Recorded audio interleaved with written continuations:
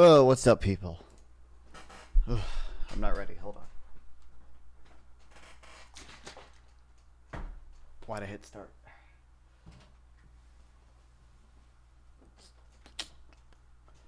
How y'all doing?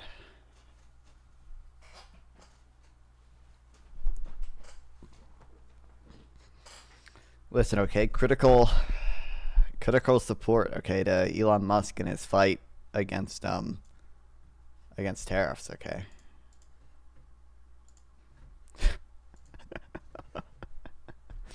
Dude, it's crazy to me. This got 100. Well, I mean, he is Elon Musk is followed by a ton of people, and he has a cult of personality and owns Twitter, so probably promotes his own stuff to some extent. But it's crazy. It's got 148K likes. Okay.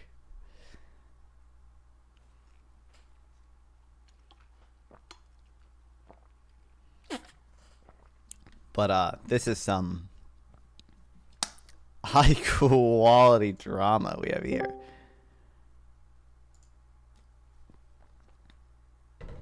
Elon got a photo of Maxwell, with him and Maxwell, or with both Peters, or Trump and Maxwell. Okay, I mean, we know there are a lot of photos with Trump and Epstein and Ghislaine Maxwell. It wouldn't surprise me if Elon was in some of them too, but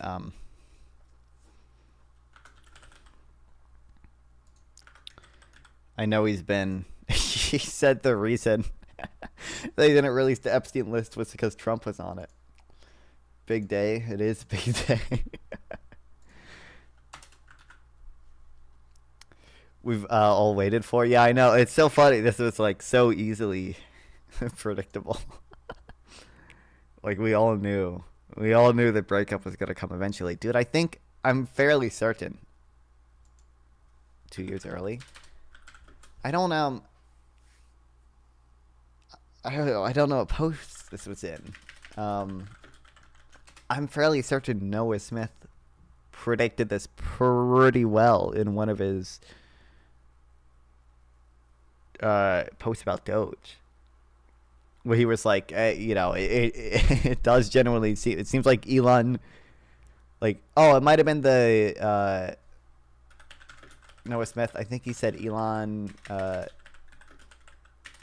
Musk is not evil or not stupid. Only fools think Elon is incompetent. I think it was this.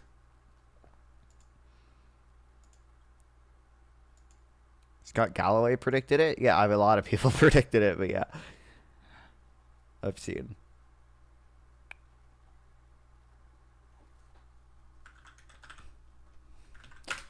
Wasn't this one? But there's some posts where no opinion. It's like I could foresee. Elon Elon ends up leaving Trump because Trump actually wants to deficit spend, which is politically popular. Well, Elon has genuine concerns about the deficit or whatever.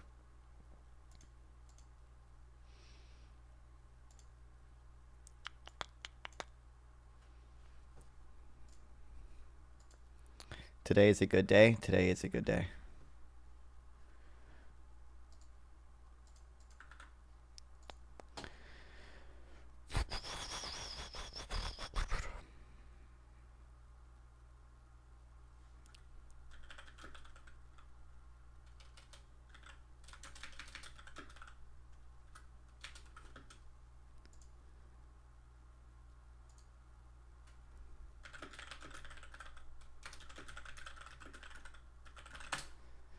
I'm tired though. I woke up at I went to bed at like 3 a.m. last night, and I woke up at 7:30.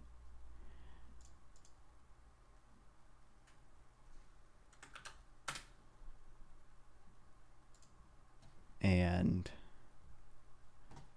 I've been awake ever since. I went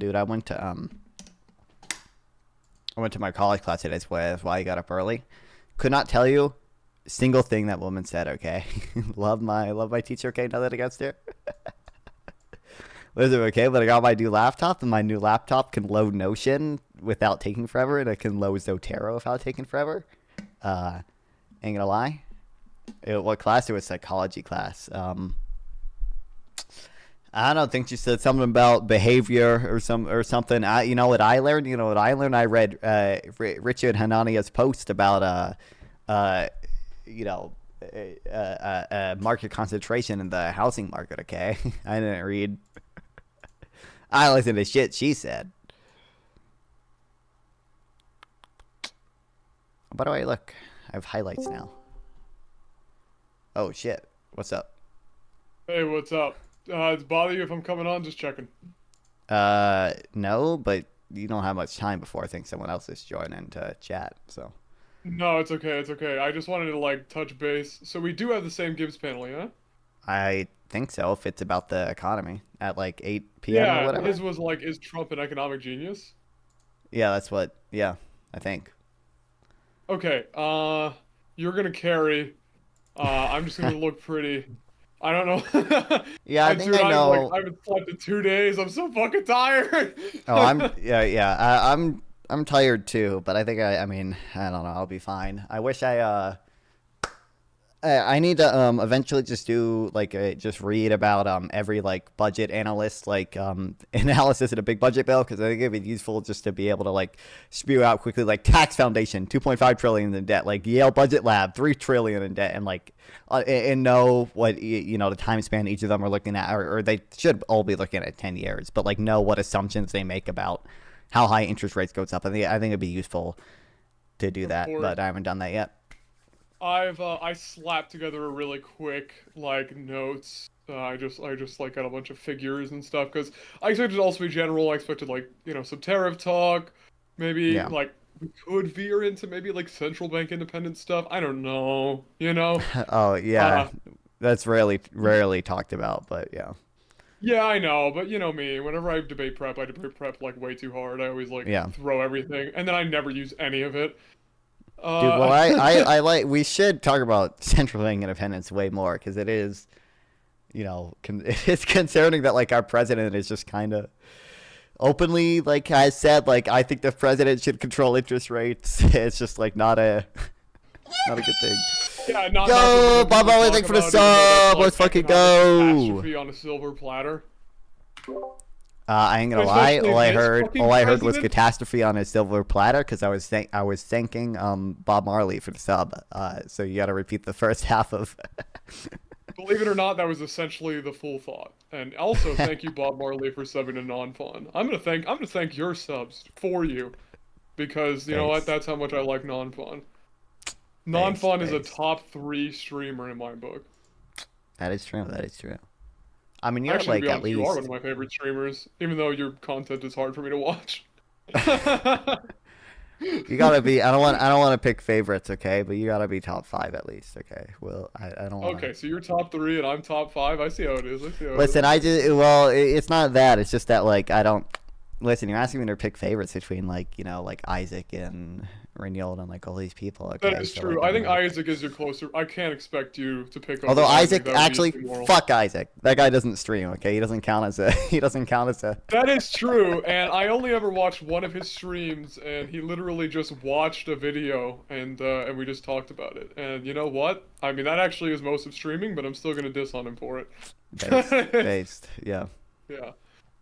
No, it's okay. We make like a good tag team. I'm a little bit more populist oriented in a way, like Yeah. vibe wise, and I think you're very good with the figures. My brain is just not a figures brain. I mean, I can get it. I understand economics, Yeah. but. Dude, this is what's annoying.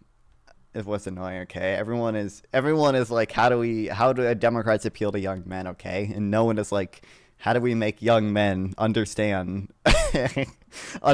the data about why tariffs are bad? How do we make young men read Paul Krugman? Okay. What we need. You know what? I'm just gonna Shut take up, Bob Trent Marley. Malone and become the liberal Hassan Piker, and you could just feed me tariff data, and I'm gonna be like, while I lift weights, I'm gonna be like, yeah, did you know, that like, I don't fucking know. I'll just like read protection and free trade. I don't fucking know. Yeah. That's a good plan. I mean, Dude. taking steroids. That sounds like a good time. I think I'm gonna be. I don't know if I told you this. From the 7th to the 14th, I'm gonna be gone. I'm gonna be away. I'm gonna be enslaved in a family camp Okay, a YMCA family camp. I'm gonna miss you. With no Have fun, Wi-Fi. man. Is I it know gonna be good? I mean, I mostly enjoy it. Okay, I could use some internet there, but regardless, No, you need a break, man. I don't even mean that in like a jokey way. I mean like you it and I, we is. do this too much. Listen, I mean, yeah, Yeah. it is 1 week out of the year. Okay, that I'm not on my computer 24/7. Okay, Yeah. it's probably a good thing, probably a net positive. No, Okay, but I'm taking my summer vacation week in July because I just need to like unplug. I'm actually so on the 9th, I'm actually going to be gone the same time as you are. So all of our collective viewers are going to lament. On the yeah, 9th, I'm going to a Strong Towns conference. I'm going to be making I speeches and saw. doing debates and shit. Yeah, Oh, yeah, you saw it? Oh. Well, I'm telling you that I keep up with your stuff. I'm not I'm not dismissing. I think I No, it's love okay. strong towns. Okay, I'm not.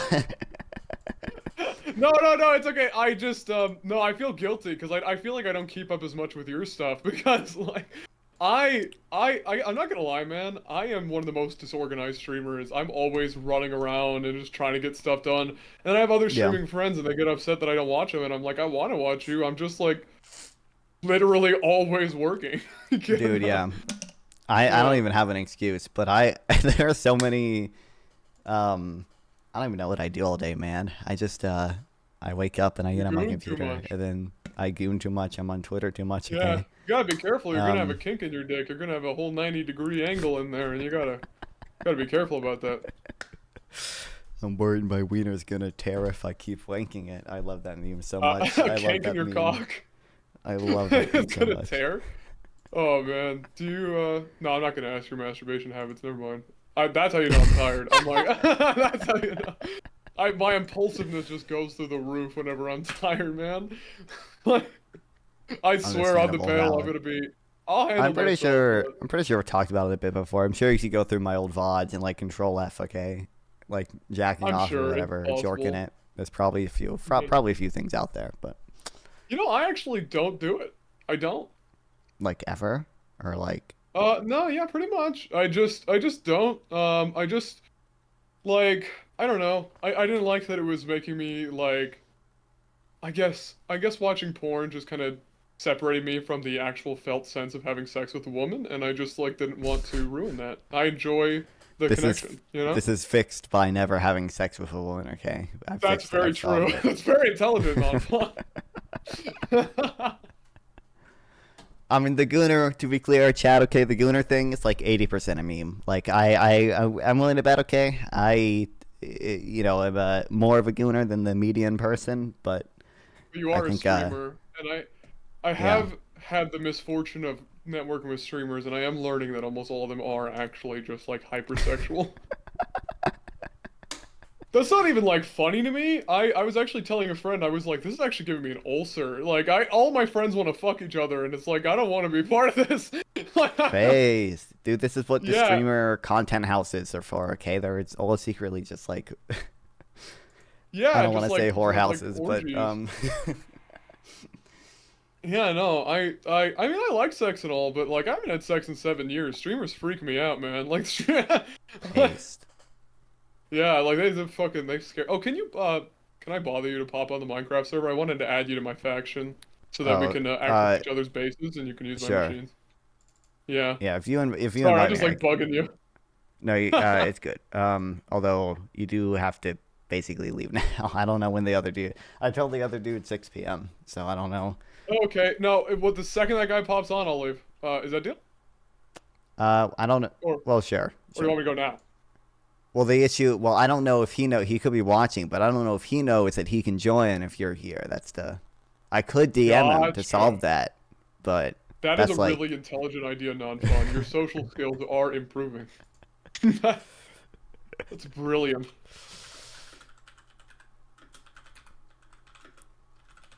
I was gonna say, okay, so is there anything we want to coordinate on messaging-wise on this debate? I feel like we'll be Um, able to handle it if we don't, but I was just curious if there's anything you're like, don't fuck this up. Because I feel like you're gonna be the more experienced one here.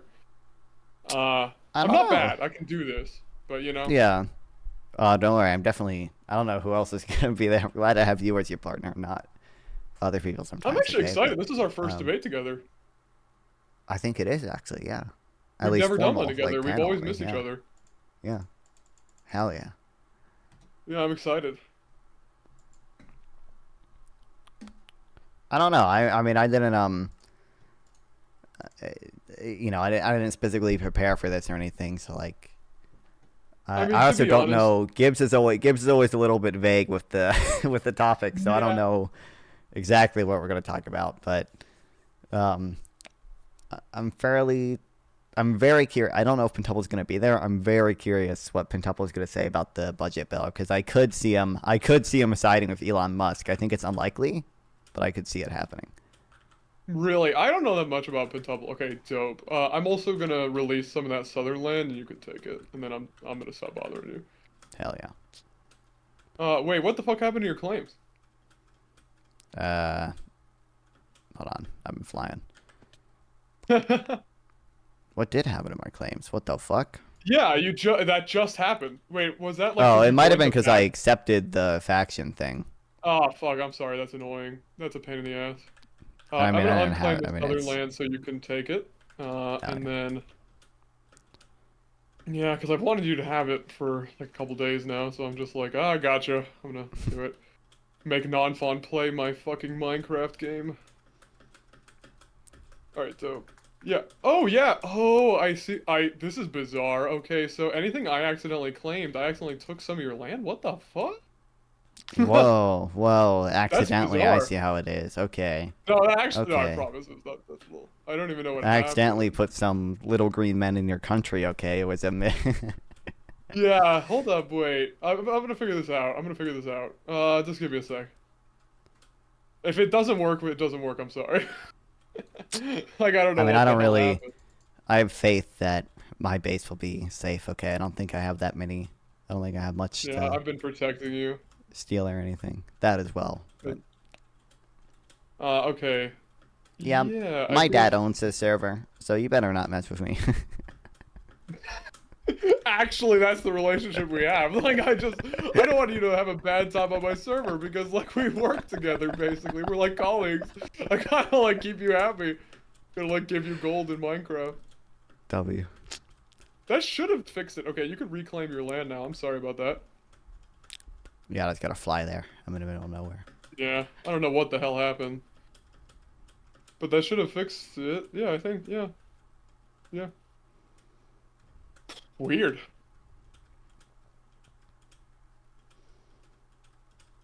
Anyway, yeah, so I can't think of anything we would like coordinate on messaging. My thing was gonna be mostly obviously tariffs, obvious.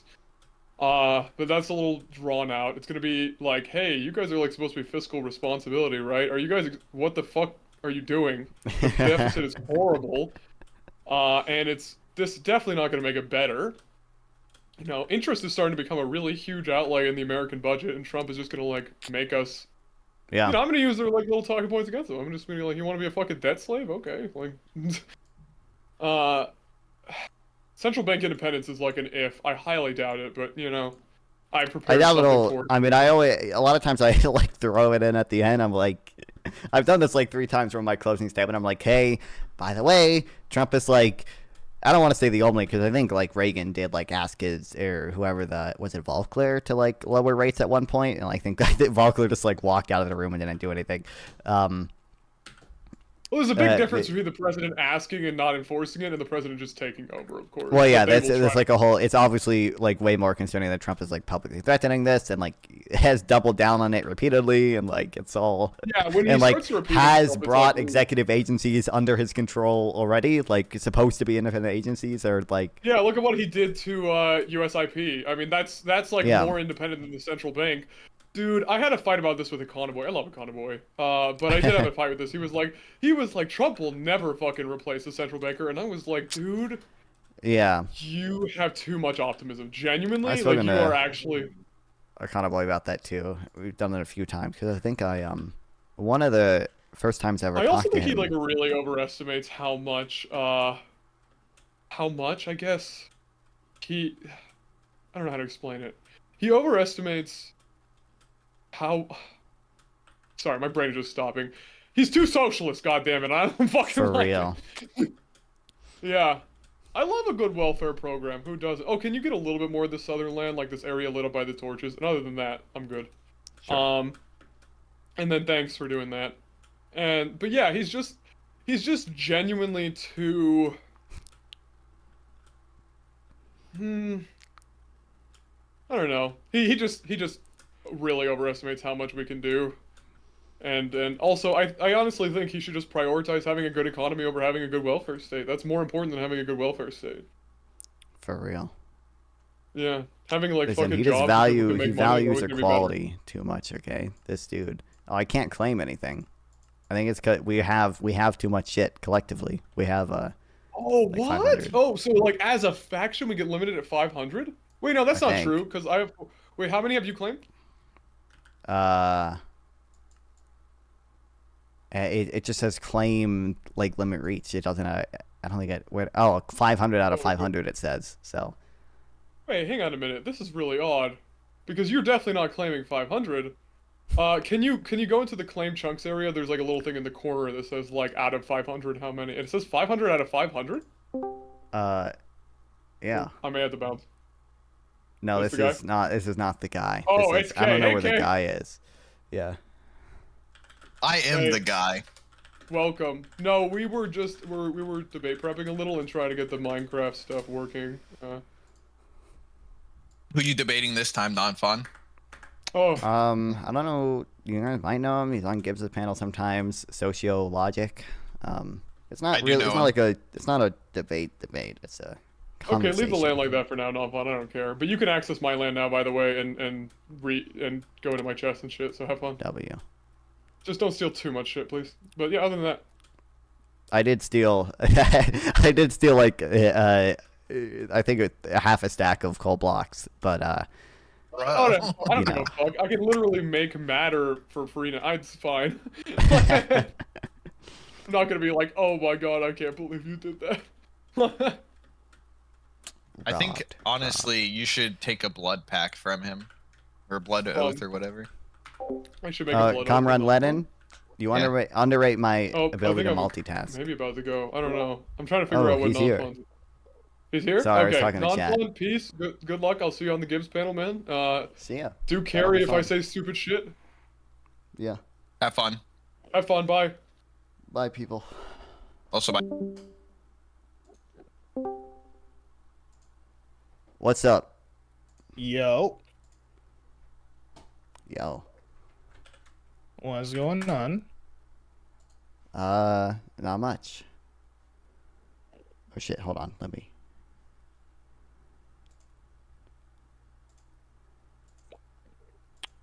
Come on, Discord. Okay, whatever. You don't have to have your camera on, okay? I'm too lazy to put that. I'm too lazy to set this shit up, okay? For one guy, All right, not that important. it's your stream. I don't care. What's up? Where do you want to start? To take lead. I listen. I like getting yelled at and questioned about my opinions. Right? I don't really Okay. like. It doesn't bother me.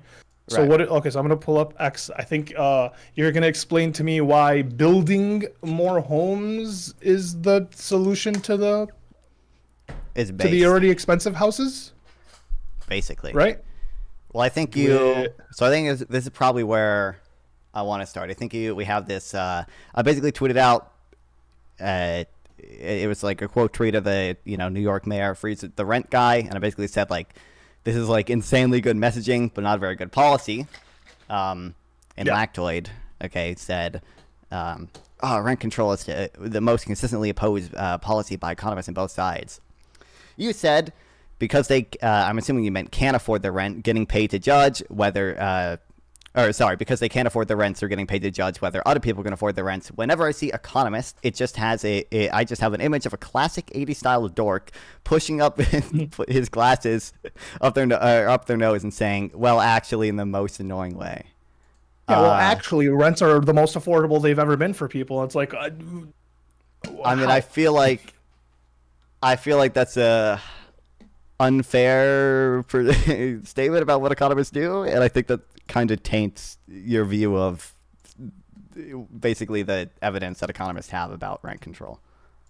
Okay, so like in like a fifth grade, like you're talking to a fifth grader, what's the problem with making rent not go up? Keeping rent relatively like where it's at, and like, you know, hey, for like a while, just don't raise rent, you know? So the big thing, have you ever heard the phrase like a price is a signal wrapped in an incentive? No. Okay. And I don't know anything about economy necessarily, so like I will not have heard most phrases or anecdotes, right? Like, Right, okay. I'm very much like I'm an idiot in this regard. The big thing to understand is that prices are not like arbitrary things, right? Like there are consistent, essentially, you know, I would say laws of economics. People might take issue with that phrasing just because the laws of economics might not be as consistent as the like laws of physics or whatever. That seem to, you know, apply in most cases. It seems to be the case. Like we have lab experiments of this where we literally put people in fucking labs and like make them run auctions and stuff. And we also just have natural experiments where we observe things like the law of demand. So if the price goes up of something, people demand less of it. People buy less of it. And the opposite of that, the law of supply. If the price goes up for something, the incentive for producing it goes up and people produce more of it. And from that, we can basically construct it's sort of a basic supply and demand model. And this would give us this gives us predictions. So I'm curious. Have you ever just like seen the graph for like the supply price and demand ceiling? chart. Yeah, I understand binding. basic supply and demand. You know. Well, yeah. So I'm asking, have you seen the graph for like a price ceiling? No. Okay. Yeah, this is gonna be difficult if you're gonna try. This is gonna be. Yep. I'm gonna build try not more to... housing, right, and then build more housing, freeze the rent, and then we got into a little spat there, and then it was okay, I'm seeing it. Yeah. Okay. Basically, what happens when so the market kind of has this natural equilibrium, right? The equilibrium price or whatever. When we say, actually, producers, you cannot charge the equilibrium rent, two things happen. One, the quantity demanded goes up, so more people want these cheap homes. And two, the quantity supplied goes down. So homeowners supply less homes. Now, obviously, in the short run, so the supply of like apartments is pretty inelastic, but you do see, we empirically observe this, landlords will convert their apartments into, for example, like condos for owners, and they'll just build less housing, which actually ends up having worse long run effects because you, in the long run, reduce the supply of rental housing, and that's like a really bad thing. Okay, but then like, if we keep raising the prices and people can't afford their rents, or they feel like they can't afford their rents, right? Then they don't rent in those places, or you get more people who are like cohabitating that, like, you know, you have 4 people in a 2-bedroom apartment, or what you have in New York, which is like, you know, sometimes it's a 1-bedroom apartment, but you have like 5 people living in it because it's, you know, $3,000 a month and so on and so forth. So it's like, what do you, is that not also a problem or an issue? I think it's an issue, but I think the relevant thing is that, again, prices are a signal. They reflect, they show information. What the price of homes is showing you is mostly that we just don't have enough homes in the areas where people want to live. And that's basically the fundamental reason why housing prices are so high. Because we don't have enough homes. Relative to isn't the it because demand the people in the who places people isn't want it them. because when prices were low during like the recession in '08 and so on and so forth, that like a bunch of people bought out homes and just became landlords? There's It's like we have homes, they're just kind of owned by like banks and conglomerates and businesses and people. Like they're businesses, they're not like they're not owned by just residents. Well, so 2 things. I mean, one, there's not good evidence that actually has any effect on the macro scale, where it seems like we do have evidence, we do have really good studies that show like, oh, you know, rents in Manhattan are really expensive because Manhattan makes it impossible to build homes there. It's just like flat out illegal to build as many homes as we want to build in Manhattan because of the zoning regulations there. Yeah. And two, when you constrain supply, even like a minor increase in demand will, shoot prices up really high. And so if you want to address basically the fundamental issue there, I would say make it legal to build housing, and people will build housing. And then these, whatever banks buying homes, Blackstone buying homes is just not going to have a very big effect. Yeah, it says only 3% of houses, 4% of houses are owned by the banks. Okay, so like people say they can't afford their house now, but you want to build another house. How much is it? How much is that house going to cost me? Going to cost you, the buyer, or the supplier? Yeah, like the consumer. Like I can't afford a house right now. Like the prices are like they're like insanely high. But like we're gonna build new homes. I would assume the new homes can't be cheaper than the old homes, right? That just like doesn't make sense. Everything's expensive. So building. Well, so like a new home is not going to be like literally cheaper than the old homes or whatever, but increase in supply overall will bring prices down. So like a lot of times what happens is like I think they call it like a hermit crab movement, where if you build a new home, well, people, who had the money to look for a new home will move into that new home, and that frees up their older, shittier home. And people who have the money to move there can afford to move there. The issue is right now, so you do still have an overall decrease in rents. You expand the housing supply, and that. Well, wait. There's an issue there, though. There's an issue there, though. So, like houses right now are like, let's just say $300,000, right? And someone who, there's a new place, they're building new homes. It's a new home. It costs $400,000. The person who lives in the $300,000 house wants to move to the $400,000 house. They're not going to sell their home for less money, right? Like the market is the market. So just because people build new homes and they're more expensive doesn't mean that the price is going to go down. Like my house isn't going to depreciate in value. So in some cases, you're not necessarily going to see, if you just build a bunch of homes, that houses are like literally going to depreciate in value, but you will see basically the rate at which they increase, it stops going down. And I think the bigger, I think the bigger impact. I mean, it slows down. It doesn't stop going down. It slows down. So the issue is that houses are expensive right now, and then like in the future, it's going to be like slightly more expensive now because we built new homes, but it's still going to be more expensive than it is today. And so like that's why people are like freeze the rent. If you freeze the rent, then these my price stays the same. You guys can build all these new houses, and whoever can afford it can move, but I can't afford it, so I want to stay. Well, the price of everything, tends to go up over time. I would just say like the main reason the price of houses are going up like so much more than inflation, it seems to be zoning laws, and it seems to be like we have. Well, what about apartments though? Like we have good. Like my brother lives in an apartment. Last year he was paying $1,500. He just re-signed a lease at $1,650. I mean, $150 is, and he's a college student, right? Like, I mean, we're helping him, whatever it may be, but it's just like, what's like, why did it go up $150? Just cause? Probably because the landlord had some increase of cost, and they wanted to, or like there might be a market power explanation, but I think it's probably more likely the landlord, for whatever reason, had some increase in cost and raised prices to cover it. I think that's probably. Yeah, I think sometimes they need to eat the cost because they make a lot of money otherwise. Like these are $1 million companies, right? They're conglomerates. They own a bunch of properties, right? Like Glencoe owns like a lot of property in Ypsilanti, Michigan, right? And so eat the cost because it is a college town. You do have people that are living there. It is like minority families that are living there. And it's like at a certain point, you're kind of pricing out people, and like they just can't afford a life because they're paying. Well, I think you price out way more people when you have zoning laws that make it impossible to build.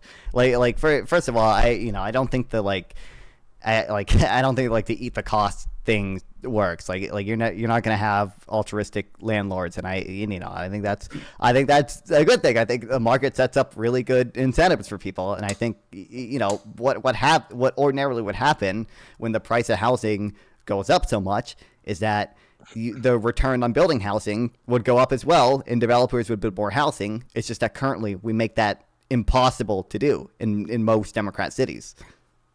In most Democrat cities, we make it impossible to build. Why? What does that mean? Like, why is it impossible to build housing? Because of zoning laws, primarily. We say like, Zoning law says like you're not allowed to build here because that's the NIMBY and YIMBY laws, right? Yeah, basically we restrict. So it depends, where exactly you're talking about. So a lot of places like San Francisco has like insane like setback requirements to say your building has to be this far away from the road. The building can't be more than 2 or 3 stories. It can't have more than 5 apartments in it or whatever. Why? And just why? arbitrarily, like they just came up with this, or like it's not necessarily like, probably good reason. Arbitrary. There's not justified reason. So part of the reason is just because people have a status quo bias. They like their neighborhood the way it is. So boomers will go to city council meetings and lobby for the zoning regulations to keep their neighborhood how they like it, and that hurts everyone else.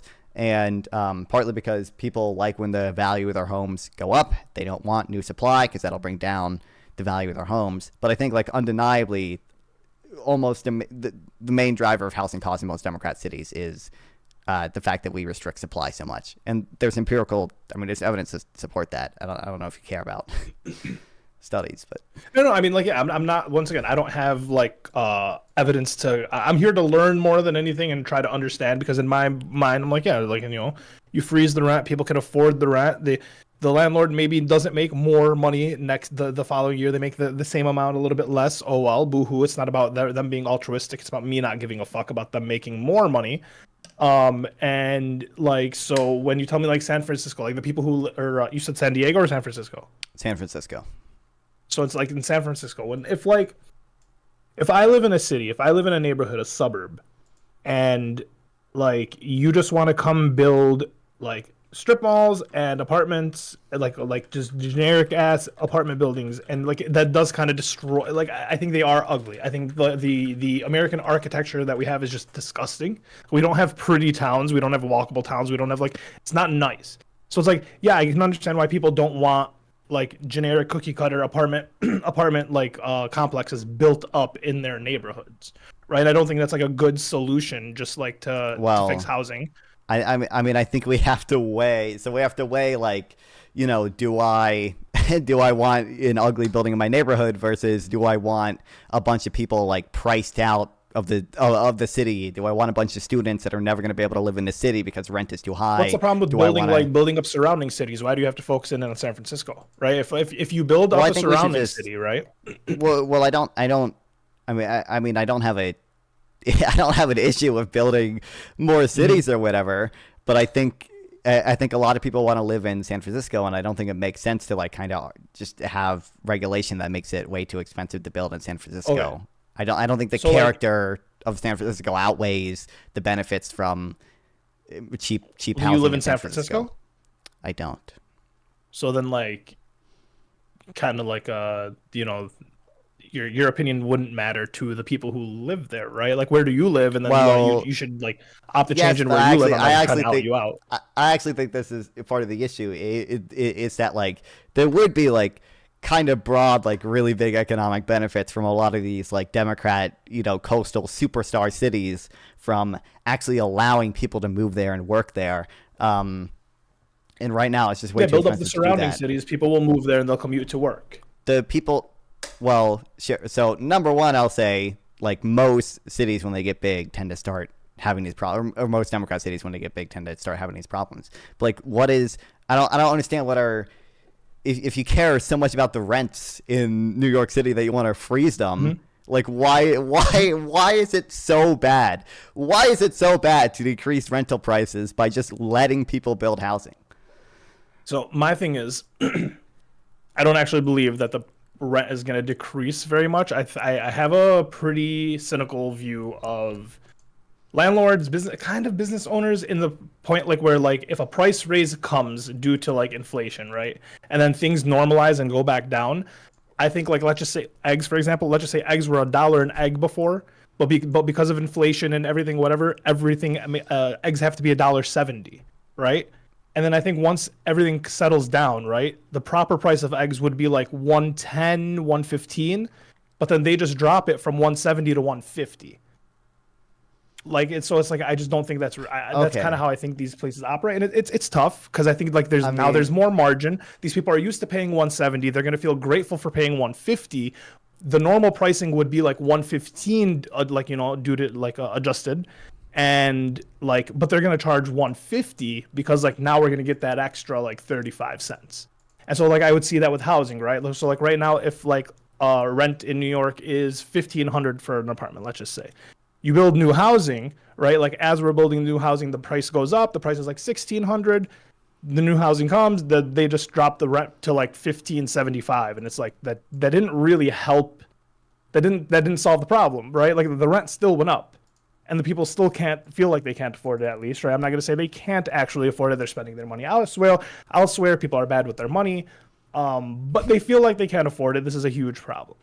Okay. And so I like, think there's kind of two things here. Okay, one, like I really I'm gonna be rude or whatever, but like I feel like if you don't like have an understanding of the laws of supply and demand, or like kind of how companies operate, like when I think of these things, like I'll literally like envision in my mind, like I see like when I go back to my AP microeconomics class, and I see like the cost curves of companies or whatever, and I feel like when you don't do that, a lot of times people are kind of just fill in the gaps with corporate greed, and like there's just no good evidence for that. So yeah, what I would like say, a basic consumer, as just like a person in the world, yeah, I literally base everything on like chip prices, right? Like the price of chips to me is what's indicative of like our economy, right? And so like a normal bag of chips, like that used to be $1.99 even, is now like I believe we're hitting the $3 mark, $3.15. And so yeah, that's where I'm at. I judge everything based on the price of chips. okay, I mean, so I kind of I'll grant you a little bit the price of chips in, because I do think there is I didn't read too far into it. I do think there is evidence that essentially a lot of potato companies kind of did collude on prices, because they all use the same, or they didn't intentionally do it, or maybe they did. They all use like the same algorithmic pricing thing, which actually ended up basically price fixing for them or whatever. Sure. But this is just like not how. So again, two things. One, it's how the world actually works. I understand. I'm just like, there just is not good evidence that there is market concentration in the housing market, and there is good evidence that zoning reform leads to the construction of new houses. Zoning reform leads to rents decreasing and/or going up by less. And two, like if you're worried about market concentration, well, like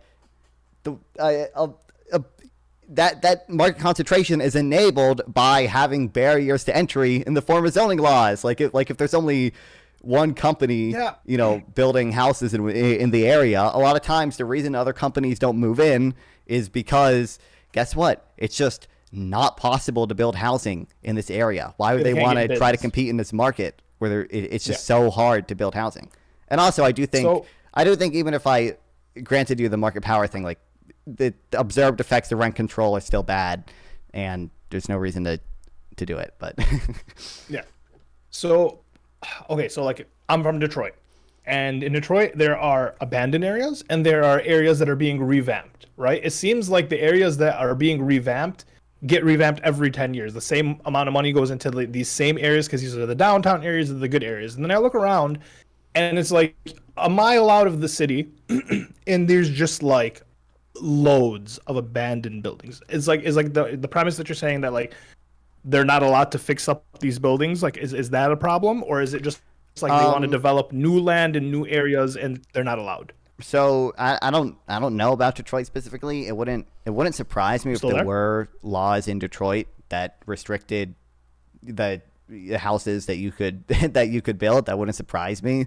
But I think Detroit might also, I mean, it might just have other issues in that people just don't want to live in Detroit. Like I don't think, like, is Detroit a particularly unaffordable place to live? I don't actually know, but so like the downtown area, yes, obviously downtown is pretty nice right now. People are like kind of flocking there. There's a lot of businesses. There's a lot of money to be made. There was a huge boom because of the mortgage company, right? There was Rocket Mortgage, and they they kind of boosted the economy there a lot. So downtown and like kind of the surrounding, the midtown, the little town areas, they're really, really nice. But then there's like Detroit's pretty massive. So like it expands out like 10, 15, 20 miles, right? And so like the surrounding areas are pretty bad. Now, a lot of people are living there, right? It's just like when I look up a rent in an area that I know is just a shit area, right? It's pretty fucking dodgy, right? There's a McDonald's called the Murder Mac over there because of the way the drive-through is. You're kind of locked in an alley, and so it's a bad area. When I see rent there for like $1,200-$1,300, I'm like, yo, I don't know who is, because it's surrounded by like Section 8, right? And so like they're like apartment complexes and like houses, and it's like kind of a trap house for $1,200, and that's kind of the average in the area now. And that's what I'm like, Sure. Yo, I don't know what we're doing here. Like that doesn't make sense to me. I mean, I like, think it's. yeah.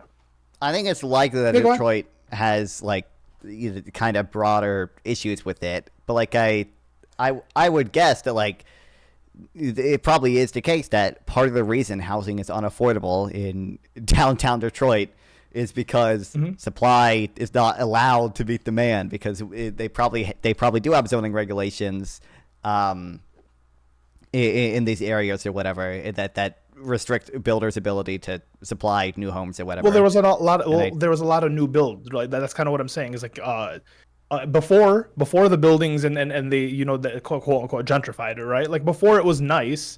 Rent was affordable. Like you could go downtown. It wasn't the best, right? It wasn't the worst, but like everyone's heard the stories.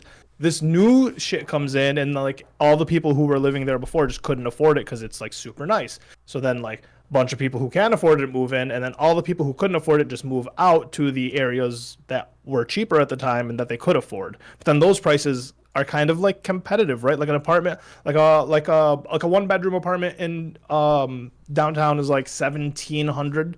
Right, whereas like a house, right, like a 2-3 bedroom house, but it's kind of shitty, is going to be about $1,500, right? So it's like there's almost like no difference in price, at least like especially for what you're getting for $1,700 and what you're getting for $1,500. Right, I guess so like that's kind of the issue. So I'm usually concerned with kind of the more like overall effects of things. So like I think if we look at the effects of rent control, which you have studies on, like you do find that like it probably prevented some amount of people from being displaced or whatever.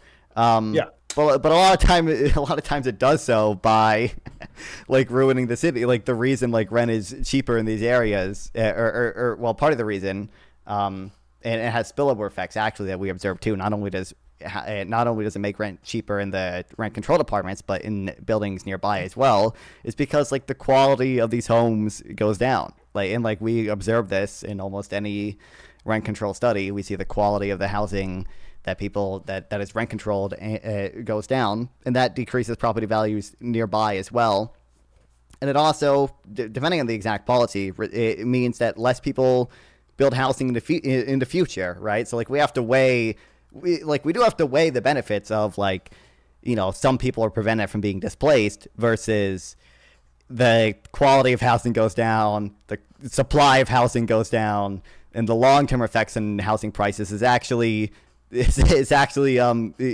lot of times negative because, like I said earlier, like we have evidence from San Francisco on this, like people, landlords just converted the rental apartments into like condos, into owner-occupied things. And that decreased the supply of rental housing in the long run. So that actually hurts renters long run. Yeah, it just feels like the solution is just moving people around, and that's kind of like the issue. Is like we build up the new housing, then the people who were living there before, it's gentrified or whatever it may be, then they can't afford it, they move, and then we just keep shuffling around. And there's always like ghettos, and there's always like rundown cities, and instead of like focusing on rebuilding or building up like those cities, we focus on like the already kind of rich cities. Like I don't think San Francisco is a broke city, right? So like when the people are like, hey, I don't want you to build apartment complexes here, they have a point. Like we're successful here, we're fine. The surrounding cities need help. Go build them there. They'd be right? way more successful if you could build a skyscraper in San Francisco. Well, not really. You can't build. Well, not really, because what if people like How many students do you think if the appeal of California is that you can see the sky and you can see the mountains and you can see like whatever, and then like you build up these areas and people don't want to move there anymore because the city lost its culture, it lost its appeal, it lost its like vibe. Like, Well, are you really doing better for the city if people don't like it anymore? So one, I don't think that's the main reason people move to California is because of jobs and colleges and things like that. But two, like if people don't want to move there, they won't buy the housing, and the housing won't be supplied. Like this is how markets work. Like the supply is going to respond to the demand. So like if people don't want to live in skyscrapers in California, a lot of times there just won't be skyscrapers in California. That's why there aren't skyscrapers in the middle of the desert. No one wants to move to the middle of the desert. Well, yeah, with a skyscraper so they're like, hey, we don't want a bunch of cookie cutter apartment buildings in San Francisco, so they're not going to be cookie cutter apartments in San Francisco. So there's a difference between, landlords not developing skyscrapers because they don't think there's demand for it versus homeowners lobbying the government to ban building skyscrapers and apartments because they want their home to stay the same value, or they want to maintain the character of their neighborhood or things like that. I mean, well, they're like, okay, so they're the people living there. So like, if you determine that there's demand for people to want to live in this area specifically, right? There's going to be a reason like why is there demand to live here? Why are people so willing to pay X amount? And if the neighborhood is telling you, hey, people are willing to pay this because of the culture, because of like the neighborhood, the style, whatever it may be, and then bringing this would probably, it's going to decrease our value, which is going to decrease people coming in because it's not going to be as nice of a neighborhood. The culture is lost, and like, yeah, aren't they right? No, I think if you look at, cities like Dallas and cities that do actually let people build, I think you see lower rents, but you don't see people not wanting to move to Dallas. The reason so many people are going from California to Dallas is because it's way too expensive to live in California, but it's not too expensive to live in Dallas. I think Dallas and California are a little different. No, there's less space in California for these types of like buildings than there is in like Texas. I would assume like there's a lot of land in Texas that's kind of. I would just add like we invented the technology for skyscrapers over 100 years ago.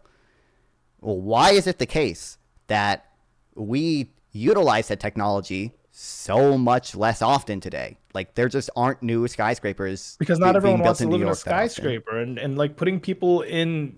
I mean, I'm sorry, if everywhere was a skyscraper, like people need land, bro. People want front yards and they want backyards, and like they work towards homes. Like working towards an apartment isn't really a great goal. So I kind of agree. Like owning an apartment is not most people's end goal, but like it feels like we're flipping between like, oh, people need their rent to be cheap. This is such a big issue that we need to freeze their rent, but at the same time, like, oh, maybe we should maintain the character of their neighborhood. Maybe so people see landlords and business and building owners and apartment complex owners and hotel owners and so on and so forth. They see them as greedy because it's like, we hear how much you're making every year, and then our rents are continuously going up every year. And it's just like the price, the money, the amount of people are making. So yeah, people obviously are going to say freeze the rent. They're not going to sit here and be like, well, build more so you can make more money, so we can continue to pay more. Like you're not offering a cheaper thing. Like rent isn't going to go down or back to a certain price. It's always going to continue to raise, right? So it's like whatever it is today, it'll go up next year. So it's like it's never going to get to a reasonable price for these people. They don't feel like the price raises are reasonable. And like as an economist, you're kind of telling them, well, no, if you look at it at a large scale, like look at all over America, and they're like, I don't give a fuck. I live right here. Talk to me about Brooklyn.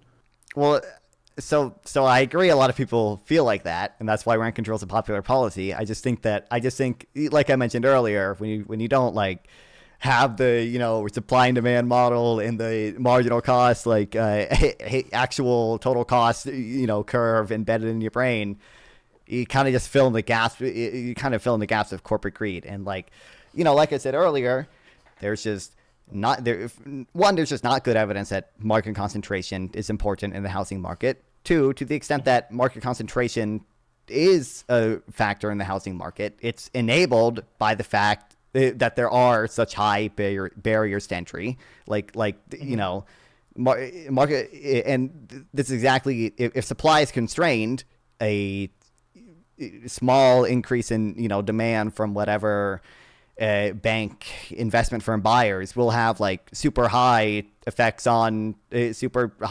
prices. So again, the solution to that is just make it easier to build. Developers will build land. As supply increases, rents will fall. We have empirical evidence from this. The observed effects of zoning reform tend to be really positive. The observed effects of rent control tend to be decreased rental stock in the long run, decreased quality of homes, decreased there's shortages, there's wait lists, there's a lot of bribes. People, you know, in New York will pay for a furnished apartment just to get around. In the furnished apartment, it's like, you know, one couch in the corner, and it's really just a bribe to the landlord to be able to pay more than the like rent controlled amount. You just don't see positive effects from rent control. Well, you don't see positive effects overall. The person who's living that doesn't have their price go up. That's what I'm saying. You have to convince.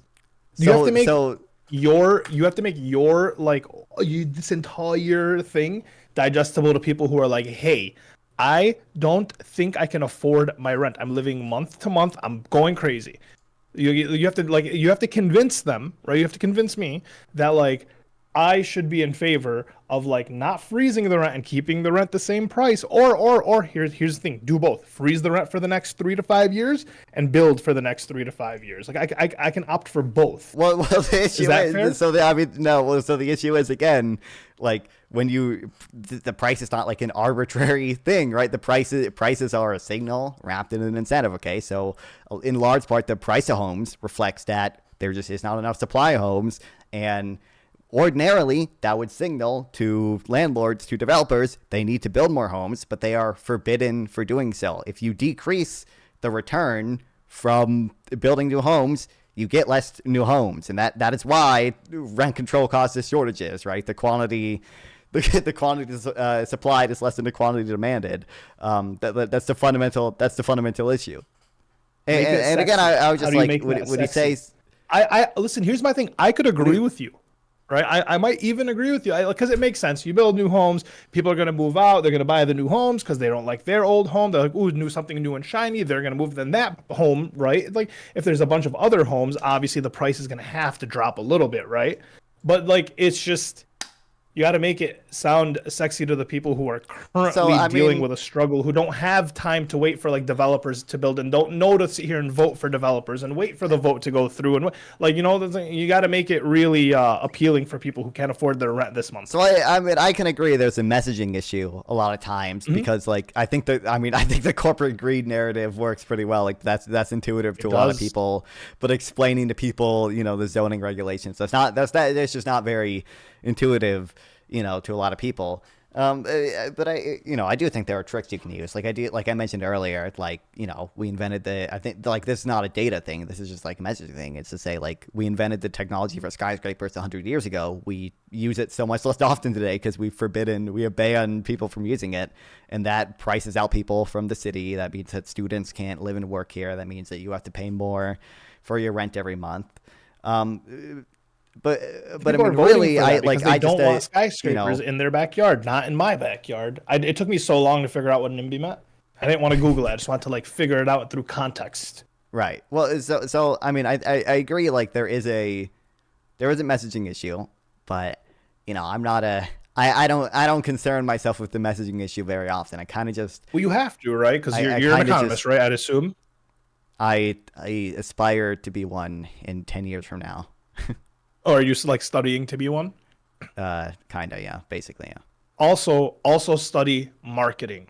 I'm telling you, man, because right now the perception is the one I said. And anytime anyone hears economist, it's just some guy sitting in front of his computer saying, "Hey, millennials can't afford houses because they eat avocado toast." And that's like what people hear. They hear, "Oh, this dude that studied that gets paid to judge why I can't afford my rent." And it just that like there is a big messaging issue, sure. And then like I think that like you already have the economics down. You need to focus on the messaging, because the messaging is how you win. How you win the vote, how you win over the people, how you convince someone like me, you know. Well, what I would hope, the ordinary voter, okay, is a dumb fuck, okay, but I would hope on a Discord call I can present someone like you with actual like evidence, and that will actually, so like okay. But I'm willing to listen to you. I'm willing, like there's not a lot of people like me. I'm willing to listen to people. I know that I'm not informed on a lot of things, but I still speak my opinion, and I have no problem being told that I'm wrong. A lot of people are just don't share their opinions or don't know. Like you said, a lot of people the average voter is an idiot, and that's what I'm saying for like economists is like message to the idiots. That's how Trump won. He messaged to the average person. He said, "Listen, bro, you guys are broke. I'm gonna make you guys rich again." And that's all it takes for people, right? They just need something to like feel like, hey, cool. So next month I might be able to afford my rent. You need to convince them that next month they can afford their rent. And freeze the rent right now sounds like it. I agree with you, and that's why in my initial tweet about this I said this is good messaging for not so good policy. I'm just more concerned about addressing the substance of like the not so good policy part. I would ask, like, do you agree that this, generally, from the evidence that economists have looked at, the observed effects of rent control are just pretty bad? I think they universally, sure, right? I can see how like as a country, right? If you look at like rent control like across a country, yeah, I can completely understand how it is bad. But for like the people who live in their apartments are just like, yo, dog, I don't care how bad it gets later, right? These are the people who are kind of like, I can't afford a car, or I don't have a car, I need a car, right? So you go to one of those no credit, no problem dealerships, and they're like, hey, so we'll give you a car, it'll be $350 a month for the next like 87 months, right? And then the total of the car is like fucking $35,000 for a $10,000 car, and you're just like, oh shit. But they need a car, they need it now. This is what's available to them. So it's like, yeah, is it a bad option? Sure, but it's the only one they have, that being like freeze the rent. Their only option is freeze the rent because they can't afford it. So it's like, yeah, I can understand like on the economic scale and like so on and so forth, but like to the average person, it's like, yo, dog, I don't care what economists say. If that's the case, countries going to shit anyways. But like, well, I mean, I agree that average people don't care about what the economists say. But again, like, I will tell you, like, obviously essentially any policy is going to have winners and losers, right? The important thing is whether this policy has more winners overall or more losers overall. So the winners from rent control tend to be people already in their homes that are rent controlled, right?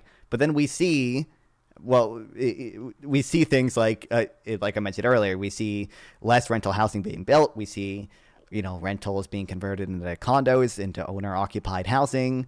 We see the quality of these rental houses go down. We see a misallocation of rental properties, right? Because like you see people in New York who, if you have a rent control property and you have a few kids or whatever, and then your kids move out, I have no incentive to move out of my rent control property, and that's why you see people in New York have like passed down their like rent control property for generations, when it would be way more efficient for them to actually move out of their oversized apartment and move into a smaller apartment and free up the apartment in the city for someone who actually does have kids. Yeah, but how much is that smaller apartment? That's kind of like the issue is like, I agree with you because like Friends, right? That's like the perfect example. Is like Monica had this fucking huge apartment in New York, but it was a rent control apartment that her grandmother, like it was her grandmother's apartment, right? Hand down, she so on.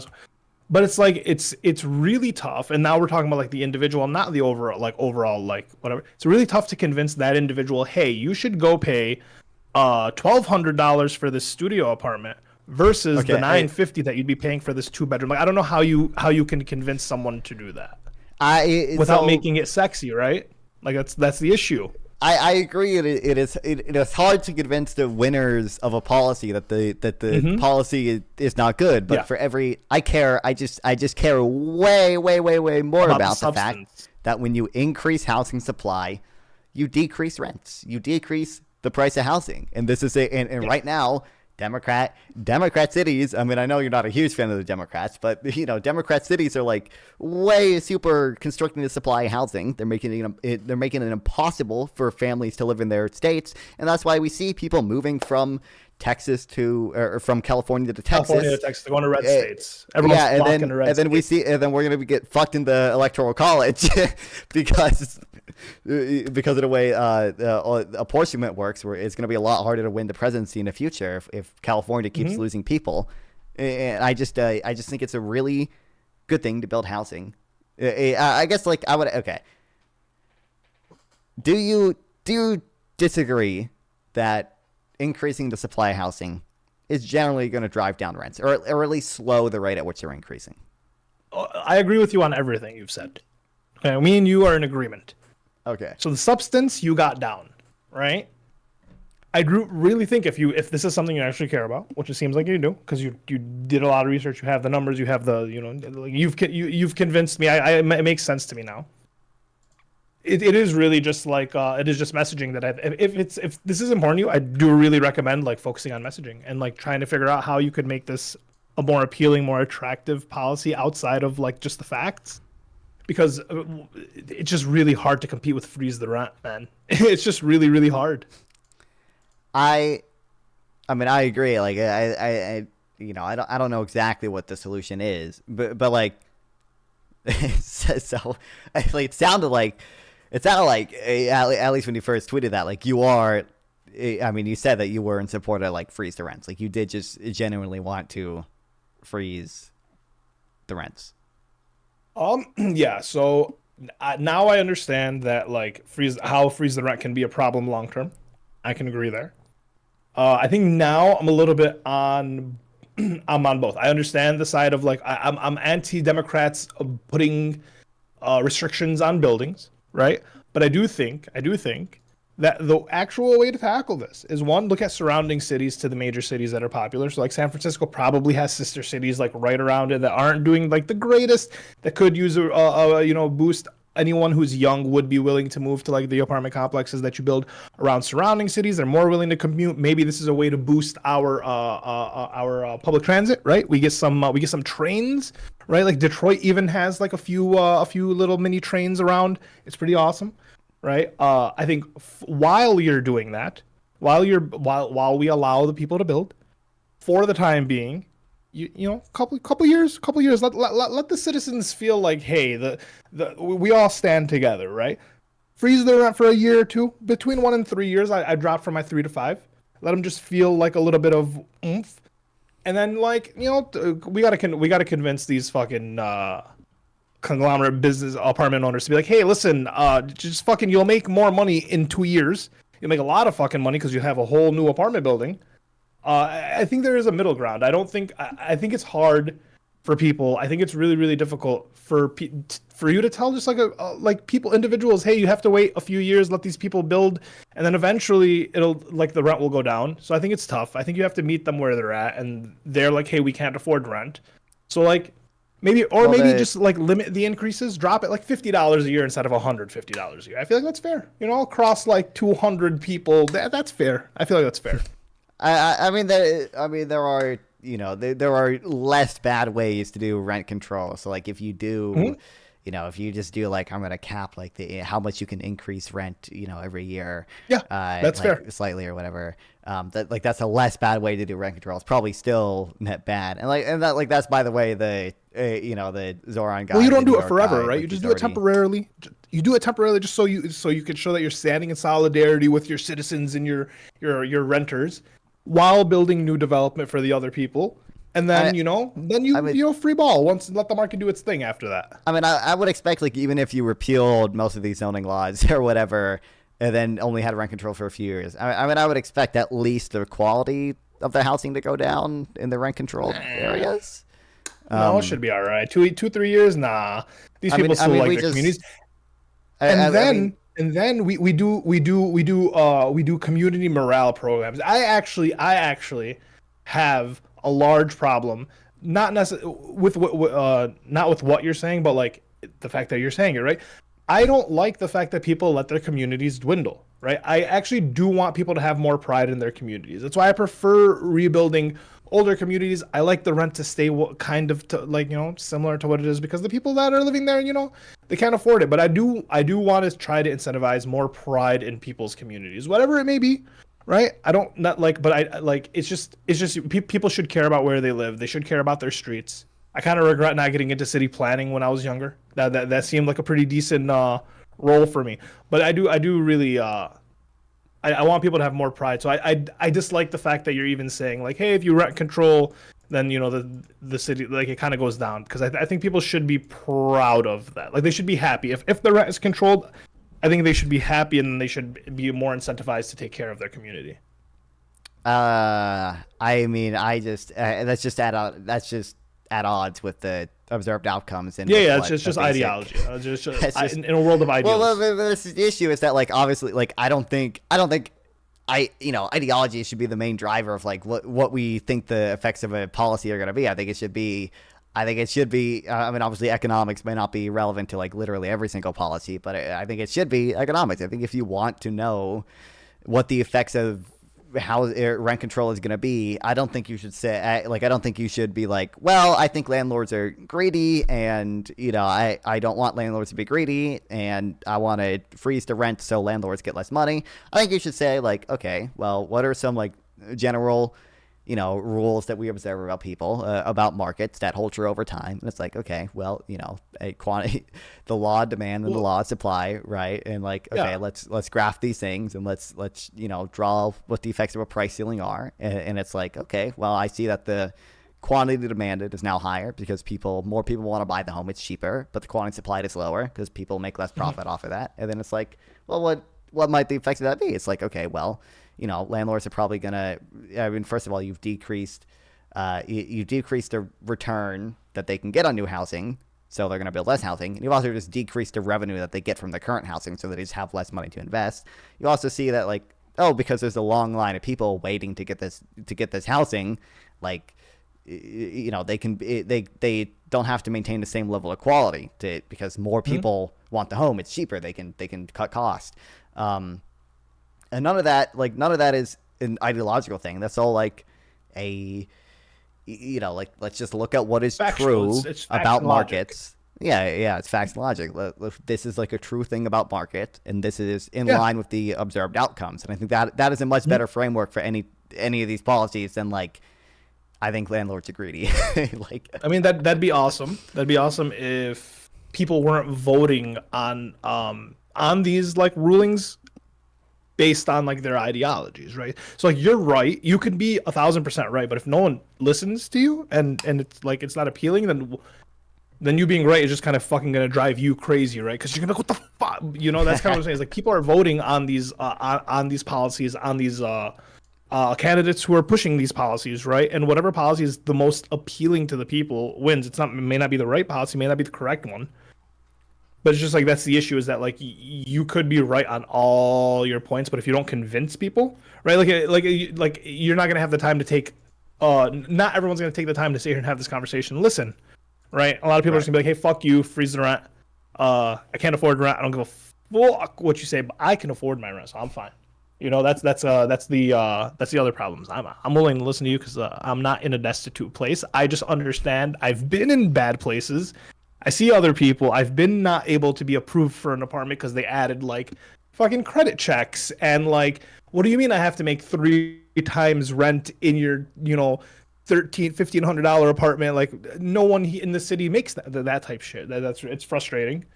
So it's like I understand those people, and I understand their thinking, and it's like I'm willing to have the conversation, because if there's an actual solution that actually helps long term for everyone, I'm down for that. But if there is a solution, then all right, cool. Let's make it sexy and appealing for people. Like, if that's the case, me and you should work on that. Let's make this a mass appealing. You do see an attempt with that, with the abundance movement. Okay, with Ezra Klein, and he tries to appeal to people, I think. Yeah, but you know what the issue there is? Ezra Klein and Sam Skeeter had a debate, right? Yeah. I watched that. I didn't fucking understand. I didn't know what the fuck either of them were saying, because, like, Oh, it's come really on. complicated. Ezra Klein crushed Sam Cedar in that debate. Come on, bro. I didn't know what they were talking about. I didn't know what abundance. I was like, You can say abundance. it. No, I don't mind. mean- I'm not a Sam Cedar fan. Ezra Klein crushed Sam Cedar in that debate. There we go, down. I'm just saying I didn't understand it, and I think a lot of people don't understand it, right? Like, I'm blessed enough to have gotten into this Twitch poll debate space, whatever the fuck, and I'm not necessarily a streamer. I don't do anything. I'm joining the streamer, a content creator era soon, but like. I got into it because I'm willing to have conversations, and I actually really like taking this information in. So like, yeah, I watched that and I didn't understand fucking shit of it all, and I was like, okay, so you don't seem like someone who knows what they're talking about. I'd listen to you. You're studying it. You have the good words. I don't have a real good counter argument. If I don't have a good counter argument, usually I'm wrong. Well, here's the little bit of a middle ground that we can come to, actually, and this is relevant with the Sam Cedar Ezra Klein thing. Base. They talked about in there. I'm not a fan of rent control. Something I do think could be a better policy is public housing. I think to the extent that public housing does not crowd out private housing, which means it doesn't. What's public housing? Like government funded housing, like government either the government doesn't Section necessarily 8? have to. That is one way we implement it right now. But there Okay. are probably better ways to do it than Section 8. Fair. Okay. European countries seem to do much better at public housing. But part of the issue right now one, it's zoning laws. So it is just like illegal to build an apartment in San Francisco. So if San Francisco wants to have public housing, they can't really build affordable housing because they're forbidden from building this, a proper sized apartment. But secondly, we have so many restrictions with public money. It's like if you utilize public money, you have to hire union labor, and you have to use a local firm in San Francisco, and it can't be too big of a firm, and you have to do so many environmental reviews. Why are you so stuck on San Francisco? Why can't we do sister cities? What's the issue there? Why can't we do what? Like a sister city, like a city that's right outside of San Francisco that technically is like part of it, but not really because it's not as nice. Yeah, why can't you just do it there? So you do see. Well, I mean, number one, I just I want people to live where they want to live. Okay, so I just think that government policy shouldn't restrict where people live that much, and the market should just let people live where they want to live. But secondly, you do see basically you see kind of a good way to view zoning is basically like a tax. You're basically taxing building more housing. It's just sometimes you make it literally impossible. So usually what you see is this tax is relatively high in the city, and then it kind of it's kind of a cone shape, so it kind of levels out over time, and eventually you get far enough away where there is not a big zoning tax. But I don't like, I don't like the zoning regulations in downtown San Francisco. I don't like the suburbs of San Francisco that also have overly strict zoning laws, right? I don't like any of these things. It's just that, I think a lot of people want to live in San Francisco because that's where a lot of jobs are. It's where Silicon Valley is, right? Right. Yeah, that's where all the software developers want to live in San Francisco, but we make it fucking impossible to build housing in San Francisco. And I don't know why we would the market kind of has a natural way of working out the incentives with regards to workers commuting. So I don't know why we would kind of artificially make it cheaper for workers to live in the suburbs and then commute to work versus living downtown and having taking a tram to work or whatever. I think the market would kind of choose the one that uses less overall resources, and it'd be like a slow migration. It'd be like a slow migration, right? The people that would move to the outer banks of the cities, right, would aspire to move into the city, right? And then as more people are working and the city gets more congested, a lot of people are gonna be like, hey, this isn't the vibe I want. This isn't the San Francisco that I once knew. So they'll probably move out just based off that. And then if anything, if the outer city expands more and it kind of becomes part of the greater city in general, right? It's still it becomes more of a town, kind of like a midtown of a city, or so on and so forth, right? I mean, I feel like that's good development as well, right? Right. I mean, I like allowing cities to to be able to naturally I get. develop, right? Well, I don't but they're voting. But the thing is, like, you want cities to do what you want, right? But the residents of that city are clearly voting for the policies that you don't like. So like they're telling you, hey, like, we don't give a fuck. We like so like that's the issue is like they are kind of it is ideology, sure. It's like like you want it to be more, but they're like, hey, just we don't want it here. So it's like that is kind of what this. That's the issue is that like you're like I want cities to do what they want, and the city's telling you this is what we want, and you're like, well, no, it's bad. Well, I want the market to work its magic. Okay, it's the evil government getting in the way. I like. Fair. I'll say so. Number one, like it is basically half that. Like the issue is the government regulation, right? So like when I say I want cities to be able to develop naturally, I mean I don't want the boomers to go to city council meetings and restrict the housing supply. Vote or away whatever. the millennial Gen Z issue. Yeah, I feel. Yeah, exactly. Yeah, and well, the second thing is just that. So it's not a lot of it isn't so much like the people are like voting on this or whatever. To an extent they are, but to a large extent, it's just boomers have the time to go to city council meetings and ruin an entire apartment project. It is fucked. It's not like we don't have a very democratic system for this stuff.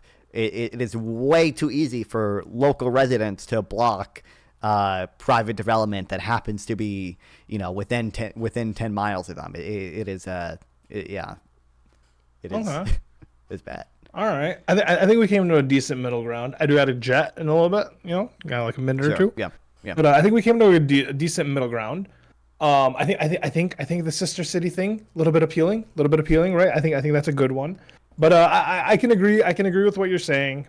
That like obviously building new housing, people are gonna there's more supply, or there's more supply, demand will be met, therefore prices will be lower.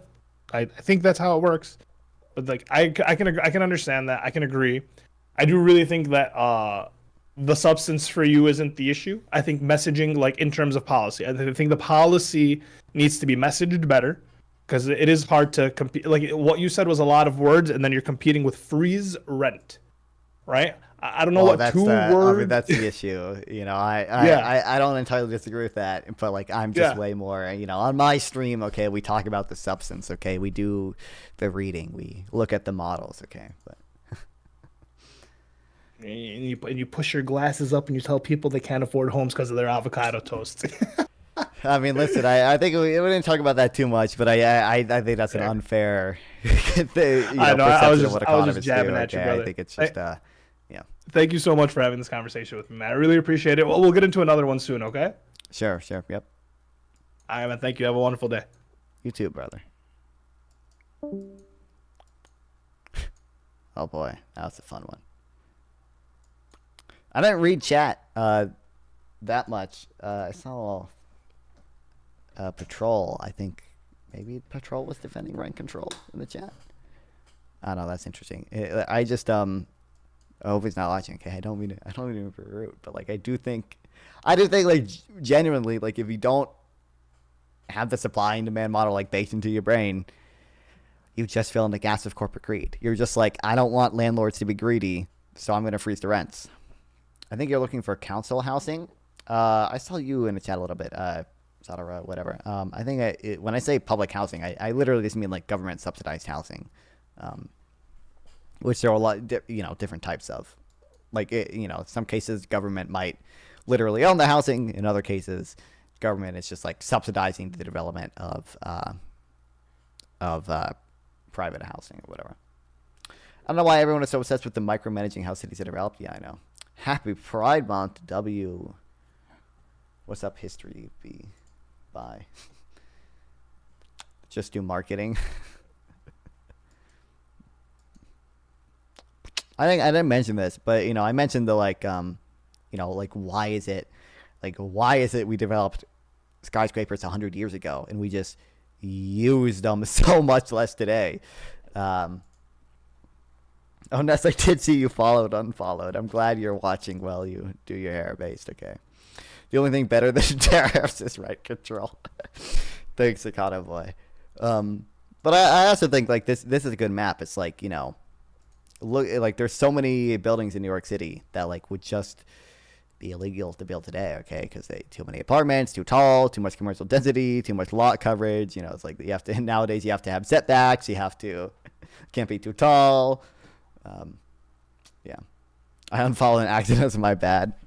Not fun as a landlord in training. Well, again, I do think, and I mean, you know, I love Sociologic. Okay, he's a good dude. Love that guy. I just do like, again, I just do think it's the case. Like if you kind of don't think about these things that often, you kind of just are like, oh, the reason the price of eggs is going up is because of corporate greed.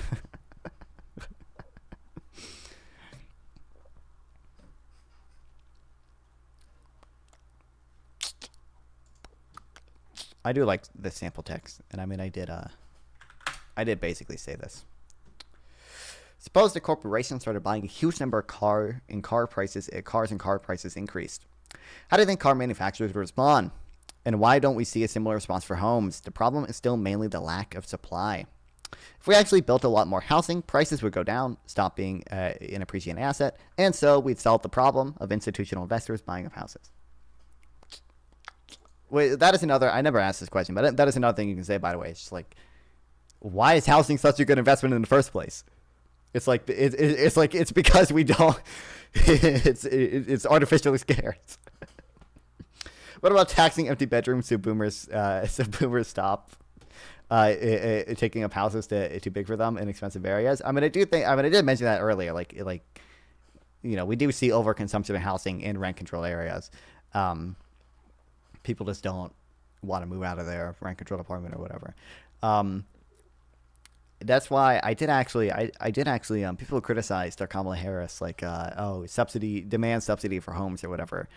But I think part of that plan was like a $10,000 credit for selling your home, and like there are I believe I don't remember where I got this data, but there are more empty nest boomers than there are millennials with kids who own their home. And that seems a little fucked. It seems like we should be incentivizing boomers to downsize somehow. Which part of that would be, you know, make sure houses don't appreciate too much, so boomers are not just holding onto their home for value or whatever. But neoliberal thinks poor over consuming housing. What should the poor do? Be homeless so they don't hurt your bottom line? SMH. That is real. I need to read your earlier message, kind of. I got to scroll up. I need to look more into public housing markets like in Singapore. Those units are rent controlled in some sense, but I wonder how they perform relative to just market rent controls. I mean Singapore. Obviously, Singapore is probably going to be different just because the government just owns most of that housing, right? Or like they own the land the housing is built on, at least, right? Like, isn't it like literally it's like 90% of people in Singapore live in like public housing. Singapore is more expensive than New York. There's no way. Right. I mean, like maybe like down to relative to the median income. It might be, actually. I don't know. But we should also reconsider what is housing. Not everyone needs a McMansion. Real. Well, I mean, part of the issue is, you know, people want to buy homes because that's how most American families build wealth. We should probably, you know, Econo Boys here. Okay, we should probably a sovereign wealth fund. Okay, could be an alternative to that, actually.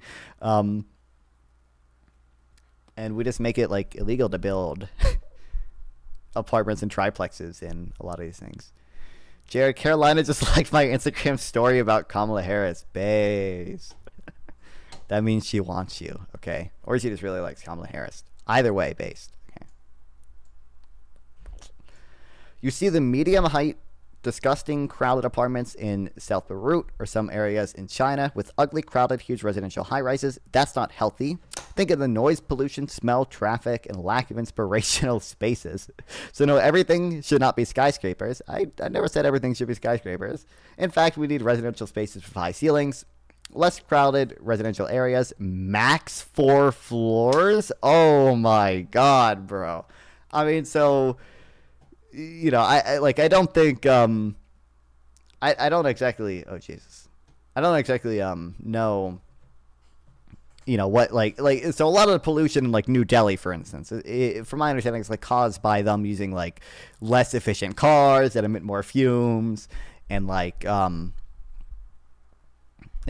they just don't have as many like regulations with pollution and stuff, and like a lot of that is just not going to happen in America, even if we build cities as dense as these cities that you're talking about.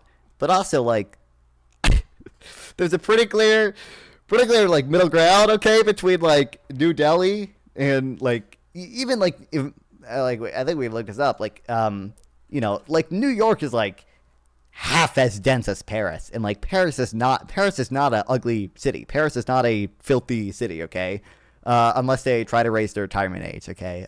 Then the cube is the only way based. then we get to, you know, then maybe Paris is not so pretty anymore, but New York population. I should probably specify city. So about 29,000 people per square mile. Probably should be kilometer. 11,000 people per square kilometer.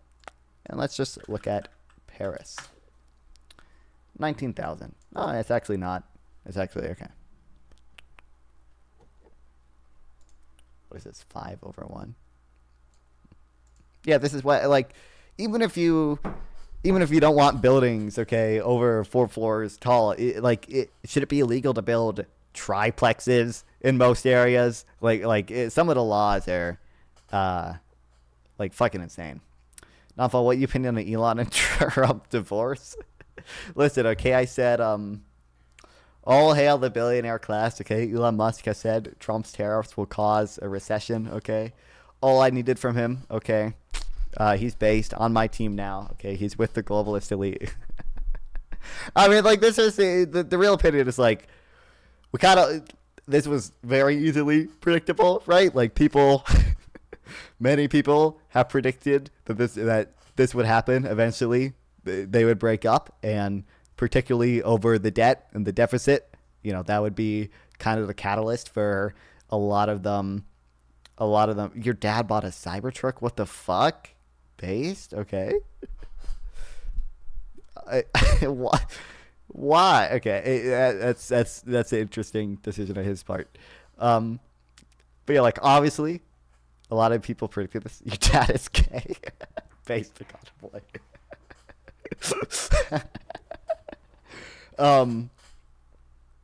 But yeah, well, obviously pretty easy to predict. It is very funny. I wonder how many times Elon has tweeted since I, you know, I've been talking.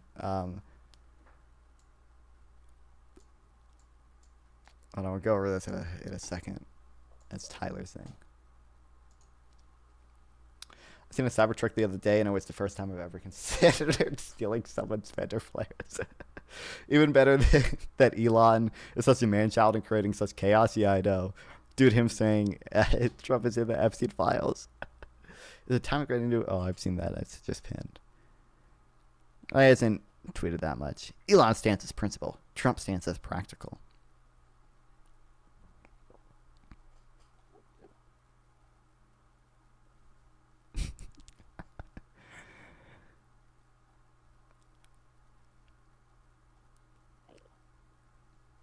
Dude, it's funny to say Trump too, that we should cut the subsidies for Elon Musk. Oh my God, what a beautiful, beautiful world we live in. Okay, I mean, it's a horrible world, but beautiful.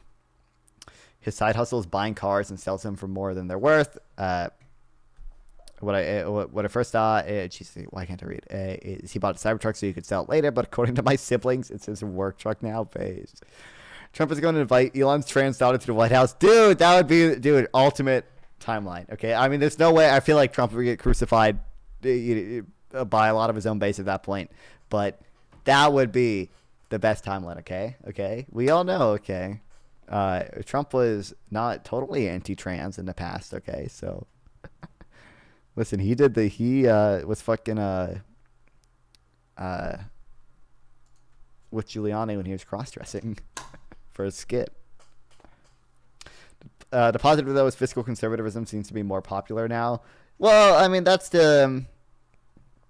So, but I mean, like, you know, I like that people are taking the debt seriously, but like, you know, the people, you know, you got to remember these are the people who supported Elon Musk, right? Like, they think the deficit is a problem because illegal immigrants are on Social Security and like, like Medicaid is gonna like bankrupt the country. Like these are the you know, these are not the not the people I want doing the fiscal conservatism. Okay, it'd be one thing if they were like, you know, like, oh, you know, maybe we should like, I don't even want to. I don't actually. I say like cut like particularly inefficient spending, but like I don't even like these people. Okay, these people find the dumbest made up bullshit. Okay, and they're like, oh my god, $4,000 to promote veganism in Zimbabwe. We fixed the deficit, but most Dutch cities are low height. I mean, I have no issue with like a big problem in America is the missing middle housing, right? So it's like we go straight from skyscrapers that you might not like to like it's suburbs where there are like setback requirements and like it's single family homes, right? And like there's this whole like missing middle of like you know, 4-story apartment buildings, of like triplexes, right, of duplexes. And the big issue is that a lot of American cities just doesn't have that. Not fun. Do you agree that McDonald's sanctuary in every country would solve world hunger? We've talked about this before, Ness. But I do actually. I mean, I was talking about other people on my server earlier. I mean, I do. I don't think McDonald's is the most effective way to do this. Okay, but I do. I don't like that we've become so. This problem with fiscal conservatism. Okay, or with the type of fiscal conservatives that we have now. They're just they're so anti foreign aid now, okay? Because they just think all foreign aid is like trans Sesame Street bullshit or whatever, and it's just like, you know, I like the Bethan's Bulldog post, okay? Like 10% of the budget should go to foreign aid. I like his justification for it. It's like Americans, if you ask Americans like what percent of the budget goes to foreign aid, they think that like 25% of the budget goes to foreign aid, and then you ask them what it should be. And it's like, oh, I think 10% of the budget should be foreign aid. And it's like, in reality, 1% of the budget goes to foreign aid. So it's like, you know, the American people, you know, they want 10% of the budget to go to foreign aid. So let's give 10% of the budget to foreign aid. Like, you know how many people, if you spent it on like PEPFAR and like malaria nets could be saved by that? McDonald's gives people really fat legs, but everyone else gets skinny and pale face. Have you seen those skinny as kids in Africa? They need Big Macs. McDonald's will fatten them up. I have, in fact, seen those skinny as kids in Africa. But you know what? The real solution, okay, as always, is veganism, okay? It's veganism, okay? I'll have you know, a lot of, you know, we feed a lot of plants that could go to humans to fucking cows and pigs, okay? You know, we could just give those fucking plants to people in Africa. Okay? Veganism fixes this as always. I actually don't know. There's a I don't have data on that. But it is true that like animals eat a lot of plants, and a lot of those plants could otherwise go to humans, but there are cases where like, you know, like the like almonds are almond shells or whatever, like humans can't eat them but cows can, and like it's a, you know, it's just a waste product, and like, you know, to have the almond shells or whatever be out in a landfill, they would emit methane just as cows emit methane. So like there are probably some cases where like it's not hugely beneficial to stop eating cows and just try to eat or dispose of the stuff that we feed cows, but there are other cases where it is. And also, I mean, it like I think we don't talk about it very often, but I think that like, you know, the fact that we stuff cows full of antibiotics and let a bunch of bacteria evolve in them to be resistant to the antibiotics, potentially creating bacteria that is immune to antibiotics, like that's a bad thing, and there's just no reason that we need to do, like, we just don't need to do that. Like it's not like like vegan food is absolutely disgusting. Vegan food is not that bad. By the way, I've been actually I don't know about that. I've been mostly vegan like the last few days or whatever. There is a reason we need to do that. There's just no reason we need to. Does that say North Korea Holy is a shit. functioning democracy? Thanks for the fucking $100 donation, Patrol. Does that say North Korea is a functioning democracy? Does what say that? I don't see North Korea anywhere on my screen. What's up, Kyle? Thanks for funding my. That's the biggest donation I've ever got. Also, Conaway Burger Tasty. Fuck you. Okay, fuck you.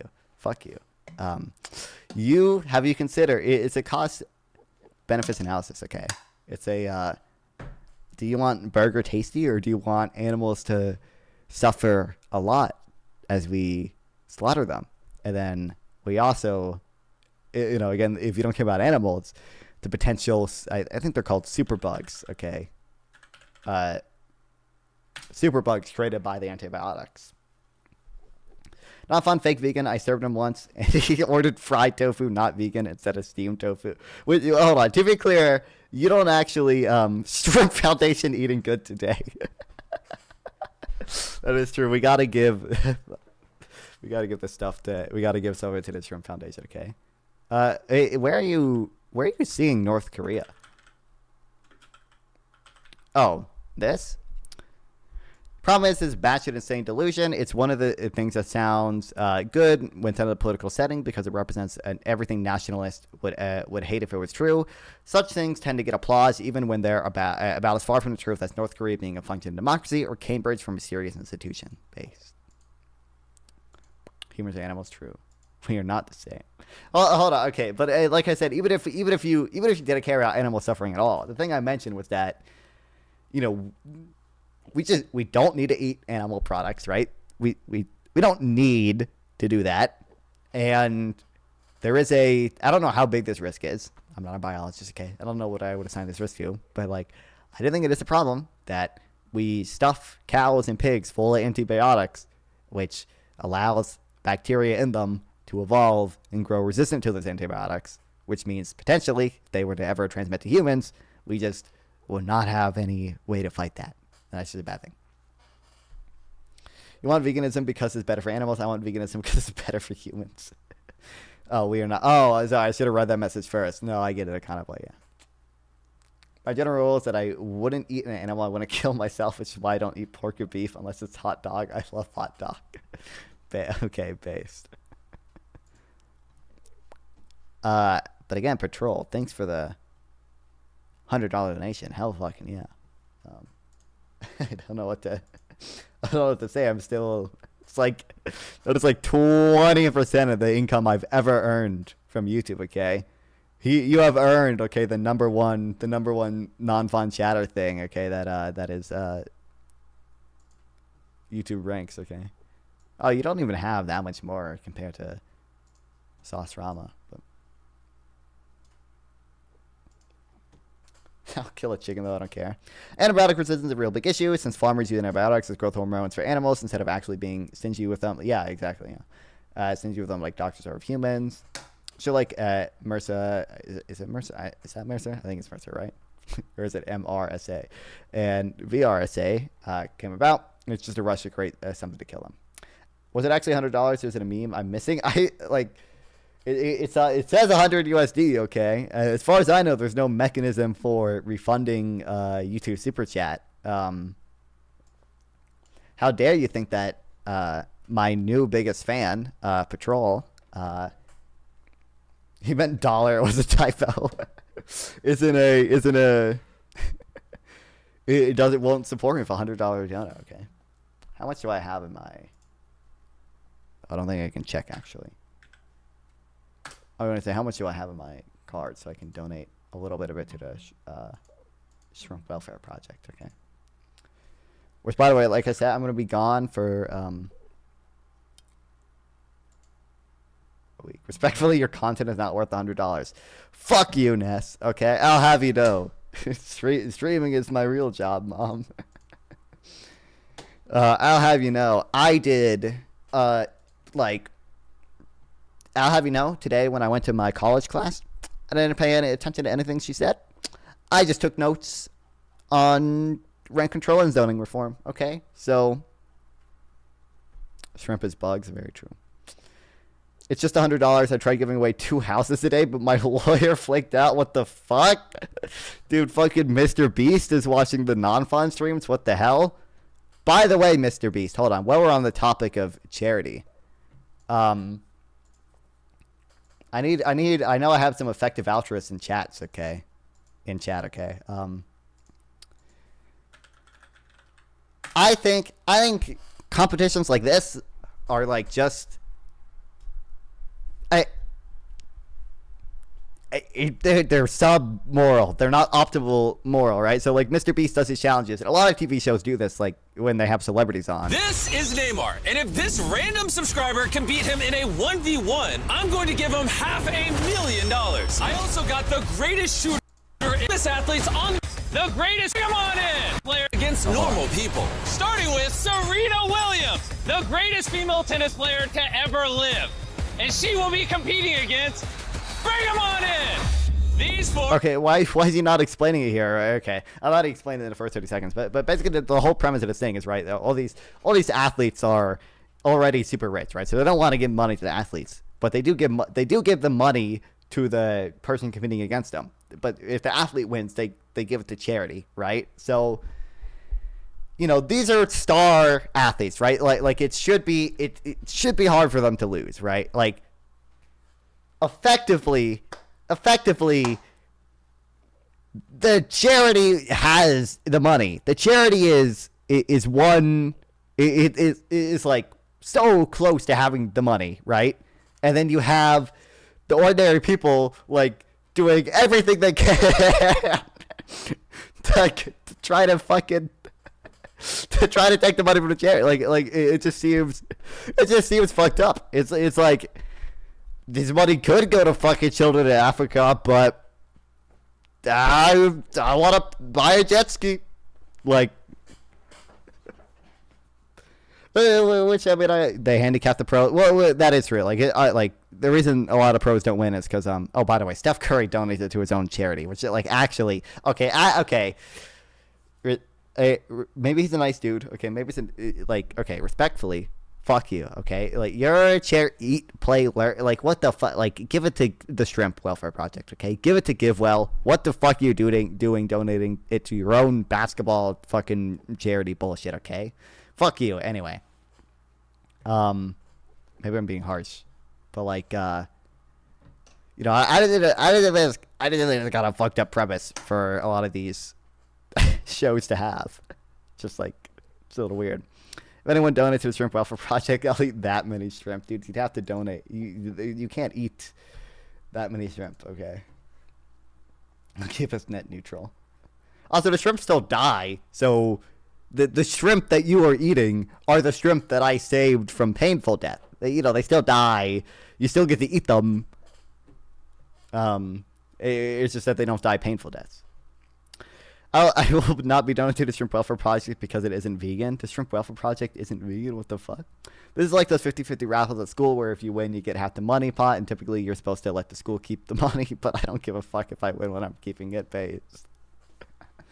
You also shouldn't let yourself take up neoliberal as a hard identity. Leave those terms for categorizing.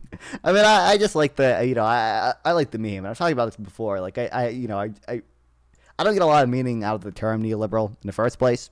Like I just mean it to mean like I'm a Democrat who is like still a capitalist, right? Like I'm not, I'm generally pro market. Okay, ain't no Arcana boy. Okay, socialize 60% of the economy, right? That's really all I get out of that term. Arcana boy's a good catch though. Well, is he still here? He's probably gonna say something, but he's gonna call me cringe, guys. What was I saying? Oh, but I've talked about this before. Like I don't actually like attaching myself to an identity too much. Okay, you know, I don't want a kind of boring, but like a kind of boring. True, Isaac. I don't say that about my goat. Okay, he's wrong about some things. Okay, but he's never boring. Never boring. Okay. Remember when you met and tried to get me to join your anti-military club? I remember that. That was like 3 years ago. But yeah, I used to be a socialist back then. Okay, now I'm based. What was I talking about? I was talking about you. Oh, I don't like it. Like I have the you know, things I think are really funny, like the Biden head. Okay, that's just funny. So I had that. Obviously, I do like Biden. Okay, compared to most other candidates. Well, any Republican, and compared to maybe compared to Bernie, maybe. I just don't like. I just don't like a lot of what Bernie says. Okay, but oh Jesus. Chat. Bang. He likes Biden. True. Did you ever have a right-wing phase? No, I've only really grown more right-wing. I started out basically. I think I started out basically as a Bernie bro. I moved over to like more market socialist, and I've just grown more and more evil and neoliberal over time. I never had a right-wing phase or anything. Maybe wait, Gibbs keeps thinking I'll be right-wing someday, but I don't think it. You should read The Conquest of Bread. I have read The Conquest of Bread. He doesn't talk about supply and demand once in it though. That was actually like the first book I read because like Mr. Gilbert recommended it to me. Do reading from Tapper Book and Biden. Is that the I don't follow every new like Biden scandal. I just don't care. I was doing an impression of you 3 years ago. Damn. Oh yeah, it's the original Sim book. I mean, like I just also show chat your N-word count.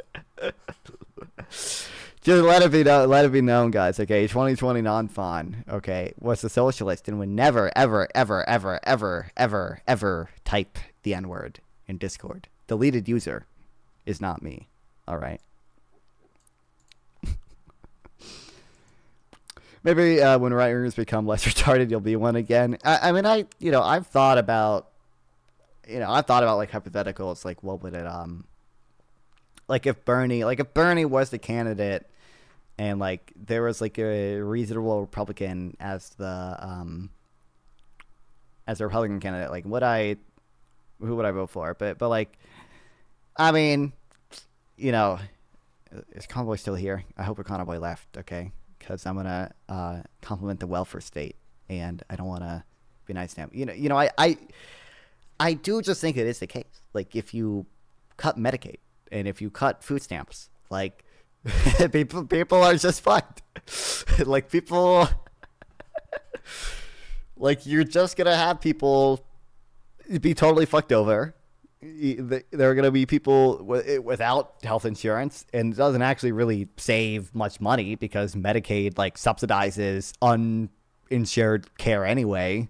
So you don't really save that much money. It's just fuck people over. And it's like I like so it'd be hard to, even if there was a normal Republican, AOC versus Romney, you'd have to go Romney. I don't know, I don't know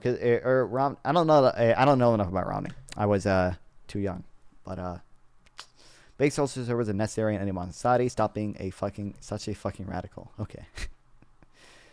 Do take on health insurance unless you okay with people not liking you, because there's going to be winners and losers in any policy. I agree. Like there is I do fundamentally think like the iron triangle of healthcare, tends to be true, in that like if you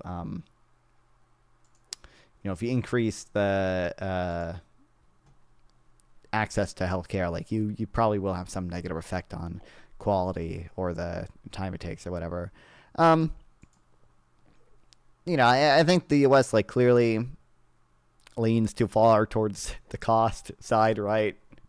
And like you could definitely have a way better system of universal access. Like if you just did a public option and like automatically enrolled people into it, okay, and even if only the bottom 50% of the population was on it or whatever, you could easily ensure everyone in America got coverage without, I don't think, a substantial negative effect on innovation, right, or on wait times or whatever. Like I'm not convinced that our wait times would go to what Canada's is. Okay, if we just did like a public option or whatever. I would say like generally I lean towards like a system like Germany, basically like a multi-payer system. Like we should have government public option, and we should do certain things to actually. I saw a paper on this, which I think said it wasn't as effective as people previously thought, but I don't have that paper right now. Do things like do things to try to lower administrative costs. Generally, like make sure providers can only charge every insurance company one rate. I forget what that's called, like single payer or single something. But I don't know. I still don't have studies on this. When we're talking about price controls or Trump's pharmaceutical price controls, like I always said, like to the extent price caps, like to the extent that government subsidies for R&D can be effective, like I would probably be in favor of basically just socializing the cost of medical development. I think it's funny that conservatives started to make that argument because I'm the lefty here. Okay, I'm okay with taxing everyone to make everyone fund medical innovation. Like generally the conservative people are like, oh, all the fucking sick people should have to pay for their own medical innovation. Like it's weird that they started making that argument, but I don't know. I've seen evidence that like the government can. I need to read the entrepreneurial state. Like it's clear to me the government can have positive effects on R&D, especially basic R&D. I'm just not super clear on the evidence, or I just don't think there's good evidence for like directly substituting what is currently private R&D in the medical industry for government R&D. I don't think there's good evidence of that. Nalvan is too much of an interventionist to be a true neoliberal. He's a right-leaning New Deal Democrat. True. I'm not that much of an interventionist. I don't know. I mean, I like well, what do you mean interventionist? Like I have the this article's kind of relevant. I still have this pulled up. Like we should intervene in that. Nalvan is actually right wing. This is true. We should actually intervene in like Africa to give them like AIDS medication. Don't read the entrepreneurial state. Is it bad? I think Sam told me to read it, and we all know Sam is evil post Keynesian, but I don't think it's that bad. I trust it. I trust his research more than me. I think he has a master's degree by now. I don't know if he's graduated. Yeah. Or if SDL ever replied to my, I think I've definitely said this on stream like 2 times by now, but it was still funny to me. I DM'd SDL in December. Okay, I sent him a friend request and he was like, "What's up, Nalvan?" And I was like, "Not much, bro. I'm just curious. Do you have any research on public R&D in general, and also the effects of price caps on R&D with regards to Medicaid?" Never replied. Only gotten more irrelevant. Okay, never replied. I have a master's degree too, and I'm British too. Trust me. It's heterodox and controversial. I would assume I'm gonna know it's heterodox. But the government not doing anything is also a type of intervention. I don't think that's what people mean by intervention, but I am of the view that a lot of times the difference between omission and commission is like not particularly relevant. Like if you so easily have the means to like just make sure people in Africa are not dying of easily preventable diseases, like the difference between not providing medication and like taking away medication or whatever is like not, it's not particularly relevant. Like I don't think the commission omission difference is that big there if the outcome is like the same. But I mean, public option subsidies or distributions, sympathies to German socialized board policies based. Cheat Nalvan when you stop living in Nalvan's granny basement. Let us know, little kid nobody. That's true. Gets too funny, this guy.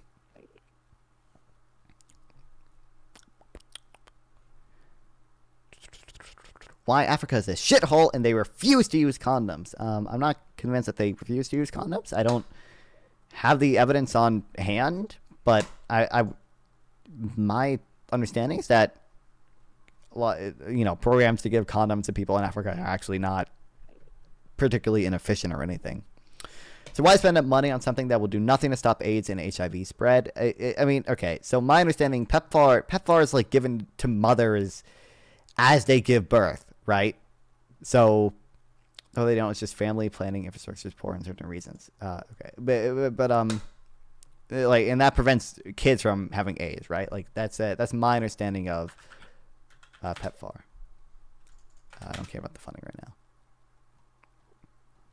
So like, I don't know if your argument is like, well, why would I save this fucking baby from dying when they're just gonna get AIDS when they have sex anyway? It's like, okay, I just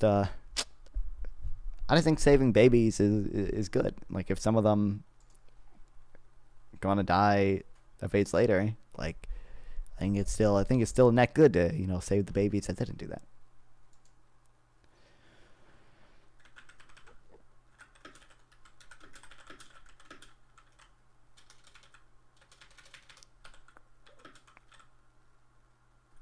Who is am I supposed to know who this guy is?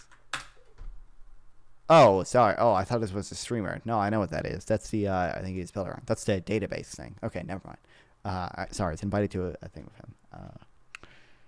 He's a Paul Krugman stan. Wait, is that a streamer?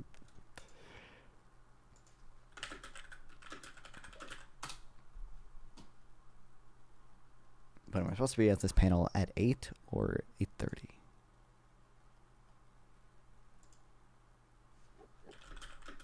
Shen, are you here? Is it 8 or 8:30? I don't know. The Islamic areas of Africa, they engage in polygamy, and they won't. Do we even give? I think. I don't know for sure, but I think most of the condoms we give to Africa are to sub-Saharan Africa, which is not the Islamic parts of Africa. But I could be wrong there. They engage in polygamy and they won't use condoms. So it's useless. I'm not convinced that they like. Do you have like a paper on it? So it's useless in most areas that are continental areas near the Middle East. I don't know. Like even if I grant the condoms was inefficient, like we just spend the money better then. I married 5 times. Am I a polygamist? If they're not all at once, I don't think that meets the definition, right? Base though. Oh, we never talked about this with Sociologic. I guess he had to leave, but he also was like, "Oh, we should compensate workers for their commutes or whatever." And I think again, if you don't have some of these models baked into your brain, okay, you kind of just fill it in with corporate greed. But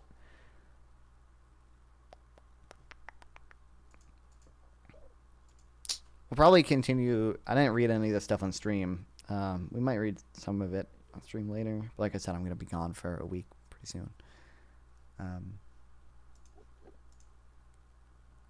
What are your thoughts on people wanting to separate the from the Galactic Republic, which is to support more extreme measures like a blockade on Naboo? I think so. I think so. Based. What's up, Undone? Welcome to the stream. I would vote for Jar Jar.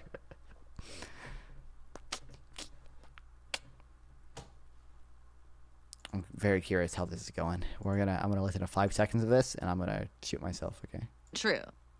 Oh, okay. Well, then great. Then I love it. Then we have Israeli friends that we can work with. Love to see it. All right. Well, then one or the other. Then we should be enabling and emboldening the people in Israel that we want to work with. If we believe that there's. IRA. Now, obviously, I don't think these situations are exactly compared on like certain like missile parts to Israel, but I think they've extended that ban recently, and now they're called. Hold on, I forgot Amazon tries to dox me every time I open a link. Enemy, how breakthrough science can revive economic growth based. You know what hold on. Strouple. What book to read on vacation? Okay. Hold on. You guys don't know it. Child labor is Facebook. The money illusion. Sunny spell illusion.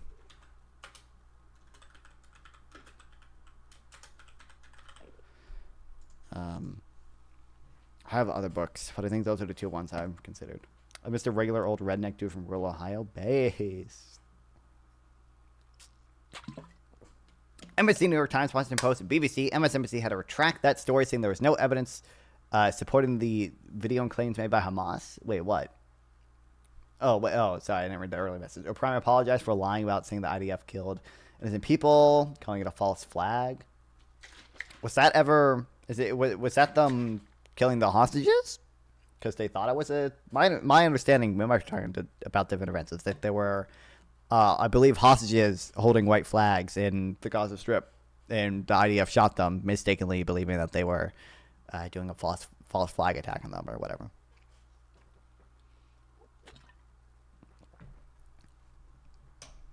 The aid shooting over the I have not followed the conflict very much, so I don't know what you're talking about.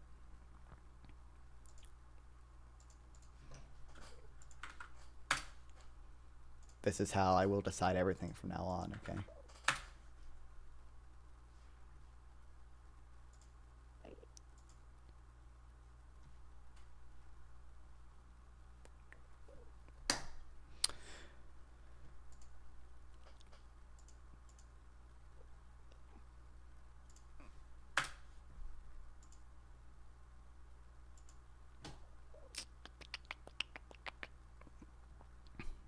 Caused a lot of drama in Twitch Bowl and caused a few debates. People caused issues over it. So if you say Musk is anything short of Nazi scum, you get banned. No nuance of this. Well, what are you talking about? Like a more lib than left. But I just want to talk about why purity trumps effectiveness. I don't even know about that. It's a weird mindset. You got banned because the moderator's mad, not because of anything you did. Who got banned? What the fuck? What are we on about? Wow, one vote. The entrepreneur state authors and MMT and all that. Bro, Sam is basically MMT at this point, right? That's my understanding. So makes sense. Makes sense. Makes sense.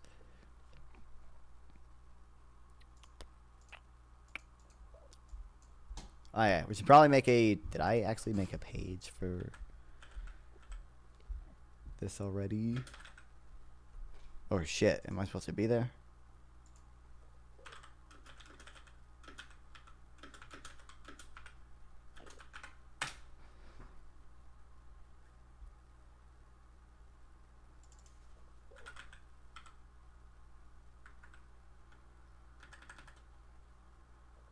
Okay, I don't think I had to. Where should I put it?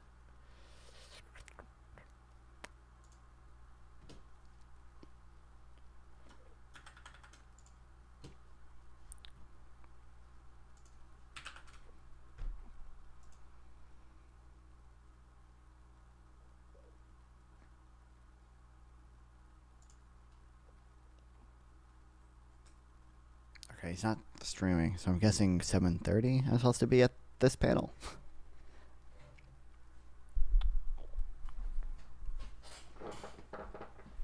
Your vote matters. Go vote.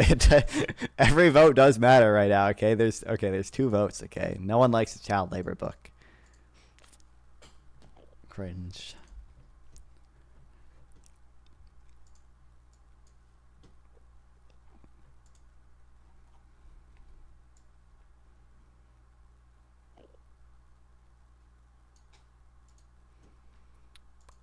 Okay.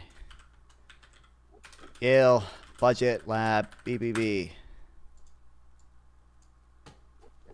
Elon knows that without SALT for state EV credit sales will drop, not just for his cars, but for Tesla's solar energy. What child labor book? It's called Out of Poverty. It's about why child labor is based. Out of Poverty, Sweatshops in the Global Economy, 2nd edition. I've read like 10 pages of it. And then Tax Foundation, BBB.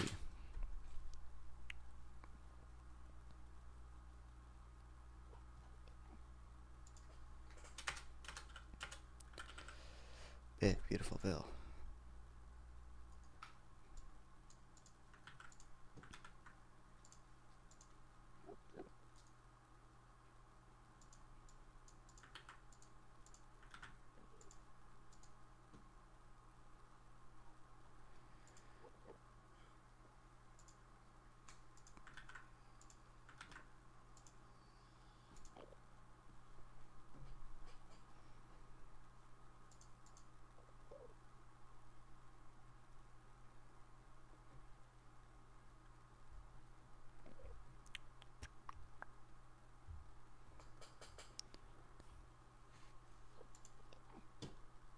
If anyone has anything else to read about this, by the way, link it. Obviously not going to have time to read all this shit before the panel, but you just want to be able to, in the future, be able to have everything locked in my brain, okay, to know X Foundation, okay. Fucking says it all. This one's to deficit, looking at, CBO, sorry, I should definitely look at it. I've seen a little bit of CBO analysis, but not much of it. To just know, like, what are the assumptions that all them make about, like, how much interest costs go up or whatever, and what are they comparing it to? Are they comparing it to the, temporary tax cuts or whatever, or the current law? Or the current law is the temporary tax cuts, obviously, but conservatives, we should compare relative to the temporary tax cuts that are temporary.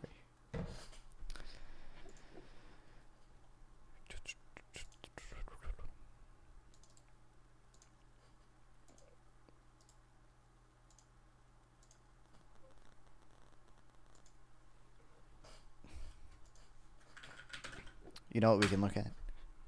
My goat.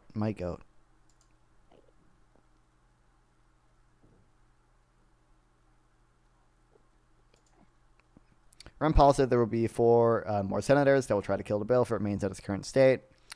It'll be interesting. Dude, it's funny that Rand Paul is like, I would vote for the bill if they just didn't have the debt ceiling increase. It's such an evil, like, his big issue with the bill is not, he doesn't even care about increasing the deficit that much. He cares about the fact that the debt ceiling is being raised by, I forget how much is being raised by in the bill as is, but I think he still wants to raise the debt ceiling. He just wants to raise it by slightly less.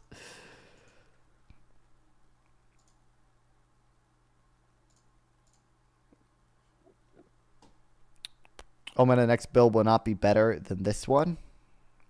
I mean, I don't know. I could definitely see.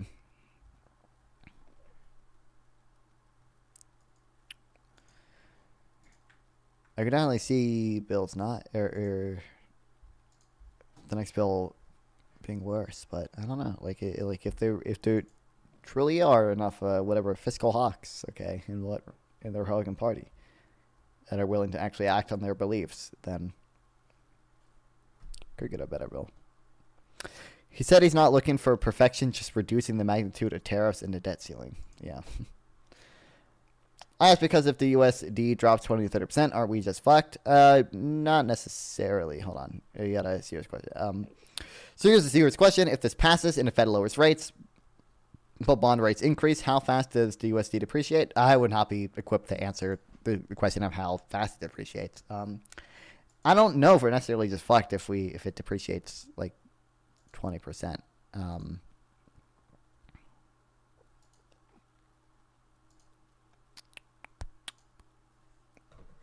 I would not be equipped to speculate on that. I mean, I've always had the view that like the U.S. the U.S. economy is pretty resilient. Like I would have never, like, before the election, I was very skeptical of the idea that tariffs would cause a recession, right? Now I've been kind of proven wrong in that respect, in that, obviously there were a lot of, more justified fears about tariffs causing a recession, especially, we had 1 quarter of negative GDP, although honestly, 80% chance, okay, my opinion, 80% chance Where GDP was actually, the revisions were so GDP was positive, but yeah. Obviously I was a little bit wrong there, but you know, I don't know.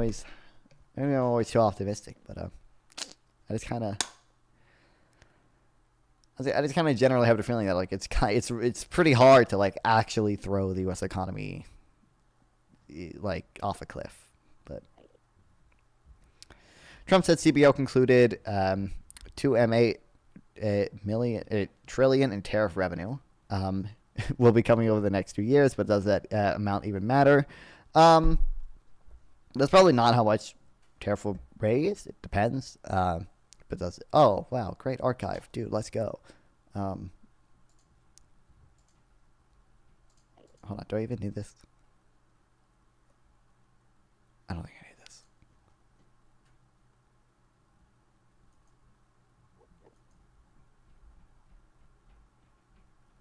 Food stamps are making recipients fat and sick. What the hell? I don't have to show econ video. Discord, you might find it entertaining. It's related to BBB. I think I didn't look that much on it, but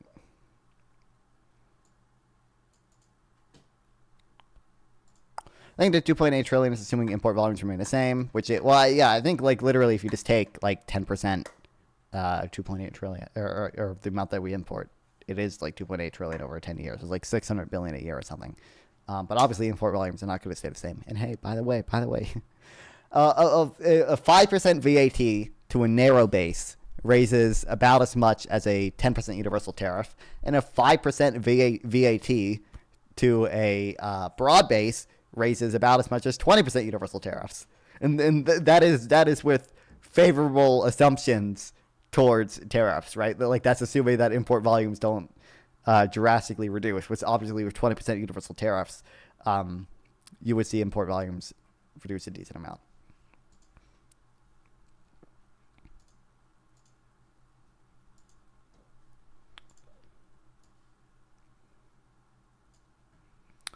So he also says Trump tariffs will shrink the economy, add to inflation, but reduce the deficit. Well, I mean, you know, it's like, does it reduce relative value, not nominal? No, I think it's about nominal. I was just about to say, you know, like you can reduce the deficit by doing a tax that'll destroy growth, right? But if you reduce the deficit by destroying growth, you end up in a worse spot with, you know, GDP to debt, right? Like that's why I take this with a grain of salt, okay? Because I'm citing studies from Sam, and we all know that guy's crazy. That's why like Sam has a lot of I've seen Sam post a lot of on Twitter like papers that find like, oh, you know, austerity in European countries basically harmed growth equal to or more than the amount as it raised revenue or cut spending. Who is Sam? He's a non-fun orbiter. Don't do that. Oh, thanks Undone for following. Hell yeah, brother. Sam was just a econ wonk guy, post Keynesian guy. He's been on stream a few times. I normally go and buy silver when it reaches new highs, but I haven't this week. Did he send you to Summer's austerity paper? You know what? I bet he did. I feel like that seems familiar. Is it a bad paper?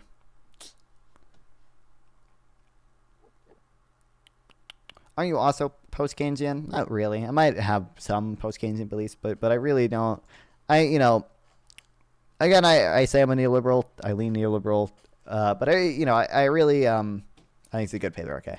I really don't feel like I have all the necessary knowledge to like, you know, take a stance on saying like whether I really like post Keynesian or like new Keynesian. Like, hey, like I just don't have. I don't think I have the necessary knowledge to like stake out a position on like how relevant sticky prices are in new Keynesian models versus old Keynesian is like.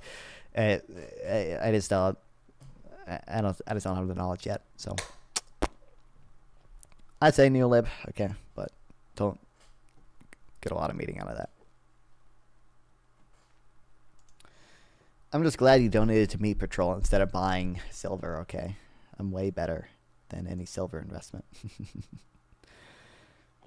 What is goal economics that says the government ability to impact the economy is imaginary? I mean, I don't really know what you mean by that. I think I mean, obviously, like, monetarists are going to be, skeptical. So, for example, like, monetarists will say, like, oh, savings that increases growth. It just happens, like, when government increases spending, that increases inflation, and that causes the Fed to raise rates, and that'll induce saving, and inducing the saving is the thing that actually brings growth, right? So, like, and then like, Austrians will obviously just be against, like, any or like full scale hardcore Austrian anarcho-capitalists will just be against any government intervention. But they can damage it, they can juice it, but over the long term they cannot affect it, because, well, I mean, most schools of thought think that a lot of basically the government's ability to affect aggregate demand is typically, like, neutral in the long run. But over the long term, they can affect it because people are going to do what they're going to do. I feel like, yeah, like I said, there's going to be multiple people that think that. Multiple schools who have that opinion.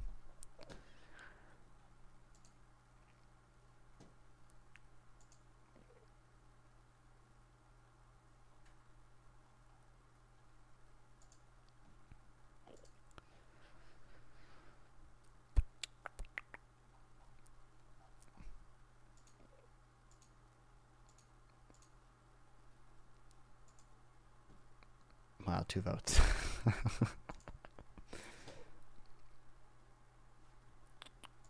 Rare to see someone willing to call themselves lives us neoliberal on Twitch. To be honest, the hive mind hates us for real.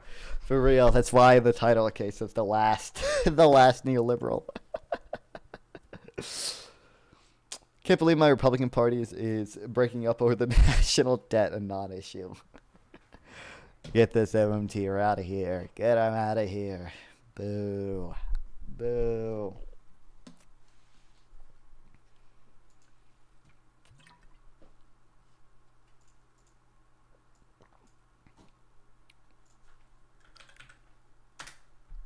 Check if Elon posted something new. Guess I can do that. That is only a non-issue if and only if growth over debt increases. I mean, I don't have strong opinions. So, I mean, Copeland okay is a MMTRK. So he plan to nuke the economy, then debt does matter. Very true. I don't think he's posted anything new, really. I'm an expert on the issue. Yo, thanks, Myro Thrin for the follow. I appreciate it, buddy. Welcome in. Panda. Oh, he's back. Wow, long time no see. Very true.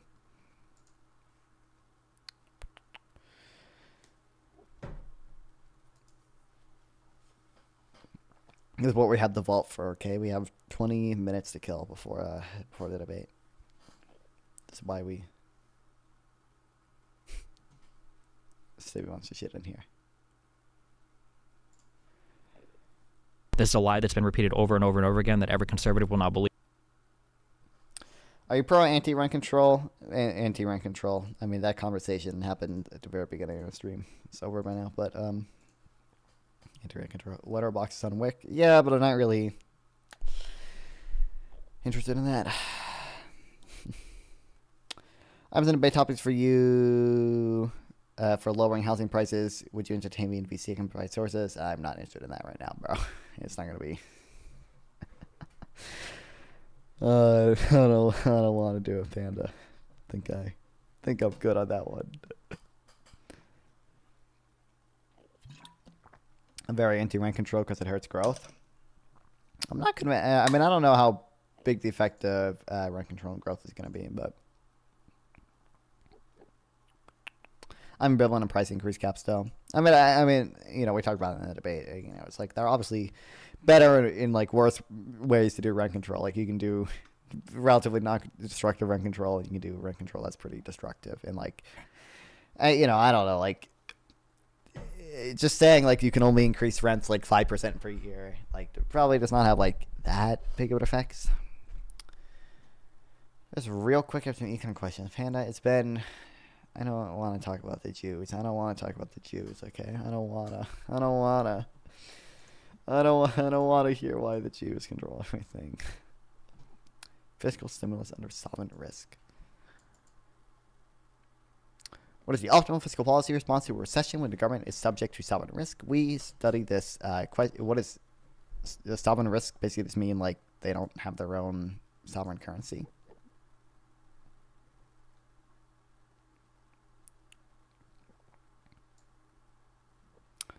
Unwilling or unable to meet its loan obligations leading to a sovereign default. Yeah, this is... Spend, invest. A harsh truth is spending and debt is the right choice. Okay. Hey, listen, I don't think the deficit's a huge problem, but...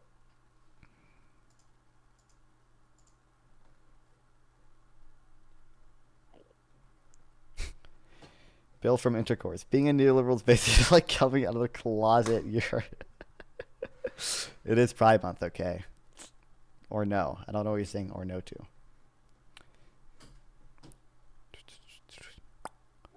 Okay. We studied this question, a model of endogenous sovereign default with nominal rigidities. Increasing spending in a recession reduces unemployment, but it exposes the government to a debt crisis. We quantitatively analyzed the trade-off between stimulus and austerity and find that expanding government spending may be undesirable, even in the presence of sizable Keynesian stabilization gains and inequality concerns. Oh, we care about inequality now. Consistent with these findings, we show that soft risk is a key driver of fiscal proclivity. Sorry, procyclicality. I think that, yeah, observable right. I have to be somewhere in 15 minutes, Panda. Like I just respectfully. I've appreciated the time not talking to you, okay, if you not being in chat, okay. This paper is retarded.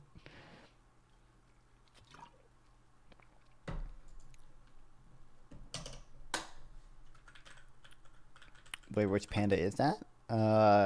What do you mean? Mental learners have a few questions. I'll give you like 5 minutes. It's gonna be painful. Okay. DI is real, but don't repeat anything as in school. I will punish you. Okay, this guy's getting kicked in 3 minutes. What's up, buddy? Oh, he's gone. Okay, damn.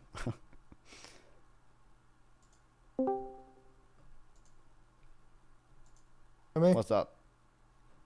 So I just wanted to ask a couple questions about how to lower. Well, I had some suggestions that I wanted your opinion on.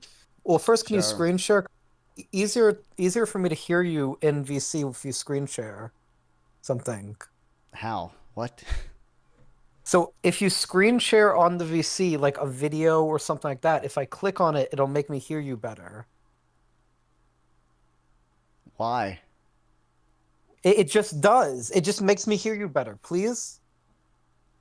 I don't know if I Can you just something real quick, click on it so I can hear you better. Okay. Okay. Now I can hear you better. Can you speak? Yeah, what's up? So there's some questions I have about or I have some ideas on whether or not these will lower, you think, so housing policy specifically, I wanted your input on them. Sure. So the first thing I wanted to know is, do you believe it's 20 million? Like the in places like California, they should liberalize the or not like liberalize, like they should deregulate basically where they can build housing in terms of environmental review processes to lower the cost of housing, because so that way real estate development companies don't have to go through so much environmental review processes. The environmental review thing, my understanding, most of the environmental reviews come from when public money is used, comes from like when the government is funding housing construction. I do think that we should get rid of some of those, but I think the big issue is, just zoning laws generally, like we just forbid building over 4 stories, we just forbid building duplexes. And, you know, a lot of, I mean, I'm sure private companies are subject to some environmental reviews, but a lot of the environmental reviews are for government projects and not private developments. But when there is a government project, what I'm saying is, I think one of the things that's causing the lack of accessible housing is that it's hard for the government to either for the government to build houses or even for private companies who are subject to laws to build houses at an efficient rate because the environmental review processes are like way more than necessary. No, I mean, yeah, I agree. Like, Abundance obviously talks about this a lot. Like there are cases where, you know, housing developers don't want to take money from the government because the added regulations that come with that government money are not worth taking that money, right? And that's obviously a big problem. So yeah, I would obviously say that. I'm just you know, I don't hate the idea of public housing, but like, you know, I kind of just generally like, I just want private developers to be able to build. Yeah, I don't think public housing is necessarily going to be like the good thing because public housing tends to be lower quality than private housing in general. So I don't think it's necessarily that we want more public housing. I mean, like you know, I'm more conservative, so I would prefer like a smaller government. Like, I think this is like not even just like a partisan conservative thing. I think this is like pretty common sense that if you really want like high quality housing, I think this is the environmental review process is one factor. Then a second factor I think is also if the government starts creating basically income tax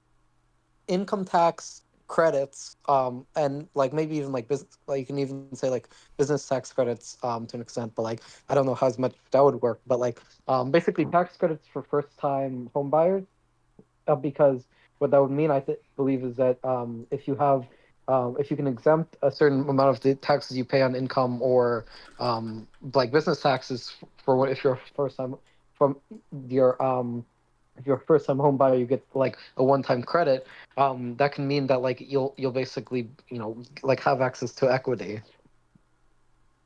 I mean, so I think part of the issue is like if you constrain supply, then subsidizing demand is like a really bad idea, right? Because people just, you know, if supply is basically fixed, if you give people money for buying homes, you just drive up the price of homes essentially. But absent you know, the supply issue is mostly to do with zoning laws. Then yeah, I would say we should probably subsidize. You know, well, I'm not saying subsidize. I'm saying we should give tax credit exemptions. Like, that is a type of subsidy, a tax credit. Well, you can conceptualize it either as a subsidy or not. It doesn't really matter. But the point is, like, it wouldn't be the government just handing out like money. Like, it would be however much of your existing income or business tax you pay. It's deductible. First of all, I think those should be lowered. But on top of the fact, I think the taxes should be lowered if they are going to exist to fund some minimal projects. Like, I would be fine if you had some sort of incentive structure to get like more access to housing.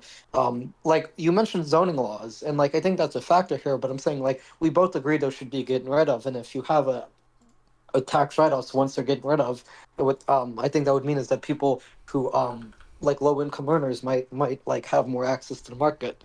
But I also don't know if zoning laws are necessarily like I don't know if that's like because there's like other issues. I mean, there's the environmental review process. There's also the problem of crime. Like I know, like as a leftist, like you might not like this, but like I think the fact that some blue cities are so like rampant with violent property crime is one of the reasons why some developers don't want to like build, because they don't believe people want to move to that area if the people are worried that there's going to be an increase in violent property crime in that area due to things like bail reform laws or softened crime like DAs. I mean, I'm not convinced that's a bigger factor than zoning laws. I think that's probably, like, maybe you could argue that's 5% of it or something, but I really do think the main issue is zoning laws and, you know, the rules that come with triggering public money.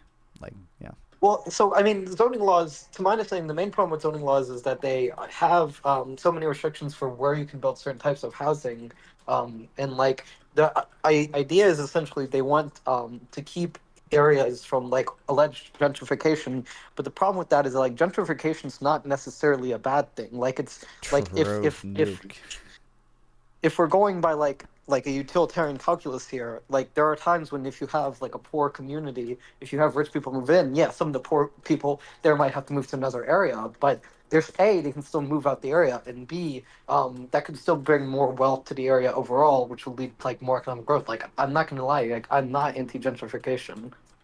Yeah, I mean, I think people kind of exaggerate to the extent to which like gentrification is issue. I mean, I really just do think like, you know, obviously it is a much kind of bigger, broader benefit to just allow people to build homes, allow rents to fall, or at least not rise as quickly as more houses to build, and allow cities to grow, than it is to like try to prevent gentrification with like rent control, which ends up, you know, just like lowering the quality of housing and like reducing the supply of new housing built. Like, yeah.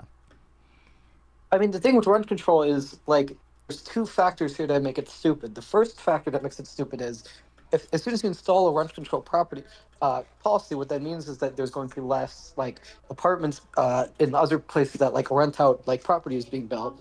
And then the second problem here is that like it's not as though that necessarily helps like low income people in the area, because what that means is that like if there's fewer of those apartments being built, that means more like in high income houses that aren't selling rent, that are just like being like, so there's like two types of properties. There's the properties that are being rented, and there's the properties that are meant for being bought and sold. And I'm saying like if you have a rent control policy, then what that means is there's going to be more bought and sold properties, which poor people can't afford as much as rent.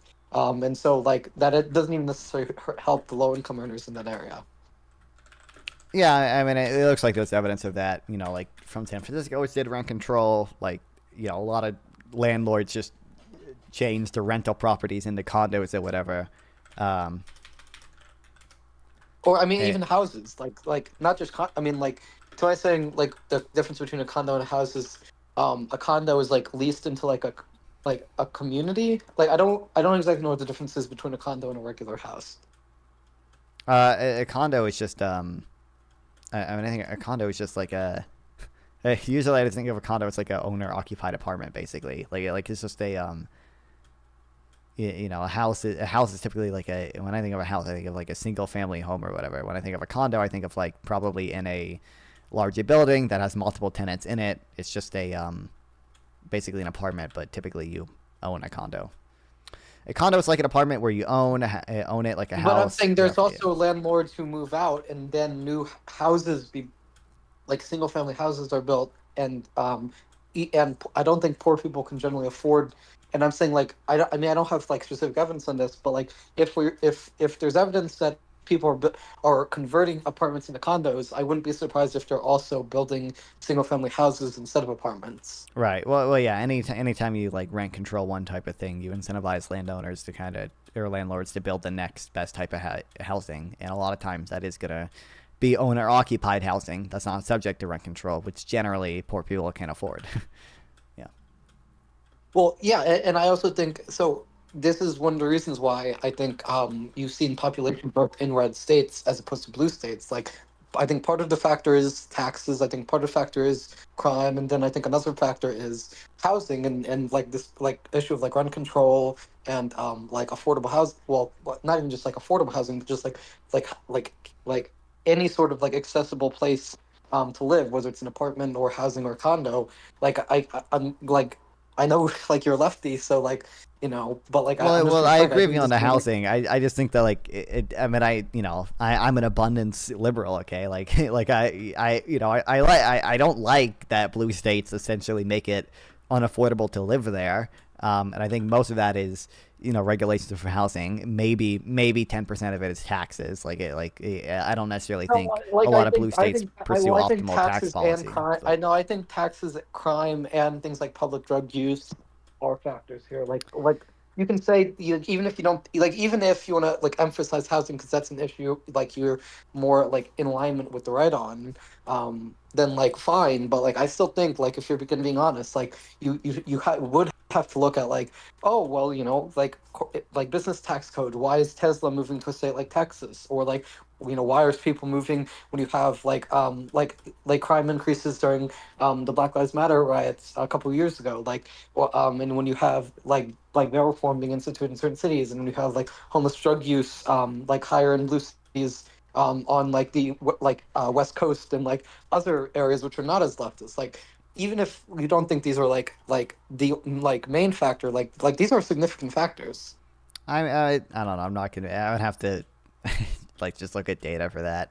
I don't know. Like it wouldn't surprise me. Like certainly like I'm sure there are definitely people out there who like saw what was happening during BLM in California and moved out of California partially because of that. But like even in 2020, like crime rates were not what they were in the 90s, right? In New York, but like New York was still okay. He's gone, I guess. For chat, like New York was still growing in the 1990s or whatever. He's in a waiting room, but I have to go to the panel, so.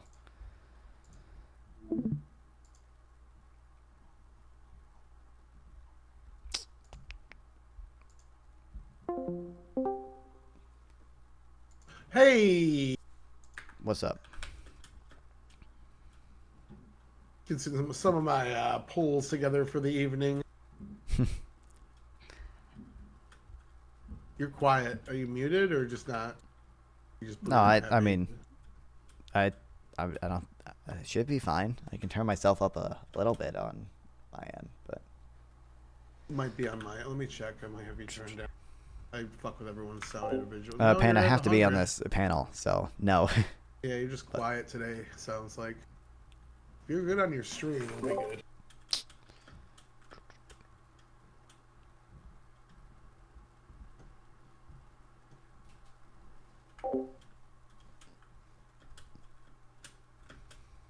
You excited to talk about tariffs again?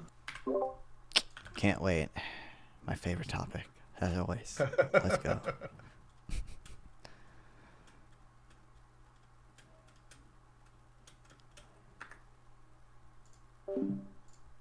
Why am I being mentioned? Where am I being mentioned? What the fuck?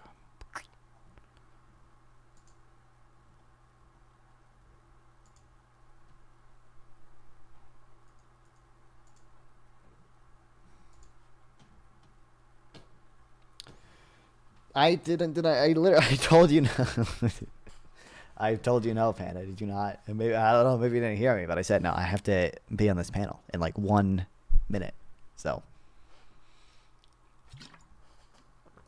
If it's debate, you've got it. You've got Musk on your side. I know that is interesting, or that it will be interesting to see where they stand on Elon Musk. Okay, I should say that on my opening. I'm Team Elon Musk. Okay.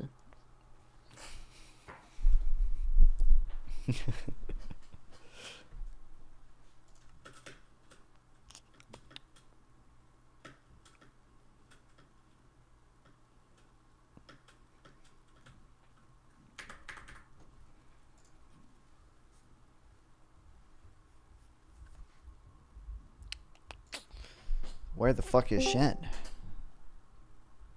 Oh my god, that's Shen. Oh, what's up, dog? What's up, dog? How you doing? Hey, is that shirt made out of Up Dog? Oh man, you got me. It is ethically sourced up, dog. Oh, good. How you doing, man? Oh, we're out here living. I'm just reviewing some polling information from a couple. Oh yeah, I am listeners. too. I don't have a very poll-based argument today. I have mostly a like a data thing. But anyway, let's see if I can do it. We'll see if I fucking have the guts. I haven't slept very well these last 2 days, so hopefully I can fucking make something out of this. Yeah, I haven't slept well, but last night I finally got that good sleep for like 10 hours. Did you get home yet? I actually haven't been checking up. Have you? Yeah, I've been back for... I just haven't been online much because we're getting acclimated and blah, blah, blah. I don't want... Oh, I get it. I mean, man, you gotta do your thing. You gotta fucking do your due. Do we have cameras on this one or no?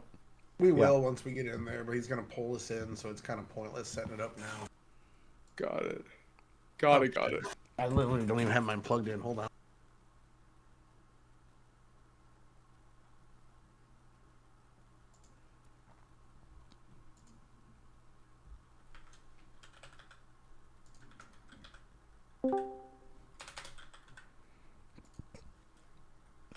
Yo. Yo, how you doing, man? I made a song for you. I was excited to hear it. It fucking bangs, dude. It bangs? Send it to me. I'll listen know after. It was gonna be so good. Yeah.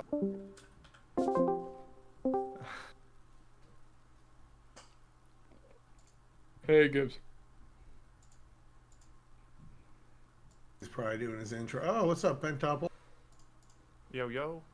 Long time no see, man. Yeah, long time no see, bro. Turn on camera. Oh, I'm too high. Shit. I have that problem a lot. Funny.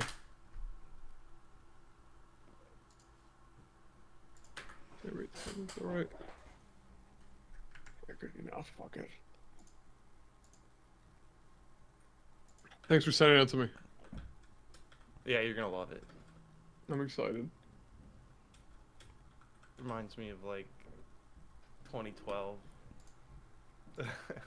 2012. Oh man. I wonder if I'm gonna be able to listen before he pulls this fully in.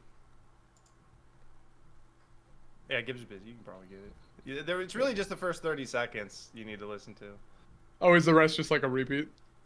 Yeah, it just repeats after like the first probably 30 to 34. Okay, I know you're gonna. Okay, I know. Are like, you live streaming, dog? No, not right now. Sorry about that.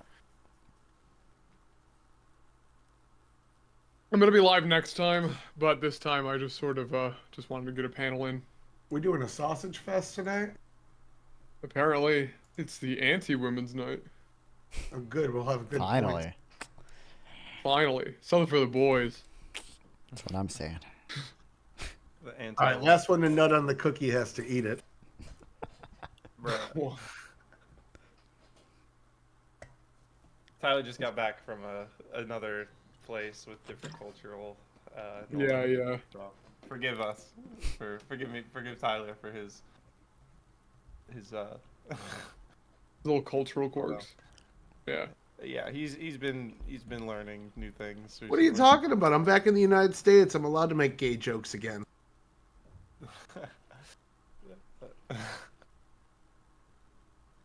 Wait, I'm just checking everything on my end is okay. All right. How y'all doing, guys? Welcome to Give Me a Break. As I am bound to do sometimes, we're going to start today's panel off with a song that I think is appropriate for an economic panel, and we'll just pretend it's Friday, all right? Yeah, we all agree? We like that idea? Cool. Glad we agree. Give me my money. It's Friday, and I'm broke. My check better not be short. It's Friday, and I'm broke. It's Friday, and I'm broke. It's Friday, and I'm broke. It's Friday, and I'm broke. My check don't come till next week. My check better not be short. My check don't come till next week. All right, well that is appropriate, I think, with how Americans are feeling across the board. They've been telling this way since before Trump took office, and now we're here to discuss whether or not Trump is an economic genius. Some reports have him doing the most. Others have him not so much. Here to discuss it, I've brought a wonderful panel of individuals to discuss that very issue. Let's start with Tyler here, and Average Debate Enjoyer. Tell us what you think, who you are, all that good jazz, and we'll go from there. Oh, Average Debate Enjoyer, kind of a politically homeless 90s Democrat, a little to the left on some things, a little to the right on others, and I'm here to be right, which is like what I do normally here. One time I thought I was wrong, but I was mistaken, so that's never really happened before. And if anyone disagrees with me, you just don't even fact check, just tell them they're wrong. Fantastic, appreciate it. Non-fun. Yeah, I'm non-fun. I'm a liberal streamer. I'm here to defend the neoliberal globalist order, and you can watch me defend it at non-fun on YouTube and non-fun420 on Twitch and Kick. Fantastic. Shenandoah. Yep, my name's Chairman Shenandoah. You can find me on Twitch TV, and I'm just starting up my YouTube. I'm going to post a video essay there within the next couple weeks. I'm a non-fun on this. We're George Soros buddies on this panel. We're going down with the ship. And, yeah, I'm happy to be here. Thank you. I'm not surprised that the Maoist is a George Soros fan. That doesn't surprise me at all. Pentopple. What's up? I'm Pentopple, the host of MAGA Headquarters, and we stream baseball and poker as well. And I'm here to represent Trump supporters, I guess. I'm gonna I'll leave it at that. Are you gonna come? I don't really have like a super in-depth opening for this. No. Fantastic. You gonna come on camera with us today or no? Oh yeah, sorry. I didn't realize mine as well. Yeah. Wow. Slacking over here at MAGA headquarters. Trump. You know, Trump and Elon break up, and Quintuples' electronic setup goes to shit. That's That's about the level of confidence I expect from MAGA headquarters. Yeah, we're getting up early. All right, I mean, who wants to start? Tyler, I think you got openings indicating. I posted a video in the group chat. I don't know. I know Shenandoah is not in that group chat, so you missed the video. But it was basically Robert Crown talking about how luxury purchases like super yachts are up, and how we should be tracking luxury prices. If you follow his page, he's been doing a pretty in-depth dive lately on which luxury goods are up.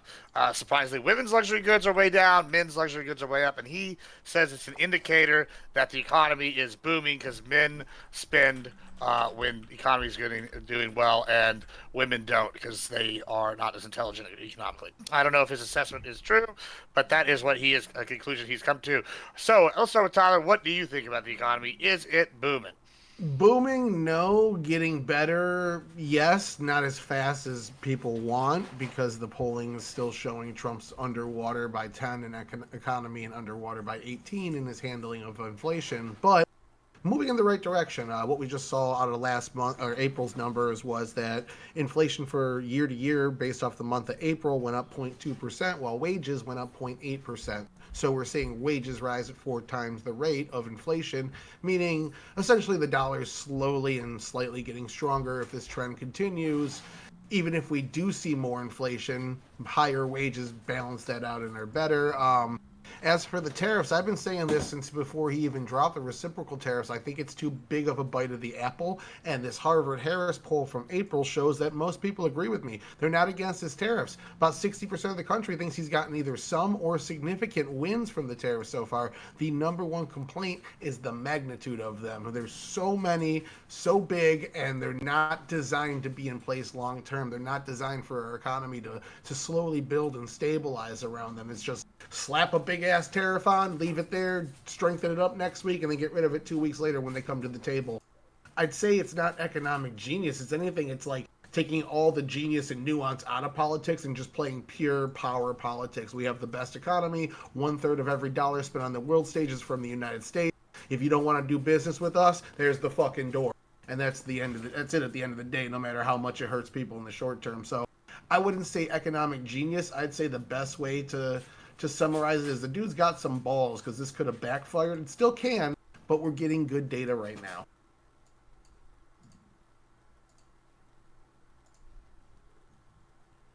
Oh, not fun.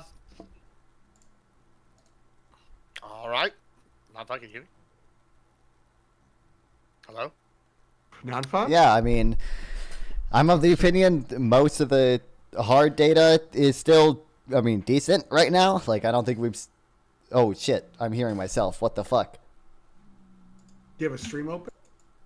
That's probably what you do. I have no clue what's happening. Oh, fuck. Give me a second. Hold on. Is it the... oh, Tyler, you got the... share together. Wait, well, hold on. What? Was it Gibbs' fault? It's not my fault. I have a problem? I'm good. No. Tyler's got the shared... I'm not in that. Give me a second.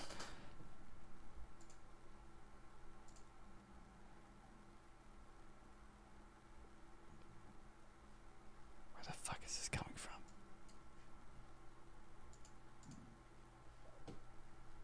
Okay, Jesus.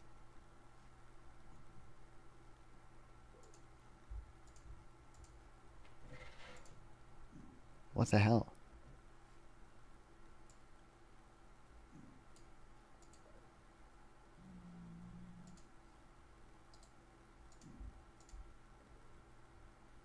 Where is this coming from?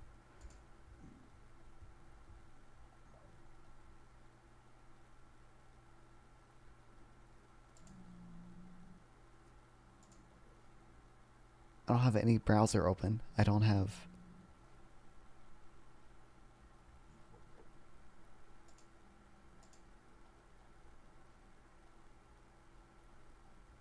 What the actual fuck?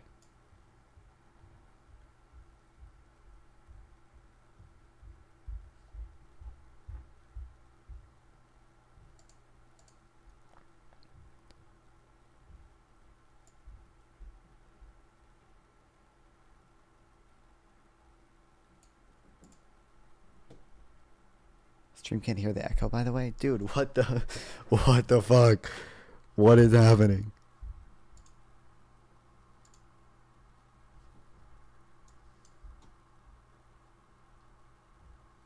Genuinely, I'm so confused. Where the fuck is this coming from? What the actual hell?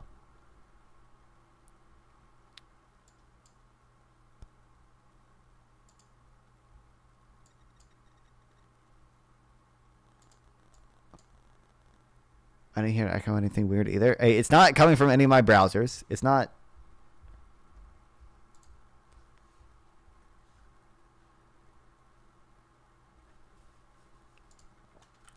It's not coming from Discord.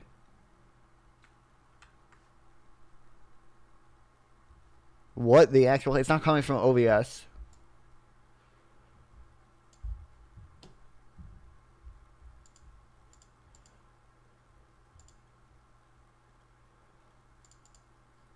Why the hell am I hearing myself?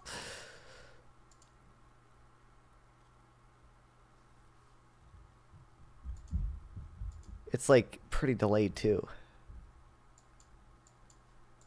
Is it coming from Minecraft? Hold on, let me turn my headphones off and back on. I don't think that'll fix it.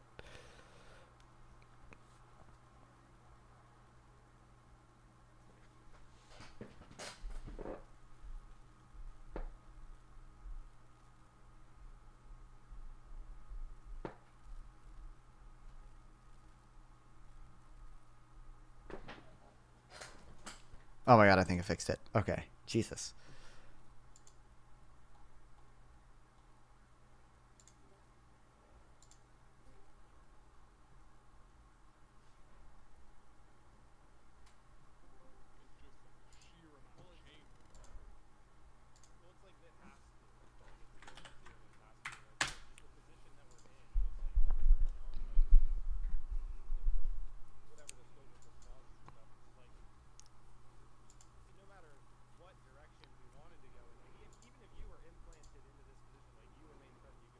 Right now, it's like there's still like just a lot of variables that have to settle, and you might be able to settle them in different ways than they are going to settle now, but it's like as just like how those settle is going to there's a lot of variables there, right? So like analyzing this at the end of that pause, or like at the end of that trade, if these trade deals come through, I think it'll be a lot more it'll be a lot easier to determine whether this stuff succeeded or not. Let me see. No, brother, you got it working. I have fixed it. I figured out the issue. I'm no longer hearing myself super delayed. Okay. There you go. Go ahead. There has been approximately one thing I think Trump has done well, and that is full expensing for R&D, and I think everything else is indefensible. All right. Okay. What do you think of the trade deals? I don't think there are any legitimate trade deals yet. There are kind of concepts of a deal with the UK. There's like negotiation channels open with China or whatever, but like none of these trade deals are getting anything I like. Obviously, I'm a free trader. It seems like these trade deals are aimed at keeping at least a 10% tariff. That seems like to be the case with the UK at least. It seems like that's going to be the case with China as well. I think if you look at the experience of Japan obviously tried to come here to get a trade deal, but they said the Trump administration does not have any clear goals, so we don't know what to offer the Trump administration. And I think that's going to be the experience of a lot of countries. I think if we keep seeing deals like the deal with the UK, which is our ally, by the way, they should be easy to get a deal with. These are quite obviously going to be deals worse than the status quo we had before. Well, that's interesting that you're saying that, because for years, I don't remember if y'all remember this term that I heard from the Dems, and I want to see, it's interesting y'all are, that I hear this complaint a lot, which is, oh, no one knows what Trump's going to do. When I heard under Biden, it was strategic ambiguity. Why is it different now? I genuinely don't think Trump has a very clear goal. And like under Biden, I don't think we ever had cases where like advisors to Trump were finding out about tariff changes while they were testifying like in a committee about tariffs, right? Like I don't think we ever saw this level of uncertain. We certainly never saw this level of business uncertainty under Biden, absent the COVID situation. I don't even know if it's. I actually don't think it was that high during Biden because COVID was coming down. Over Yeah, that there time wasn't period. that weird like lurching and then going back and lurching Yeah, and well, going back. Like as much as yeah. Biden would maybe not say things, I mean that's like fairly normal for a politician to keep information reserved so that they have a space to move in. But if we're talking about Trump, Trump is just like he just says something and then it's like not true in 10 minutes. And Sure, that yeah. obviously is hard for business to adjust to. I mean, as That is somebody who has like absolutely owned a small business, you know? For the 9 months that Biden was denying the inflation that ended up destroying the economy and putting him 15 points below Trump's economic approval, he was very consistent in that the inflation isn't real, it's transitory, and let's try to pass this $7 trillion worth of spending packages that I want to put into the economy. And that's why we saw for the next 2 years after COVID, the largest spike in national debt that you said you might be a bit concerned about now. The administration that spiked it the most of any of our lifetime was the Biden administration. And they didn't even get everything from the Build Back Better deal because Manchin said this is going to make inflation even worse. He was pilloried and basically kicked out of his party. They said they'd primary against him, and he said he wasn't going to run again. So I mean, obviously, you're right, he was more consistent. I mean, for one, there were also 2 stimulus bills it passed under Trump. Obviously, they might not have increased it as much, but we did see the national that GDP actually went down, I think, slightly during Biden's term overall. Obviously, from a big peak during COVID. But obviously, the relevant question is how much inflation was caused by deficit spending, and what did we get for that deficit spending? And it seems like probably about a third of inflation was caused by deficit spending. I'm generally hesitant to say that the president has much control over the economy. I think Trump has sort of prove that the president does have a kind of crash the economy button, but certainly I don't think every month to month inflation under Biden or under Trump is due to the president. I think it's mostly due to other factors and the Federal Reserve, which is outside of the control of the president. But I think probably about a third of inflation was caused by deficit spending, but we also had really low unemployment. We had under 4% unemployment for 27 months straight. We saw pretty strong wage growth. We saw, I mean, you bring up that inflation is outpacing wages. Inflation has been outpacing, wages have been outpacing inflation since 2022. This is not necessarily a new thing. It may be a new high, but I'm skeptical. What, sorry? You're right. In 2023, it did finally overtake. 2023. Inflation was no longer, yeah. But you're right. I mean, there's other wins as well. These concepts of a trade deal mean the negotiations are still ongoing. Trade deals do take a long time. And again, a lot of these could backfire or just be small trade deals that do very little besides remove some small barriers and whatnot. But you get 45 trade deals in a year, and then compare that to Obama, who got 3 in 8 years. That's just on face value. That's a big fucking deal. The status quo during Obama was still free trade with most of these countries, right? We might even if we didn't Trump is have trying to rewrite the whole package. Right, He used quite a few tariffs. The China tire tariffs was a good example of a 100% tariff he used. Well, I know that because I know a study on that shows that they actually cost 2,500 net jobs in the U.S. economy. But obviously, Obama did some tariffs. I think the tariffs that Obama did were bad. But look, the status quo with most of these countries prior to Trump was essentially free trade. We might not have had formal agreements with any of them, but Trump has blown up that entire system, even with countries we did have trade surpluses with and trade agreements with, like Australia. And then he's going to negotiate down, tariffs to probably a higher level than the status quo we had before, and then try to call that a win. And I think that's absurd because you've caused a bunch of business uncertainty. You've made consumers pay billions of dollars in tariffs, all for a trade deal that's worse than what we had before. I think that's insane. We don't know what they look let's like. Let's go to our pride representative as a baseball player over here. Well, what do you think about this, Ben Temple? Do you agree? Agree with what? Oh, what the lefties are saying about these trade deals and all that. Do you think that there's a plan? They seem to not think that Trump's got a plan. I mean, I think Trump has a plan. I think it's easy to just, the president has no plan. Even brain dead Biden had at least people in his office with a plan. So, we'll see what happens. Like I said, I think that ultimately a lot of this has to settle. Even if you guys put, your dream president in right now, these things would have to settle, and who knows how they settle. And, maybe they settle more favorably or less favorably to what you want. Given it's Trump, probably not going to like how it settles. That's fair. But, I think that this will be a lot more interesting at the end of this 90-day period. seeing what's going on there. Like whether that's extended or not, or like I mean, who knows what ends up happening at the end of the 90 days. Maybe we're like the end of the 90 days. It's like, oh, we're in the middle of another 90-day thing. Who knows? Which would probably not be the greatest thing. We could say that, but I don't know. I don't know. I'm not like I'm not super passionate on any certain direction. I trust. Well, okay. Well, that's a perfect segue. That's a perfect segue into what I want to ask. Okay, so you're a representative of the MAGA guy right here, right? Yeah. So, all right. Sure. I was pretty pro. Hey, we're kicking China out of fucking Panama. Do you think BlackRock being the one that bought the port at both ends is a benefit to overall our economy and net worthwhile to the United States? Because they're the ones who ended up owning the Panama Canal now, basically. Do you think this is a net win for the Trump administration, or is this a win for the Uniparty? All right. Who are you asking exactly? I'm asking our MAGA guy here because he's the MAGA representative. Well, I mean, I haven't really read up on that, but that what you said sounds based. BlackRock is right, not cool. We don't want them having control over that shit, right? I mean, but now they do. Describe to me. Yeah, BlackRock. So Trump said, "Hey, an American company now owns the Panama Canal," right? It didn't say that company was BlackRock, which is now the new owners of the Panama Canal. Are we fans of this as MAGA over here? This is a good economic indicator. No, we don't know. What about the rest of y'all? Do y'all like this? Well, I just want a sovereign wealth fund and we could buy the Panama Canal. I mean, like fucking, like just have some fun. Yeah, now I'm thinking. Let's get some fucking money in this.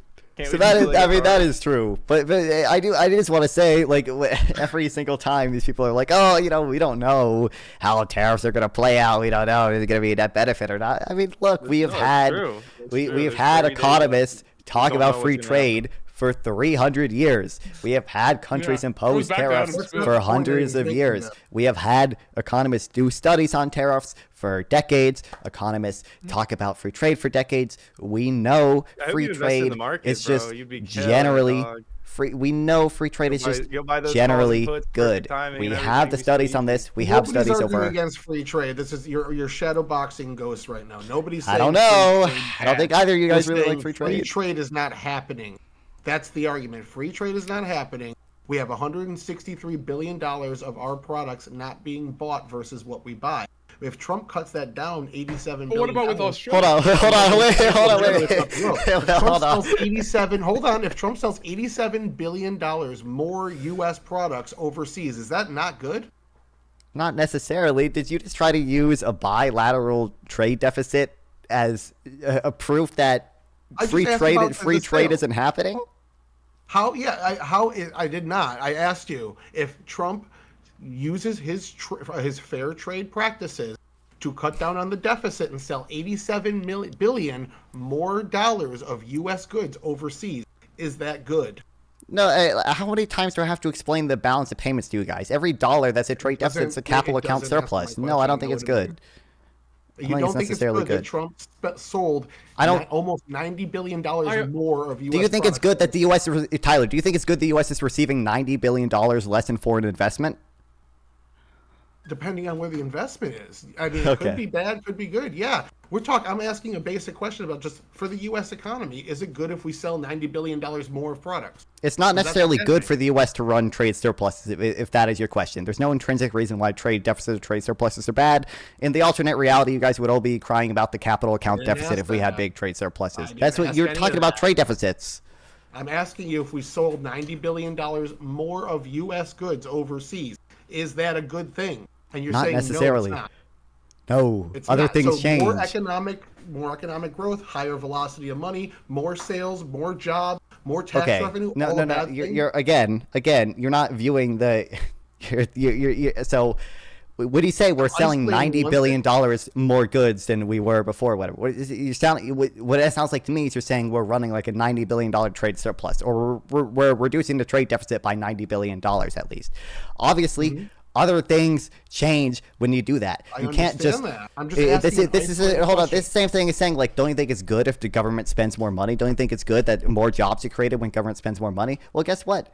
Other things change when the government spends more money. It crowds out other things. At $30, there's going to be consequences down the road that might be a net negative, and that's what Nalson's saying. I'm asking an isolated question. Can we just all come to a similar conclusion that selling $90 billion more U.S. products overseas is a good thing, regardless of how we got there. We can talk about that after we answer this isolated question. Can we just agree at the base I don't. cutting the deficit in half is a good thing for the U.S. economy? I don't agree with that. Cutting the trade deficit is necessarily a good thing. No.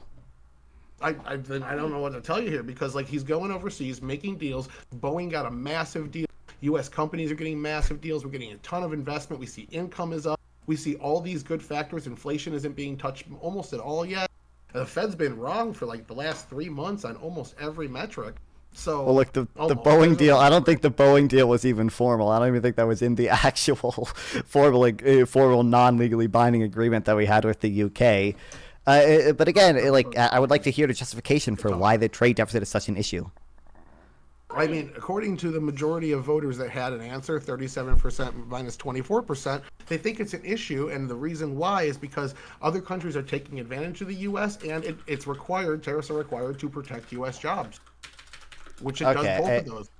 The bottom line number isn't better. You're right. You're correct that if we go with trickle-down theory, like you're saying, we could have more money go to the wealthy. It is 100% trickle down. This is the Reaganite trade. It is going from the wealthy, and they're going to trickle down the savings to the rest of us pleb. I get what it is. So Cato actually ran a poll. If you ask people, do you think the trade deficit is a problem? Well, most of them say yes. If you tell them, hey, by the way, every dollar that is a trade deficit is a capital account surplus, guess what? They say, actually, the trade deficit doesn't matter, by the way. It's crazy to me that somehow you don't understand the balance of payments now. That's kind of crazy to me. We've had this argument, and you're just kind of forgetting my response to it. So I don't know why you keep telling me, like, do you think it's good that the U.S. is selling $90 billion more or whatever? Obviously not, because other things change. Let me rephrase. Shinda, you come from back like basically your background, Maoist background, I believe. That's what you came from, right? Yes. Mm-hmm. Now there's a lot of economic. Yeah, right. I don't know your current economic theory. I know you lean more left than I do. What do you think about the trade deficit, the balance of pay? Like, do you agree that this is not a necessary problem? Do you like that? What about the framing to Tyler's question here with we do 90 billion over here, but we lose 87 billion over here? Is a net gain? What are your thoughts about what he's kind of laying out here?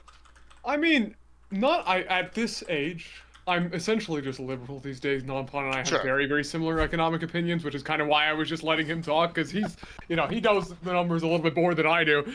I mean, yeah, as far as I understand it, there is the whole balance of accounts thing. If we have a trade deficit, we get foreign investment back into our country, and it's not just like we're just literally losing on the deal. And so it's not that trade deficits are an inherent issue that need to be fixed. That's not to say that there can't be like legitimate reasons for tariffs, but a lot of them have to do with like geostrategic concerns and not trade deficits. Let me ask you, is that foreign investment back into our country that you were getting back from the trade deficit, is that as good or equal to going to the same places as U.S. investment is into our country?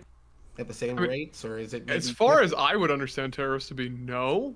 Most tariffs tend to be fairly destructive because I mean they're attacks on elastic things like the goods balance and of payments that Non-Fon's talking about. When that money comes back in as U.S. investment, is it coming back in to be cycled into the U.S. again, or is it coming back in as investments into things like bonds and such, so that these people could actually make more U.S. money and remove more money from our economy? It's just basically a compounding effect of more and more getting siphoned out of our economy when they reinvest, because they're not reinvesting in new businesses. It's not Shark Tank. They're coming in. They're like the number 2 thing they're investing in is bonds from the U.S. Treasury. That's not going back into our economy. That's going into the hands of the Fed. Now, it can go back into our economy based on the 3 powers that the Fed has. But, I mean, if we're in an inflationary cycle, they're actually trying to remove money. So that money. There's not necessarily net. Yeah, hang on. There's not. Just looking at one thing. There's not necessarily. It equals out, so ignore the rest. Well, no. So it's not necessarily like net money added or destroyed when a foreigner buys a bond. When a foreigner buys a bond, the U.S. Treasury gets the money, or a U.S. investor who held the bond gets the money, and the foreigner has the bond now. So you're, correct in stating that does create like a liability, but like we don't have an issue with this generally. Obviously, there are cases where there's an asset on one side and a liability on the other side, but it's still a net benefit for you to engage in that, in that trade or whatever. So look, like the relevant thing is that tariffs. So we can bring them two into it. Okay, the relevant thing is that we can't assume everything stays the same, because when you do tariffs, when you stop having free trade, you lose economies of scale, you lose the gains from exchange, you lose the gains from specialization, right? Like the relevant thing is that fundamentally we will be a poorer country with tariffs. If we do not benefit from the gains of trade, if we use more resources to achieve the same outcome, we will be a poorer nation. So there's obviously going to be. Well, let me come back here. I see Pentuple has done the research now, and now he's a fan of BlackRock in here. The argument that many people I didn't say that would make is that a BlackRock's U.S. At least whenever they charge people to go through one side or the other side, the money's going to partially come back to the U.S. We built the thing, et cetera, et cetera. That'll save us money on shipping long term, logistically, net gain. I mean, one of the trade deals we do know Trump has done. Y'all say there's no trade deals. Is kind of the counteracted to China is now we're selling more stuff to India and potentially even F-35 seems like to be the deal in the works. Are we fans of these things? Pentuple, let's just start. Why do you like BlackRock so much? And what do you think of selling deals to India? So I was reading and I got here. What says the BlackRock Panama Canal controversy involves a $22.8 billion deal to acquire C.K. Hutchison's global ports, including Balboa and Cristobal. Bro, is he reading from Grok right now? Is he reading from Grok? Championed by Trump as a move to curb Chinese influence, the deal has been stalled by China's antitrust review, Panama's audit alleging $300 million in unpaid fees and misconduct, blah, blah, blah. The deal remains unsigned. But, I mean, if we're talking about critical to the Panama Canal's operations, I mean, it seems pretty easy to say I'd rather a U.S. company own it. I thought we were done. I mean, I don't think BlackRock's like like my favorite company or anything like that. But I mean, they're. Do we like getting at MAGA headquarters? Do we like getting more in bed with India over China? Like, let's see, because I know our free trade proponents want us to trade with everybody, but it seems like over China. Yeah, well, so we're now selling stuff. India seems to be lining up against Pakistan. Pakistan's lining up with Iran and China. They like to get their B team group in the BRICS, and it looks like this would be an opportunity to get rid of India out of BRICS. Do we like that we're selling things over there to India at MAGA headquarters, or should we go back to more isolationism? Also, we're going to come to the new guy here in a moment. Go ahead. And just any of us? I got to research again, man. Okay, go research. Hey, let's go to the new guy. Let's go to the new guy here. Welcome on, first timer. If you say anything to us, I'll ban you. All right, go ahead. Hey, what's up? I know we've interacted before, and I know everybody on the panel but you, Gibbs. So, yeah, I just wanted to ask Tyler about the question in regards to the trade deficit. So, like, when we're talking about increasing the amount of trade that the United States is doing internationally, I think it's important to be very specific about what is being traded coming out of the United States, because we have an economy that has a very high cost of labor, and in regards to demand for things that we create, if we're producing things that exist within like this sort of subset or criteria of things that are cheap labor or have a very cheap relative cost to make, and we're exporting and selling these things, then it can be a problem for the United States because, as I said before, our cost of labor is so high. Whereas if we're participating in high-end or luxury goods that are being sold out of the United States on global markets that other countries can't necessarily compete with, it ensures us better long-term competition for those contracts. So I want to know if you have any information on what is actually being sold in regards to that $90 billion number that you were actually citing before. I don't yet. I didn't jump that deep into research. I was more researching for this topic, so I can get back to you on that specifically. But you got to get into the non-found and I canon, which is like our 18th debate on the economy in like 2 months. So we have a lot. Nobody gives a shit about that. All right, hold on. We've already been over there. Hold on. I want to make this very clear to like people. Nobody gives two fucks about that. Summarize, get to the point. Go ahead. I just don't know offhand. I didn't research for that more. I was going to try to make a more simplified example so that we can incorporate the people that don't follow economy as much. Essentially, you have a store, you sell goods. Your neighbor comes over and buys those goods, and he buys so many of them, you're giving him a special deal. Come to find out, when it's your neighbor's turn to buy goods, he's telling all of his employees and his staff and his family, if you go there to buy goods to my store, he's going to dock your wages by 20%. So that's the type of free trade that we're currently working within. And it's a raw example. I know it's not perfect, but it more incorporates other people into the conversation. What do we do from there? Do we start paying our employees less? Do we stop selling to them? Do we put some pressure on them and say, hey, we're going to get rid of your special incentive over here unless you do X, Y, and Z? And this is something both Biden and Obama were both big fans of, especially with China. Biden talked about the threat in the East over and over and over again. He put fucking ships in the sea next to Taiwan. Like, it's very clear that everyone does not like China's trade practices, and this is even before we start to get into the illegal shit they're doing, like IP theft, breaking 30 plus contracts with the United States and trade deals with the United States in order to do that IP theft, and all these other things. Like, we're continuing to have them violate our free trade deals and saying, well, you know, it's not economically worth it for us to hold them accountable, so let's just let them keep doing this shit to us, because it might cause a little bit of pain in the short term. And this is a decision. Like, Donphan's not wrong. He's just giving you only one side of the argument. He's doing it well, but this is a decision voters get to, like, hear out both sides of and say, I am tired of getting screwed over by China. And it's something both parties generally agree with. So, I mean, I will say for myself, if we're talking about using tariffs as a negotiation method with specifically China, and we believe that negotiation method would actually work, unlike, say, some of the Trump-Chinese trade deals in, like, 2017, I'm okay with it. I already kind of carved out an exemption that tariffs can sometimes be useful geostrategically. Like, we use tariffs to protect military industries, or we use them to punish people who are not liberal democracies or whatever. I am fine with warming up to India over China and in general decoupling a little bit from China for geostrategic reasons, but I do think that will come at an economic cost, even if it will be helpful to, like, American geopolitical stability. But I think it's really dumb that we're decoupling not just from China, but also from, like, the fucking UK and the EU and these other people who were imposing at minimum 10% tariffs on. Like, yes, you could get me on board with fighting the Chinese specifically because they are a totalitarian state, but we're doing this to everybody, and that's the really frustrating part about these tariffs to me, is that there are a lot of people which we are okay with trading with. USMCA, for instance, like we had this deal where USMCA was very similar to NAFTA with some restructuring. It really didn't need a new name. Trump just wanted to brand it. But USMCA had a loophole, and China just started investing and building factories in Mexico in order to keep flooding us with cheap steel.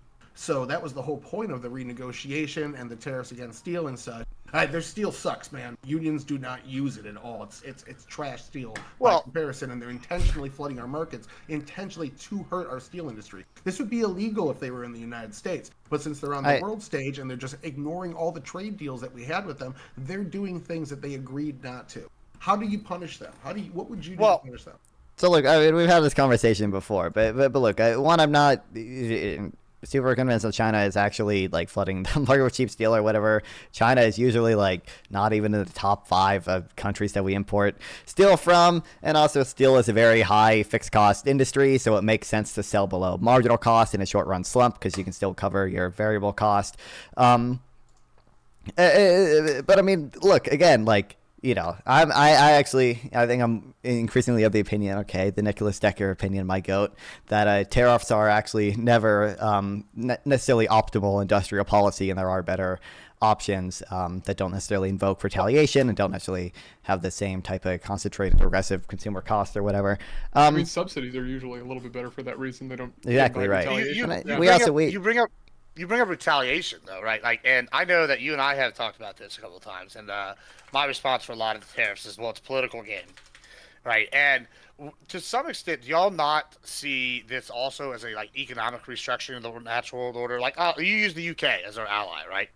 I've seen arguments lately, some factors that have came out today. I just shared a fantastic article about Ozempic increasing penis size. In that article, it listed the fact that the UK is the second most miserable country in the world due to economic reasons is a partially a big reason why, right? After I looked into this further, some would argue that like Mexico is on the come up. Well, UK is becoming Mexico, right? Like it's becoming the third world right before our very eyes. And this could be a way to restructure with new, better trading partners like India, who looks poised to become an economic superpower. Other countries, like Rwanda, who's becoming an economic superpower and military superpower in Africa. Would y'all not see that this might be a way to go forward for the future, or do y'all just think this is all a net bad what he's doing with the tariffs because they might retaliate as opposed to like these other countries might be like, hey, let's get in bed with him.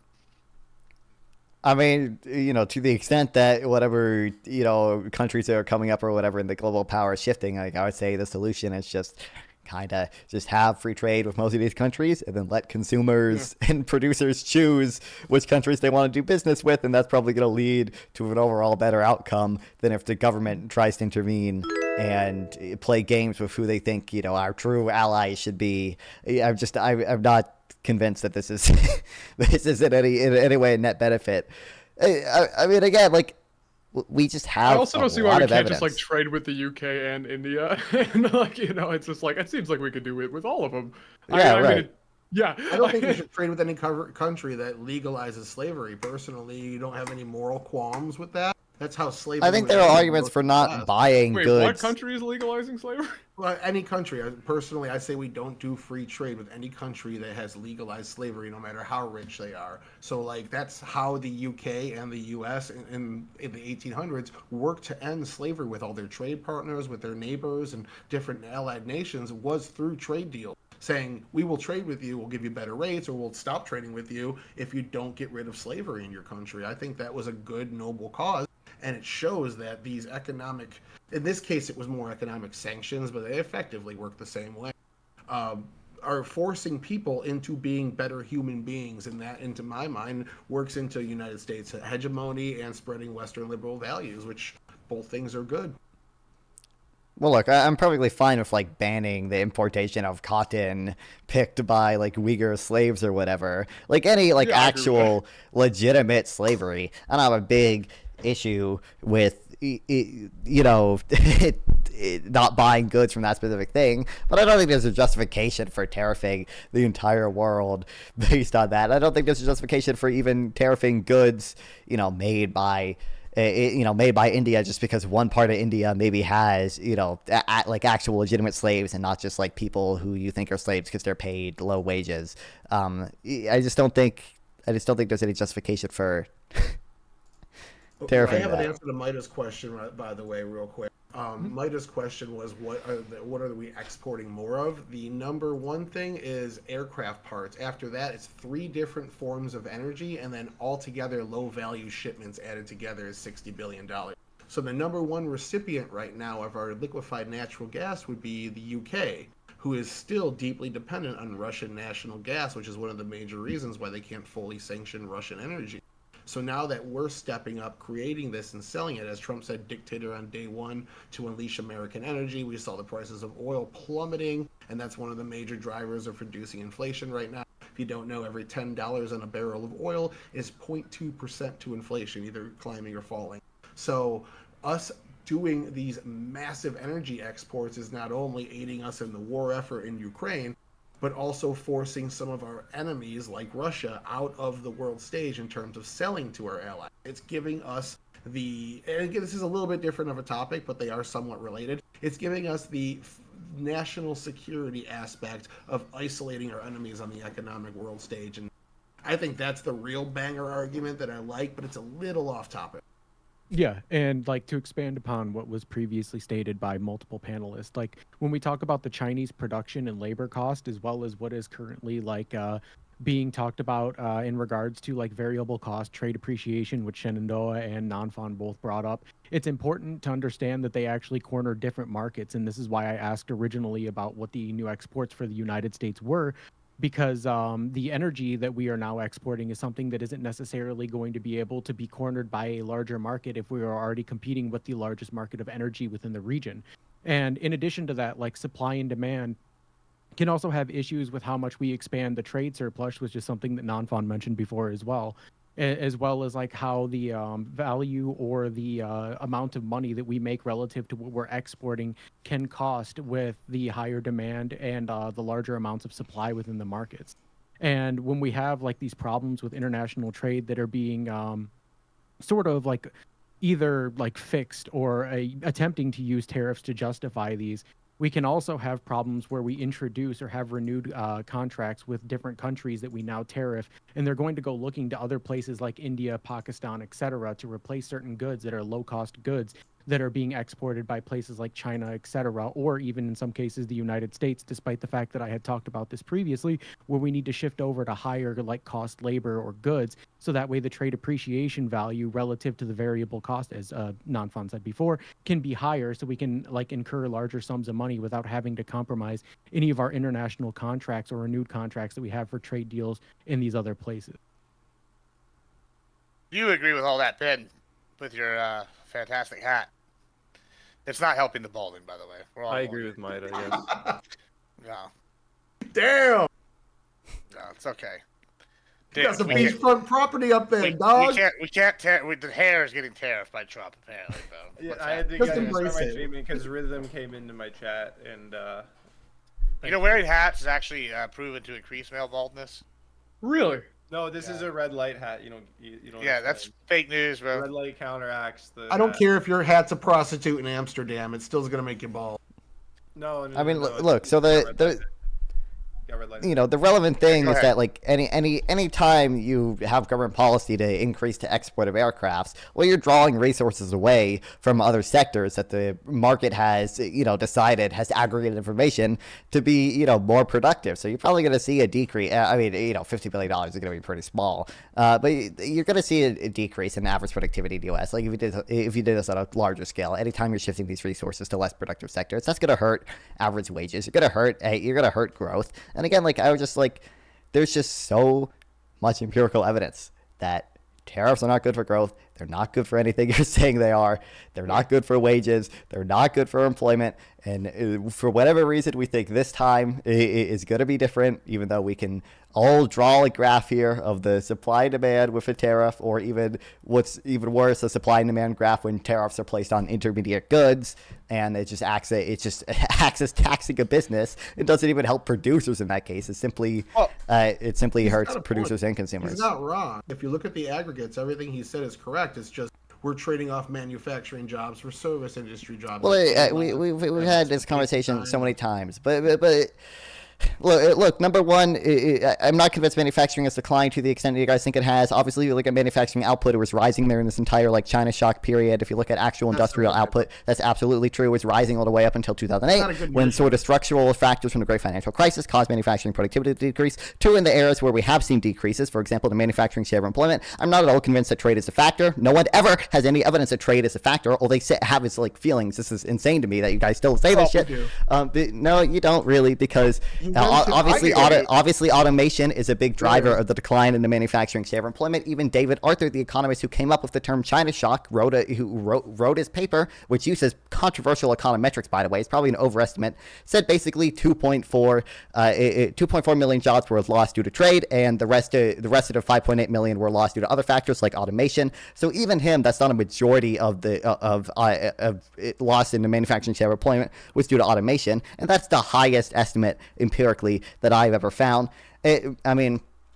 Three, I'm not convinced that tariffs will actually help manufacturing in the way you think it does. So number one, manufacturers rely on economies of scale. They rely on lowering their average cost by exporting to world markets. Number two, they rely on foreign inputs. If you increase the price of the foreign inputs that they're getting from other countries, you hurt American manufacturers. We see this with the steel tariffs. We have studies from Trump's first administration that show, guess what? Aggregate manufacturing jobs were actually hurt by this because you tariff the intermediate goods that these manufacturing companies rely on. And four, obviously, to the extent it is true, which I think is a limited extent, that we are replacing manufacturing with service jobs, which again, I think that's a very limited extent. I don't see any actual issue. I don't see any issue beyond national security for doing that. There's no intrinsic reason to value manufacturing jobs if it's not in a national security sector. Relative to service sector jobs, especially because service sector jobs are higher productivity and generally therefore have higher wages. Like, let me push. And are also easier for workers. Yeah, let me They just, are. ask you this thing. I know we've kind of talked about this. We're not going to circle the drain on this one again with some like industries required for like national security, like I don't know, shipbuilding or whatever, and that's not going to be an economic net benefit potentially. I mean, it might be a local economic benefit to protect the shipping yard or something, whatever, because we need it to build fucking aircraft carriers. I don't know. That's not what I'm talking about. What you mentioned this several times, like throughout our talks. I don't think I've really ever pushed you on it, but you've mentioned like, oh well, tariffs shift jobs from one area to another, right? Mm-hmm. And a lot of the times the one that we talk about is manufacturing. And I know I've kind of brought up the ag several times before. What do you say, like, oh, okay, food production, that could be a national security issue, but like in the long term, say you have more American beef, for example, because that's that industry. And if I have more American beef, I'll give you an example here in Texas, right? 5 years ago, we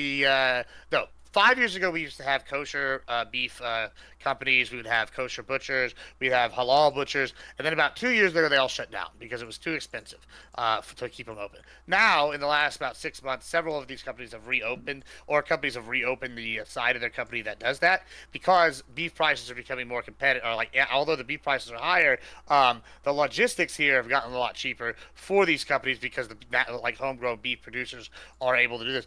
You're arguing, okay, it's bad to hurt these other industries, which, yeah, I agree, it sucks for those people. However, now you've made more what I would say long-term jobs. Like a truck driver is probably going to be a truck driver for a lot longer time than, say, a service industry guy who's a waiter, or some other service industry. Would you not agree that's a good long-term growth plan to have more long-term jobs associated with industries that are like producers, like agriculture, or like manufacturing? I'll ask Namfon because I know he's got an opinion. But then No, absolutely not. There's no, again, like economists have been talking about free trade for 300 years. We have models that we can build up using the laws of economics and, making very reasonable assumptions about the law of supply, the law of demand, and just graphing these things and showing actually free trade is good for growth overall. And we have decades of empirical evidence to show countries that engage in free trade have higher growth rates over the long term, and countries that engage in protectionism have lower growth rates over the long term. I can send you studies from Argentina. I can send you studies from Spain. I can send you studies from import substitution programs. Hold on. We also know for a fact, say, like, I'll give you an example. We could use Rwanda. Rwanda taking over the rare earth minerals in fucking the Congo and selling them for dirt cheap prices is going to boost the shit out of their economy. But that's not necessarily them doing free trade. Maybe it's free trade, but it's definitely not fair trade. Hey, we're literally pirating another country's resource to sell. Like, I don't know that that's like an accurate argument in all these cases. Whenever you have if I steal, I'm probably going to make some money. Right, yeah, exactly. Yeah. You conquer these countries and take it. So, like, I'm saying, whenever we point to this, there's definitely plenty of examples of that going on that are included in the future. Like, I don't know, taking over Nepal, and using the Uyghur Muslims for all this stuff. That's not fair trade. How do you complete slavery? Well, I mean, here's the relevant thing. Like, let's say India invented a new technology that let them made clothes, twice as quick as they normally could, right? And we see this and we say, oh my God, you're engaging in fair trade. You just made this amazing technology that makes clothes using half the labor cost or whatever.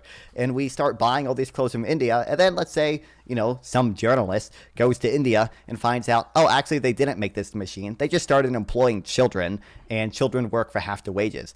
Is the economic gain that we had somehow gone because of that? No, it's obviously not. We obviously still benefited economically from that. Slavery is good? I don't think slavery is good. I think children working in sweatshops can be good. But you guys don't have it. I could cite if you guys want to have that conversation, we can. I can talk about why sweatshops are good. I think the fun of it. I don't think anybody disagrees with you here. Maybe maybe not morally good, but it does show economic growth. I mean, there's a lot of like Vietnam's a good example of this. The average wage increased because of sweatshops quite a bit. Exactly. Time. But yeah, I mean, the alternative for most of these children is not like being educated, becoming a high skill worker. It's being unemployed and their family, working on more dangerous farm labor, being paid lower wages. The alternatives are just not any better. They're actually, far worse. And we have evidence of this from a child labor ban that happened in India. We have evidence from this from sweatshops that were in Guatemala and Honduras and Haiti. But regardless of that, Obviously, we still benefit economically from these things that you don't consider to be, fair trade or whatever. I think the line of fair trade is, somewhat arbitrary, like, IP law. Obviously, I'm fine with saying that China violates IP law, but look, a lot of other countries just have like different IP law than us. Is it like unfair that these other countries have different IP laws and their technology is protected for longer than our technology? We probably have the most strict IP laws out of most of these other countries. But the relevant thing is that the market aggregates all this information and leads to the, generally speaking, obviously not always, the most efficient allocation of resources based on the information that everyone in all these different countries have. Like, I think that's the relevant, important thing, and that helps the U.S. long term, that helps the U.S. short term. Yeah. I am also confused on how this is about, like, Trump at this point. Like, I am just starting to we moved a little bit. We can go back. We can refocus. Yeah. Go ahead, Tyler. Go. What you got? I just wanted to address something said. So you were talking about one of the most liberal studies said 2.4 million jobs. Well, looking at the CHIPS Act, Biden was projecting bringing in 365,000 manufacturing jobs over 10 years, and then the Inflation Reduction Act bringing in another 143,000 over 10 years. And that was a victory lap worthy of success, bringing in 500,000 new jobs. Trump's talking about 200 million new manufacturing jobs off of $3.5 trillion in investment over the next decade. And it's taking hang on, isn't that more than there are American workers? 200 billion. Like 180 million American workers? Dollars. I'm sorry. $3.5 trillion to get 200,000 manufacturing jobs. So you're saying 2.4 million manufacturing jobs going away isn't a big deal, but that's 1/6 of our manufacturing jobs going away at minimum. And then, like, so again, the CHIPS Act bad? I don't think the CHIPS Act was net bad because I obviously think chips are a national security concern. But that's taken the highest estimate, which I think is an overestimate. I don't remember the exact reason, but the econometrics used in that paper are not necessarily the best and have been subsequently disputed by quite a lot of people, which is why other studies say that only actually like 13% of the decline in the manufacturing sector employment was due to trade. But obviously it's a cost and benefits analysis, right? So like maybe I grant that we lost 6 of our manufacturing jobs or a 5th of our manufacturing jobs or whatever. Well, what do we get for that? Well, resources got allocated to service sector higher productivity jobs. That bidded up American average productivity, which bids up average wages in America. Consumers in America got access to cheaper goods. Exporters got a benefit because all these other countries now have American dollars from people buying American goods, or from Americans buying their goods, which means the other countries are left with dollars, which means they then buy our goods or invest in bonds or do some type of FDI. There are all these other benefits that just make it a net benefit. Again, the fundamental thing is that you use less resources or the same amount of resources to get more things. That is the fundamental comparative advantage truth. That aren't meant to negotiate are probably bad unless they're a 10% tariff, which the market can easily absorb. But what you're arguing here is that tariffs are essentially taxes. Taxes make things more expensive, but we also can't cut taxes. Yeah, you have a great understanding of my argument, buddy.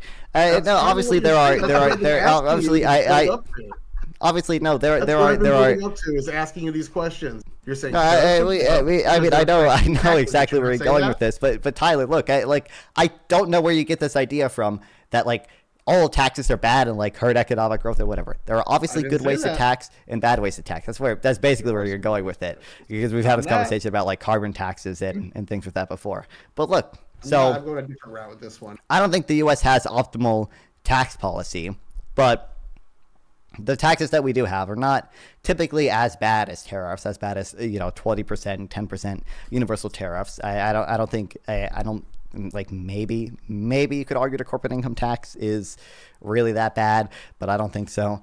Social Security, Medicare, payroll taxes, those are the 3 I want to argue about. I don't necessarily know if payroll taxes are the most inefficient taxes. I'm not saying they're inefficient or not. I'm arguing to you.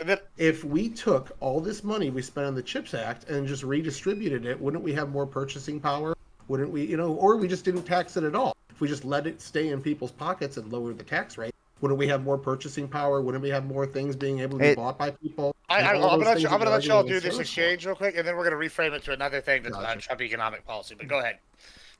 I mean, it probably just depends on like how you tax it, right? So like if you did a land value tax or a resource rent tax and use that revenue to subsidize chips or whatever, that could very well be a pro-growth thing because it's not really distortionary to tax away resource rents or whatever. I mean, you could have, presumably there might be some crowding out of other manufacturing if you subsidize chip investment. I'm open to that being the case.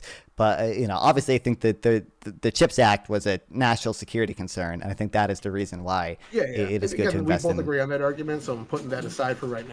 All the money was collected the exact same way as it was for the CHIPS Act, but instead of spending it on the CHIPS Act, we redistribute it to the most in-need people in the country, giving them better purchasing power and whatnot. Wouldn't that act the same way for the most impoverished people as cutting tariffs? As cutting tariffs? So why would you do the CHIPS Act, and why not just give people back their money and let them, spend it how they will? Because we want chips to be built here as a national security thing. Because we have other goals in place, and one of those other goals in place is China violating our trade deals 30 times and nothing being done to punish them. What goals do we have with the rest? Well, that's what I'm saying. India and the UK. There was the whole issue with Vietnam and Mexico where we didn't tariff them as hard as we tariffed China in the first Trump administration, and China just diverted their investments to those countries that we had trade deals with and started investing there. So they were basically... That's one of the biggest problems with tariffs. That's a good argument for tariffs being non-preferable to subsidies. One of the biggest problems with tariffs as a tax. Unless you tariff multiple countries. Yeah, unless you say, hey, every import of steel that comes from China... And you're right, Nonfine, we're getting our two of our top countries we import steel from are Mexico and Canada. Where are they getting their steel? Because they're not manufacturing at the rate that we're buying. They're getting their steel from China too. So China's flooding their markets, and they were rebuying it. I'm not convinced that maybe you have data behind this, that most of the steel we buy from Mexico and Canada is actually Chinese steel. They might buy I'm not a steel manufacturer, okay? I don't own a steel company. So I don't know to what extent it is actually legitimate for people in Mexico to buy Chinese steel, and then maybe they refine it a little bit and sell it to America, or if they are literally just repackaging it. I could very well see that there are legitimate reasons for buying Chinese steel as an input for better refined Mexican steel or whatever. But I would just nobody doubts the Mexicans built the pyramids, non-fun. All right, I'm just saying you should probably trust Mexican steel. All right. Sorry, this is under the Biden administration, when the Biden administration was working with Mexico to thwart China's circumvention of tariffs by dumping steel into China or Mexico and Canada. This is the Biden administration acknowledging not only this was a problem, but working to correct it as well. I can put in the group chat. Was it? Well, I'm just curious what the number of what the percent of. Yeah. I'm not sure if it's a huge problem, like Non-Fun is saying. I could believe it happens. I'm also just skeptical that then therefore Canada and Mexico should catch massive strays because people are essentially laundering steel through their countries. Because it sounds like this would be a problem everywhere. It's okay, we have this issue. We don't like China. We want to decouple from China and make China weaker. For ideological reasons. We just think hey, you know what? Uyghur slave labor, communist totalitarianism, these are all too much for us. We're not going to do them. And that's all good. And then obviously enforcing that is kind of a pain in the ass. But then the problem is if you just tariff all countries at 10% just to get the Chinese, it's wow, you're really pissing a lot of other people off just to get at China, and that's probably not going to be a net benefit for us. I mean, that's kind of saying I will mention there's a shooter in the room, and then we just start spraying everybody. It's well, I would think of it I would think of this think of it like this as well. China has 1 billion people. China has a pretty big economy. Obviously, if the U.S. wants to benefit from the same type of economies of scale and the same population as China, we should probably have free trade with Japan, have free trade with Korea, have free trade with our allies, so we can better counter China. It is not. Yeah, exactly. I don't think it's beneficial to tariff all our allies, make them mad at us, make them feel like we're not a reliable trading partner if we're trying to combat China. And I also don't think we'd be doing anything with foreign students who also are good for American innovation and countering China. But that's a different thing. let's reframe this a little bit here. Let's talk. We've talked a lot about tariffs. I know that my left-leaning counterparts are not a fan of the tariffs, it seems like. Well, let's talk about the big, beautiful bill. Some of the Republicans don't seem too happy. Elon is saying basically Trump's on the Epstein list. He's so upset with it. You know, and then we got fucking Marjorie Taylor Greene saying she's not a fan of it, saying he was right. You know, Elon's right.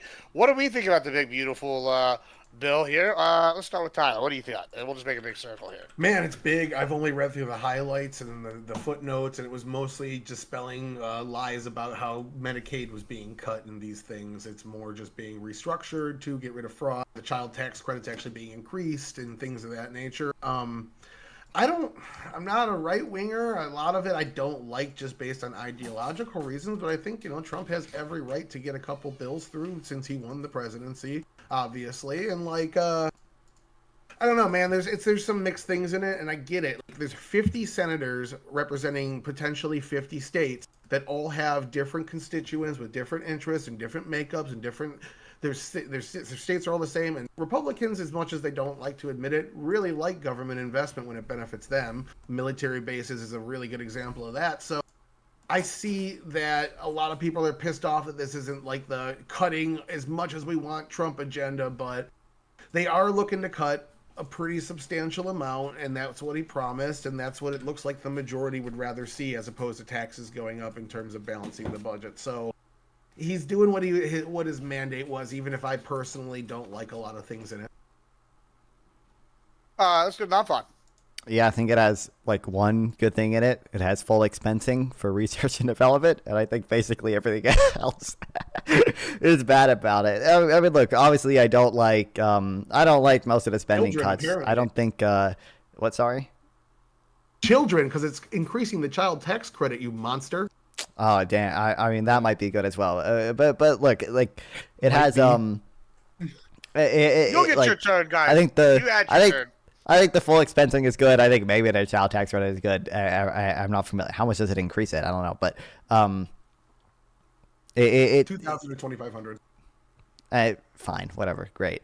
I don't like the spending cuts. Look, I think any children you get out of poverty because of the child tax credit is probably going to be hurt by food stamps or Medicaid cuts. Don't like those. I don't like the SALT cap. I don't like the random deductions that we're adding for seniors. I don't like any of these random. I think no tax and tips passes a separate thing. I don't like any of these like super complicated random tax deductions that we give for things. We should, I think, move towards a much simpler, more efficient tax code, and this gets us further away from that and also increases the deficit. So yeah. All right. By a lot. Let's go to Maida. Go ahead. What you think? Yeah. So I haven't read all of the things about the big beautiful bill, but I guess I would tend to agree somewhat with non-Fawn here. I think that a lot of the spending cuts, if the original propositions for the spending cuts to like Medicare, Medicaid, etc., are going to come in, that's going to be problematic. If it's still the 10% over 10 years, like our original proposal, I don't know if that's changed or not, but I'm willing to state if it has changed, then I would have to take a look at it. I think that the spending deficit decreases can be a problem in some different sectors of the government because inefficiencies are going to cause more damage than good. In the long term, when we see these cuts to this, even if there is like some level of fraud, I think that needs longer to be looked into than just a couple of months or even a year from the original proposition. I do somewhat agree with like some of the border security stuff that is being proposed because I am someone who is to some degree anti-immigration despite being considered on the left. So I will say that there are some good things that come from the bill, but overall, I think the negatives far outweigh the positives in the circumstance, at least from what I've read. All right. Shenandoah. That's me.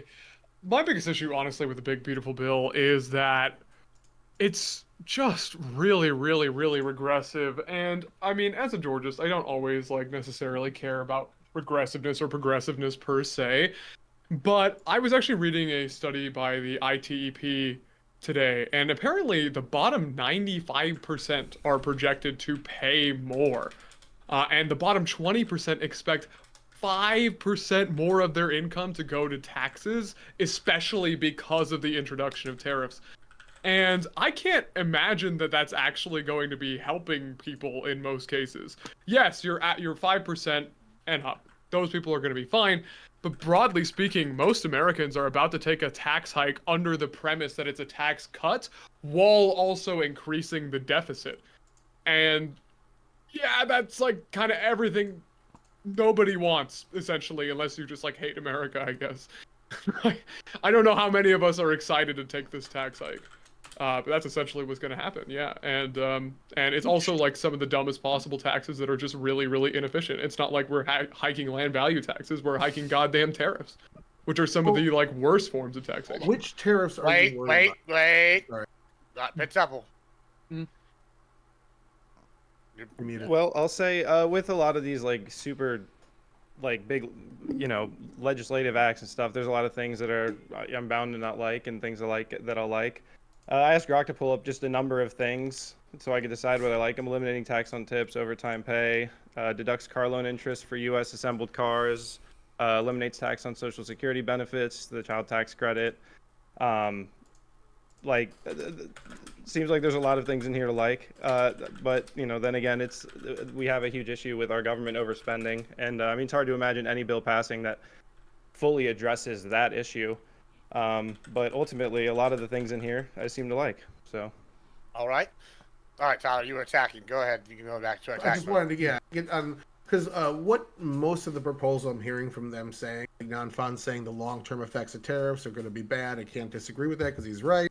And Shenandoah is saying that this is going to be a giant tax hike. But most of the tariff, if you look at like the actual tariff rate, most of them don't come from that flat 10% we're doing to every country. Most of them don't come from the auto tariffs. Most of the fentanyl emergency tariffs are gone because Trump got what he wanted out of those countries, including Panama, Colombia, Mexico, and then the Canada one got slapped down by the Senate because they said there was no emergency. So the tariffs that people are focusing on are the reciprocal tariffs. And those were in place for 12 hours. How is 12 hours worth of tariffing and then a threat that if you don't come and restructure your trade deal, we're going to tariff you again? How is that actually going to affect the economy besides consumer confidence? Because they're not in place. They're not actually paying for them. The only tariff we're taking money in from generally is the 10% across the board tax.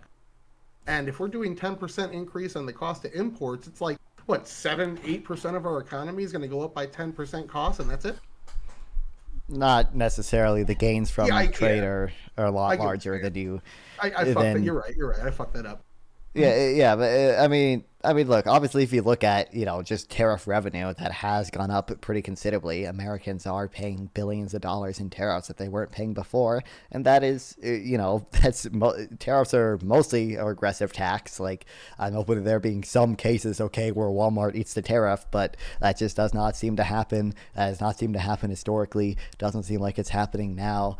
I don't think tariffs. What tariffs are you scared of are going to cause the inflation is what I'm asking. The reciprocal tariffs, the big tariffs on every country, those have been suspended since 12 hours after they were implemented. They're not in place, and they haven't been. The only ones it's hard to. I don't know what I would rank each individual tariff policy on my, like, how much I don't like them, considering, I mean, you're right, obviously some of them haven't been in effect or were only in effect for 12 hours. I am obviously, but, I'm obviously worried of the reciprocal tariffs, coming back if Trump wakes up in a bad mood someday. So it's like, do I want to rank that higher than the steel tariffs, which are in effect and, are hurting people? I don't know, it's difficult to say, but, I'm opposed to almost any tariff, so I don't like any of them. I personally don't like a couple of them as well. That 10% tariff, I think we've already agreed that I don't like personally, but the major tariffs that are going to cause this inflation that still hasn't come. Again, in the last 3 months, we've seen 0.3% inflation if you add all 3 months together. 0.3%. If you keep that up, that's 1.2% inflation for the entire year, which I'm not saying we're going to keep it up, but it's a very good rate to be on, while wages are rising as fast. I don't think tariffs are the main or inflationist thing I'm most concerned about with regards to tariffs. I do believe that they are regressive, but I don't believe that they are a particularly inflationary tax. Like, obviously, corporate income tax also raises also fighting the Fed here, I guess. This is what the Fed's been saying about. Right. So, what I do think is relevant is that this bill will increase the deficit. It will increase the deficit at a time when other countries are not buying our bonds as much, right? There are a lot of other countries dumping our bonds right now, which means a lot of this debt will probably have to be monetized by the Fed, and that is going to increase the money supply. That probably will lead to inflation. I think that's a bad thing.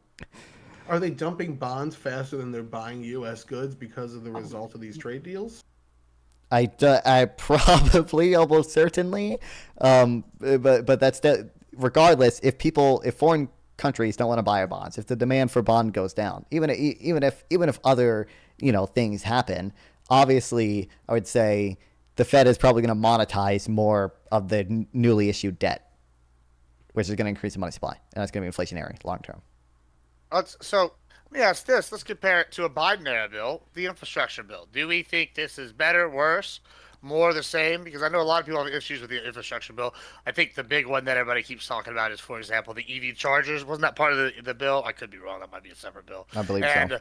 Yeah, it was like Yeah, and it was like 8 of the 8 got built, and I think there's up to 30 now maybe that are built. It's just like millions and $1 million allocated and spent on this, and it was never spent. And and then we had the famous Jon Stewart interview now where he's going through it, and they're like explaining how many steps for a lot of these programs it takes, and it's just tons of red tape with no real results. Do we think this is going to have more, maybe not good or bad impact, but we're going to see direct results happening from this? Because I feel like Trump's arguing a lot of, I'm doing stuff that's going to happen now, and you're going to see results. And I guess we're arguing whether they're good or bad results. Do we think that's going to be the case in this case compared to the infrastructure bill? What are our thoughts here? Well, I'm That's a tough one. I'm an abundance that's what I do. liberal. I ask the tough question. That's why we're here. I'm an abundance liberal, obviously. So I have a lot of issues with Biden, with the way things in infrastructure bill are taking place. Like I do believe there's way too much red tape. There's way too many environmental reviews. To the extent I think the Chips and Science Act was a good thing, I think in large part that was because we granted the Chips and Science Act an exemption from a lot of these environmental reviews. But at least the Infrastructure Act was like, is that a good thing? Hold on, is that you think funding. that's a good thing?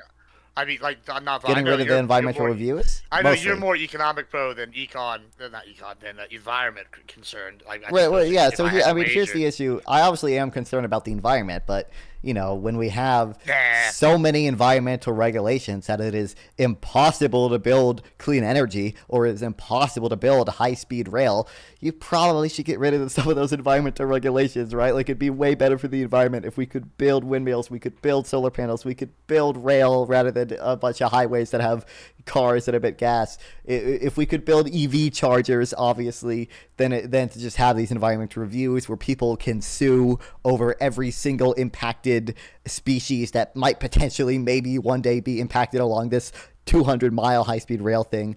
So obviously that's a important thing to consider, but the infrastructure bill was funding something, right? Like we did get good things out of it, even if a lot of the things got tied up in red tape. It was funding something. This bill doesn't really do that. It kind of just cuts taxes and also cuts spending, but it cuts spending less than it cuts taxes. So we're gonna raise the deficit, and a lot of the tax cuts it has are inefficient. Allowing people to deduct cars only if they are made in the U.S. is not an efficient tax plan. No tax on tips is not an efficient tax plan. The deduction for elderly people is not an efficient tax plan, and we're not really getting anything out of this like we at least potentially could with the infrastructure bill. Right. There's only a handful of things like, the border stuff and I guess like the military and maybe the tax credit going up by like $500. Like, yeah, it's not a lot. We're not really getting much investment in this bill. It really is just a case of like, yeah, we're cutting a lot of stuff. I'm just seconding what you're saying. I guess my question is then, since I'm gonna be honest. I've taken a few days off here this week, and I've been playing catch up all week. It seems like in my assessment, I agree with you. However, I'm wondering if that's going to directly impact the Americans more for better or worse than, say, like the infrastructure bill. I think that's why I brought this up, right? Like when I see the infrastructure bill, I mean, obviously, I'm gonna just admit my bias, even though I'm the moderator. I think it's a direct, horrible disaster of Krakatoa proportions, right? Like if there was a tsunami in like the econ thing, I'm thinking the infrastructure bill's that. We wasted all this money, failed, right? However, with this, y'all are, these tax cuts aren't really a direct impact. If I'm a waitress and I no longer have to pay taxes on on tips. That seems like that's going to have a much more direct impact on my day-to-day life and discretionary spending. Why are y'all saying this is not the case? Why are y'all so adamantly against that? Well, it's because for most people it is a net loss. Like even a lot of those waitresses are still going to be like losing generally. How do you figure? 2/3 of those waitresses We'll go to make Mida. under. We'll go to Mida. He hasn't spoken for a while. Go ahead. Then we'll go to y'all too. I'm sorry. Yeah, I was going to say, even in the niche circumstances where some people are going to be gaining more money and having a larger sum of money that they are not being taxed on or that they are accumulating as a result of some infrastructure bills, that doesn't necessarily accurately represent the most of people, like I believe Shenandoah was saying. And when we talk about like what Tyler was saying earlier, the implementation of tariffs, like both reciprocal and the overall tariff, the flat 10% that was implemented, I think the problem is not that the tariffs were intrinsically bad or that they harmed the trade, but the way they were implemented was poorly and it caused inefficiencies within the trade system. And as a result of that, we didn't have any of these markets cornered, so these people just looked to alternatives for trade, which created new contracts and deals internationally that were exempt from allowing the United States within those like trade contracts. And then in addition to that, like even if the reciprocal trades were used as a bargaining tool, we've seen a huge drop in the stock market and buyer confidence went to a very low rate temporarily. And the almost 10% drop in aggregate that we've seen on the stock market is putting us nearly a year behind because it's estimated to take 4 to 6 months to be able to recover from this. And something that was touched on earlier is inflationary rates are also directly tied to the fact that China started selling en masse bonds of U.S. debt between 2018 and 2023, and we're seeing a considerable drop in that as of 2025. But a lot of these countries that are incurring the U.S. debt bonds are actually cashing in on them, whereas the United States was counting on China holding them over us to try to create trade contracts to ensure their deficit, and we didn't really know how to respond to that when they switched up their strategy. And even in regards to the environmental regulations, like environmental regulations in my state have actually gotten more strict in regards to like solar panels. There was a time where solar panels were being offered to be put on people's houses for free, and you just paid for upkeep and maintenance on them to reduce strain on like the power grids, both locally and like internationally, because I border Canada. And as of recently, like when the people came out and did the surveying for my house, they told me that my house no longer qualifies for solar panels to be put on. And Trump is someone who like sort of was running on removing red tape from a lot of these systems. Seems to have not done that, at least in my case. And I'm willing to admit that this is anecdotal, but like the sort of overarching idea and the actual implementation of things that were being said by Donald Trump and the bills that are coming out seem to have not the same effect as what was originally being proposed. I wanted to throw on, I think if Trump was genuinely running on getting rid of red tape, that would be a great thing in a lot of cases. Not in every single case, of course, but, you know, in many cases, yeah, the U.S. has way too much red tape. However, I think the problem is what Trump really does cut. When he cuts red tape, he doesn't even really replace it with anything. He essentially replaces red tape with vibes, which is even worse than having like a lot of complex regulations. I wanted to talk about this with regards to the Trump economy, is that like, hey, there's like a significant amount of business uncertainty. People have absolutely no idea what's going on, and laws are sometimes just like being suddenly unenforced, or laws are just coming in through executive order, or fucking, you know what I mean? It's such an absolutely bizarre environment, and honestly, it's a lot worse to have rule by man than rule by stuffy, inefficient laws, because the other one, at least when you have red tape is theoretically navigable. But in the Trump economy, you're just kind of praying and hoping that maybe you could get close to somebody who personally is close to Trump and that could get you a deal. That's really fucking awful for the Trump economy, honestly. I think that's actually going to be one of the biggest negatives of this economy. Is just how much he's eroding rule of law. It's just so much business uncertainty. Good sample. Tyler, do y'all agree with this assessment? I think that this kind of speaks to what I was saying in my introduction, that this is just raw, pure power politics of the strongest world economy saying, look, we're going to cut you off unless you come here and make a deal with us. I don't think I see anything illegal in it yet. I think that's being challenged in court right now, but the appeals court is letting it go. There's different administration officials saying that this has already been parsed out, giving different court cases where it already has been. Different circumstances, obviously, but it's enough to set legal precedent. So I don't know the legality answer until it mills its way through the courts, but from what I'm seeing, a layman's guess is the tariffs generally aren't violating anything, and Congress has the ability to shut down any emergency situation Trump calls for. There's been laws put in place mostly by Democrats to not only allow the president power on tariffs and with trade practices, but also to allow him to declare emergency for particular reasons, with the Senate being the check on him. And that's exactly what they did with Canada and the fentanyl emergency. They said there was no actual emergency there, shut it down, which shut down Trump's tariff. So I think the Senate is in charge of this, and I think the courts are going to find, when they go high enough up, that there is a check and balance already in place. Can I clarify my position for a second? Sorry. Sure. Just to be clear, I do believe that there are illegal actions being undertaken by the Trump administration, but my biggest point was that we are essentially replacing rules and consistency with personalism and chaos. And so you could say it's legal or not. I think some of it is definitely illegal, but we don't have to get into that argument today. The biggest problem is just like, yeah, in order to succeed in the Trump economy, it's like you just have to personally make deals with Trump. I mean, we see this with Elon right now.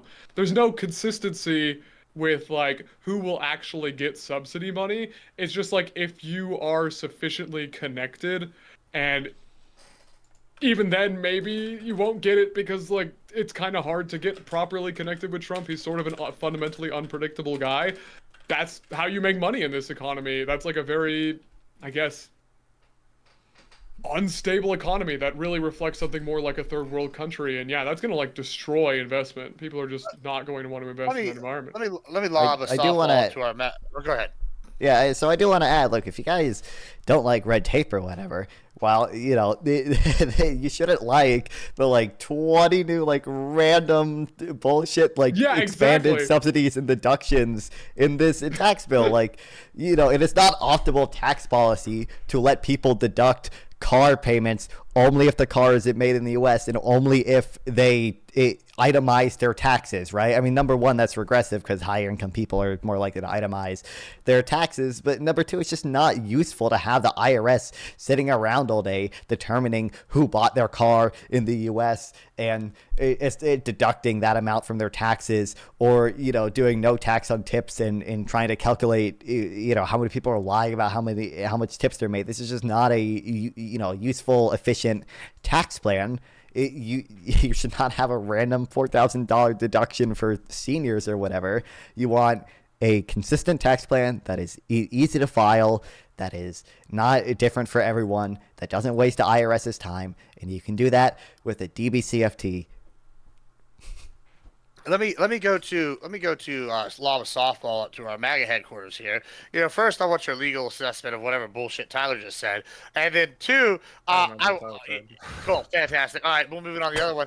Two, you said something interesting the other day, and you know, earlier in the panel, I'd gotten pretty much a very adamant take from Shenandoah and Non-Vaughn. I'm sure that Maida probably agrees with the idea that Trump doesn't have a plan. You the other day mentioned something interesting about to ICAO when we were arguing about, oh, well, you know, they always mention his bankruptcies, and, you know, he has all these other businesses that have been drastically successful. Do you agree with the assessment? He doesn't have a plan. Why do you think he's got a plan? What do you think the big beautiful bill is a step towards accomplishing the Trump plan? What are your thoughts here? What the fuck? The bankruptcies?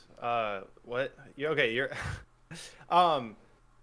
Can I answer that after? Can I get out this question I have for Shenandoah? Because my brain's operating. Sure. At like Go ahead. Go for it. I'm tired. It's a super simple question. Because I agree. I think you and I agree that we had a shared interest in like decreasing regulation. But you were saying like it's important that we don't replace it with like nothing, right? So and I'm not sure how much of the regulation that Trump has pulled back has been done under this process. We can assume it doesn't matter actually. But do you like or dislike his policies where he's done things where it's like for every regulation we add, you have to remove two, and you know that are presumably redundant, or like you have to find two regulations that we can remove, and by forcing that, these new regulations, because like you were saying, like we don't want to just replace them with like vibes or with nothing that's like, you know, tangible that can actually serve the purpose of what the regulations are for, but we do want to reduce like redundancy and bloat and unnecessary regulations. We want simple regulations, not no regulations. Yeah.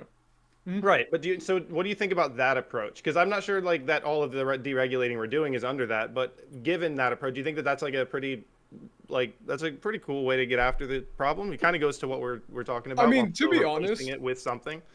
if it is undertaken sincerely, and I am somewhat skeptical because, you know, when I do see the things like the big beautiful bill adding all these tax exemptions, I'm not sure if it is being taken seriously. But if it was taken seriously, is that a bad guideline? I actually think it would be fine, to be honest with you. Obviously, you know, there can be limits. There is just like a point where it's like, hey, look, each wasteful regulation we axe has like essentially has like an increasingly marginal cost. That's not the word I'm trying to use. What the hell is the word I'm trying to use? Diminishing return? You mean like... Yeah, thank you. So, yeah, no, that actually was what I was trying to say. Yeah, I just wasn't coming to my brain. Yeah, obviously sometimes, you know, when we're cutting regulations, they have like diminishing returns. Some are like very obviously problematic, like, I don't know, the Jones Act, or like a lot of zoning laws are just like, we could very clearly cut those and things would just be better. While, you know, a lot of times with that policy, some people will just like find a really obscure regulation that won't really even do anything and just be like, we got R2. But if we're just saying as a general guideline, is that good? If followed sincerely, sure. I think I'm cool with it. Like, I'm fine with it. I mean, I would add on, like, I think me and Shen are both, you know, relatively like abundance, liberal type people or whatever. But like, I mean, if you look at like what's in abundance, it's like, okay, well, the NIH, you know, it is less productive because we started requiring that scientists fill out like all these forms, and they have to do a million different applications and write-ups to get grants or whatever, and entire floors of universities are just dealing with the administrative hassle for getting NIH grants. And, you know, I think liberals sometimes have an inability to govern and inadequately address things like that. But Trump's solution is not like, oh, let's get rid of the red tape. Trump's solution, it just seems to be to destroy government, right? Like, this is what abundance is all about. We're not like streamlining government. We're just destroying state capacity. Yeah, we're simply going to destroy it. And that's why like Ezra Klein frames his thing as like the liberal alternative to Doge, essentially. You know, a lot of Doge, a lot of the Republicans' agenda is about just destroying state capacity. We don't want the government to do this stuff. We don't want the government involved in building public housing. We don't want the government involved in doing science. Whereas the liberal abundance agenda is, you know, building state capacity, saying we're going to actually make it so it's possible for the government to build high-speed rail. We're going to make sure it's possible for the government to build social housing. And I think that's the big difference. Through simplification and through actually making it genuinely efficient. Yeah. Why is Pentuple laughing at the abundance agenda? Why are you so afraid of the abundance agenda, Pentuple? Oh, I'm not even looking. I'm playing Minecraft. I'm doing one of you, Nampon. What is he laughing? It looked like he was laughing at do you not like the abundance agenda? I mean, at least that part of the abundance agenda, I usually agree I'll with. take that as a no. He doesn't like the abundance agenda. I mean, there are parts I have issues with. Yeah, that's you. That's you, Pentuple. Me? Yeah. Sorry, I was. I hope I did answer your question fully. Quite a bit tonight. No, yeah, I was. Yeah, it's just like, yeah, it's a solid guideline if it is actually used properly. Like, we should be trying to cut and simplify regulations where we absolutely can. Government should ideally be as simple as reasonably possible. Generally speaking. I mean, we would probably also agree that, like, what was it? This was back during his first term, and I wish this would happen. I don't know, you know, how hard it is to actually get this to happen, but I would love if bills could have like a very limited scope. Like, I know you can't necessarily like say like it could only be like one page or like about one thing, but like it would be nice if it wasn't like you can't have 700 pages of 80 different distinct things that you vote on in one vote.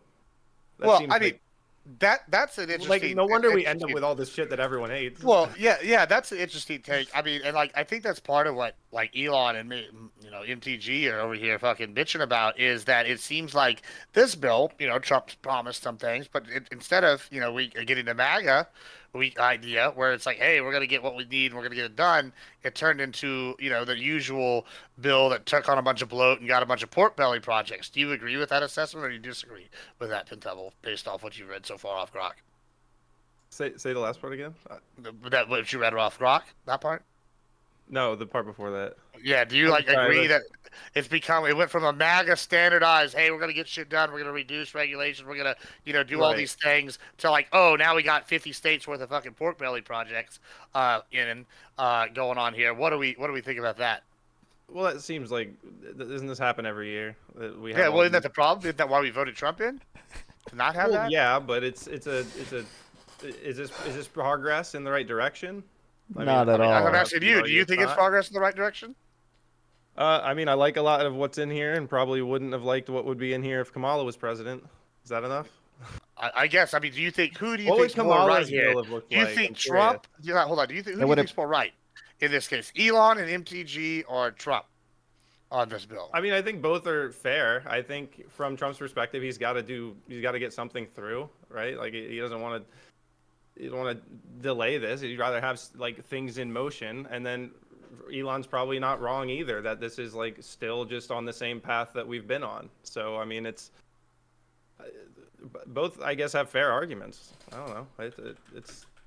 Oh, okay. What you were responding to? What were you? I'm not like super passionately on either side, but I will say I voted for Trump. I didn't vote for Elon. So you didn't vote for President Elon? Are you sure? No, I didn't vote for Elon. Okay. And I know he wants to take credit for Trump's win, but I think that's goofy. Well, what do you think about like him revoking like public contracts like SpaceX and the EV mandate? Do you like that? I mean, I didn't have an issue with all of the public contracts. I mean, I didn't take issue with them, and I don't know. I guess Trump wants to take them away. I don't know if that's just like petty or whatever. If he can justify it, I don't know. It seems like the feud is heating up. Well, that's exactly the kind of stuff I'm not so like worried invested about. in Tesla. I don't know. I think we'll still have electric vehicles, whether they give Tesla tax credits or not. I don't know. You know, I do want to mention, obviously, we might not know exactly what Kamala's tax plan would have been, because she would have had to negotiate with Congress to get, you know, certain things done. But it would have involved extending the Tax Cuts and Jobs Act. Amazing, I'm sure. Well, I'm telling you what she would have done. Tell me what you disagree with. What Kamala's plan would have been. What would she have called it? I'm not sure, but it would have been extending the Tax Cuts and Jobs Act for people making under $400K a year. If you like the Tax Cuts and Jobs Act, presumably you would like that, but it's not going to have the same regressive effects because you're not extending it for, you know, people who make over $400K a year. And then also, you know, she would not have cut Medicaid to the extent that this bill is going to cut Medicaid. She would have made the billionaires pay for everything. She would have legitimately solved the problem. Look, Fintuple, I'm not a tax the rich guy. You can look at like Tyler will tell you, I'm trickle down non-VOD. Okay, I'm not a, you know, tax the rich make the billionaires pay for everything guy. I'm a neoliberal, right? But I still think, you know, as a neoliberal, I think a tax plan that is gonna harm a bunch of low income people, that's gonna rely on tariffs instead of any actual coherent tax policy. That's gonna, you know, make it probably at least 8 million people lose their Medicaid benefits, increase the deficit more than Kamala's plan would have. That is not a more efficient tax plan than, you know, even if Kamala had gotten her unrealized gains tax, which I don't think she would have. I still don't think that'd be nearly as bad as this. I think a lot of what we would have saw from Kamala. So what we tend to see from the two parties is a lot of shared goals with a lot of different ways to reach them. What the Republicans tend to do is threaten. If you don't do what we say, we're going to punish you. What the Democrats tend to do is pay them with incentive. Here's a subsidy. Here's some kind of soft power offer for your school. Here's some kind of gesture for you to incentivize you to work with us. I think the Democrat strategy works better because when you actually build those bonds, they're stronger and not based off of a threat of a person who's about to leave office. But at the end of the day, there are bad actors like China who just ignore all of our trade policies that need to be punished eventually. Really, it requires both parties to switch off, for Republicans to come in and spank the bad guys, and the Democrats to come in and court the good guys. It's different tactics to reach similar goals. So you were saying that you thought the uncertainty caused by this is a problem, and that's exactly what you're talking about. With the Elon thing? With the Elon thing. Yeah, do you want to expand on that? Yeah, happy to. So specifically, the subsidies to Elon being cut just because Elon really strongly disagrees with the president now. As far as I know, I mean, like, Elon hasn't, like, you know, done anything illegal. He's just like really pissed off and just like fucking crashing out on Twitter. And because of this opposition, essentially, Elon is going to lose a fuck ton of government contracts. Generally speaking, it's better that the U.S. government doesn't just arbitrarily decide, oh, you hate us? Well, now you're going to lose all this access to money and you're going to have to like pay extra penalties or something. It's a lot better if the United States government is relatively impartial and tries to enforce efficient and simple rules, but still rules that they enforce consistently and not on a very personalistic basis. Like, you pissed off a guy in my government, now I'm going to punish you, right? That's not always to say that like that's a universal thing, but I think, you know, obviously there could be sometimes exceptions where a personalistic move can make logical sense, but that's generally on the margins. And broadly speaking, like it's kind of scary that Trump will do this even to like essentially fellow Republicans, which Musk has become. Like, yeah, that's kind of scary. That's not going to be good for the economy. A lot of business people are either going to stop using their free speech, or they're not going to want to invest in the U.S. because we don't want. Trump is going to try to deport Elon Musk. Elon Musk is going to become a hero for the Democrats, just like all the 100 people that betrayed Trump in the past that were in his administration or friends with him, from Michael Cohen to the Mooch to like Robert Mattis and all that. And then he's going to be the hero of the Democratic Party in like 6 months if this. Well, continues. he was. What's interesting is that how you frame that. Like Elon has said many times that he used to be a Democrat. Trump used to be a Democrat. Tulsi Gabbard, Democrat. RFK, Democrat. Like, I'm not like, whenever we sit here and like, this is why I haven't been like all aboard the MAGA train compared to some people here. I've been like, these are just the Dems. I like when we're talking about the Uniparty, this is what the Uniparty looks like. These are the guys in the middle. Right, and that's part of the reason I haven't got on board. Like, Trump pushed Trump pushed this red flag bill on the guns. I was like, sus. I think it's interesting that you though just framed it as, oh, he's willing to do this to other Republicans, and I'm like, these guys really Republicans even, like, or is it just Republicans in name only kind of thing? And like now I know as soon as I say that, people are gonna be like, Gibbs is calling Elon a rhino. He's doing the Trump thing, like. But I was like, this is more of a never was, and it's like allies convenience kind of thing. Do we like disagree with that sentiment, or? I mean, just to be clear, you could rephrase my statement as Trump is doing this to people who are generally in his faction. Camp, yeah. Sure, okay. Well, Elon bandwagoned for sure. He definitely hopped on when we were like this. He says that he got on after Trump got shot. I mean, that was like the moment for most people that support Trump would say that was the moment for me. The moment, you're not gonna find a lot of Trump supporters that are like, the moment for me was like, I was watching like Elon tweet like on X, and like he got through to me. Like, that's not how people went out and voted. Like, I think you could say that Elon like supported Trump and helped Trump, but like not really much differently than like anyone else who's participating in like the greater conversation and getting people to engage with the candidate. People voted for Trump, I think, for Trump, even if Elon was maybe, one of the avenues there. But on the topic of the big, beautiful bill, there is one thing in there that I don't think that I like, but I want to see what you guys say about with your initial response.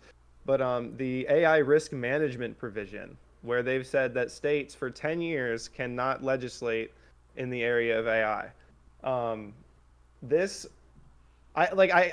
reason is I can understand the logic behind it, but I guess we're talking about this now because we're not talking about whether Elon is a secret Democrat. Some oh my reasonable God! Circumstance that we would all agree a state should be allowed to legislate that would be within that scope. But I'm curious, and I'll direct it to Shenandoah first. But like, what do you think about that when you first hear it? Like the idea that we're saying the states can't legislate on AI for 10 years.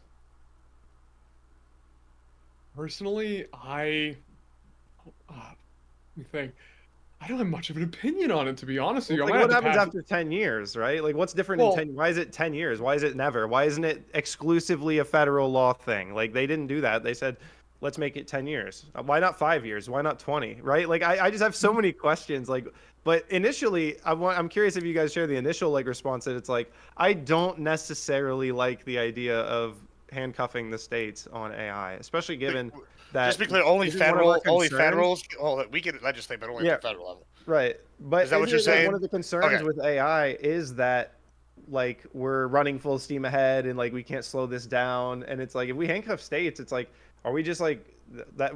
Like, doesn't that feel like in that same mistake where it's like this would be one of the ways that we could actually slow it down and be like, maybe we don't fucking steamroll ourselves with this. But anyways, I've rambled enough. I just want to hear it. Yeah, I was just gonna say, I mean, broadly speaking, I'm somebody who believes in subsidiarity. I'd rather that the states handle things that they can handle, and I mean, if really doesn't seem like it's necessary to take this power away from the states for like the general functioning of the U.S. government. I could also very well imagine some circumstance where it would be very reasonable to regulate AI, especially if there's like some kind of weird safety concern. Like, for example, some LLMs have a problem where they sometimes just straight up can leak the data they were trained on, and people are giving these LLMs personal information. Could be very reasonable for a state to say, hey, whoa, what the fuck? Like, you gotta fix this, or else this is not something that you can have public, or at the minimum, you gotta make it like known to people that your LLM might leak their private data. So, yeah, I don't know. I don't have much of an opinion on it. It just seems weird. Is that okay? Like, I'm good with that answer, personally. Right. I mean, I think it's... I was like, have we done this before with, like, the space race or anything like that? And I haven't actually researched that question yet, so I'll probably get around to that. But it's like, have we... Because generally speaking, what hasn't been legislated is left to the states. That's, like, a constitutional principle. So it's like, this is a weird idea to say... This scope, because I do understand it. I think that AI is it's probably very easy to make the argument that AI is better off if the states aren't all individually regulating it. Like you don't have to take me far down the path for me to realize that makes sense. But at the same time, like maybe slowing down the development of AI is in our interests, even if it's a little bit like more unpredictable, I guess. But I don't know. I guess it's going to depend on how this is all interpreted, because I think eventually like companies will be run with like AI employee. Like what happens when the first fast food restaurant opens and it's like literally just a person there that running a bunch of AI? Well, there's a bar this that is just what opened up with that. This is what it's literally just walk in. There's no staff. This is they'd be able to say we don't allow you to open a bar with AI servers. This is what. Like a state. Why couldn't a state do that? I mean, I wouldn't want a state. I wouldn't want a state to do that, but I think they. I mean, I don't think the federal government should necessarily have the power to tell them that they like can't do that. But this is why it's stupid, okay? Because there's an obvious solution, okay?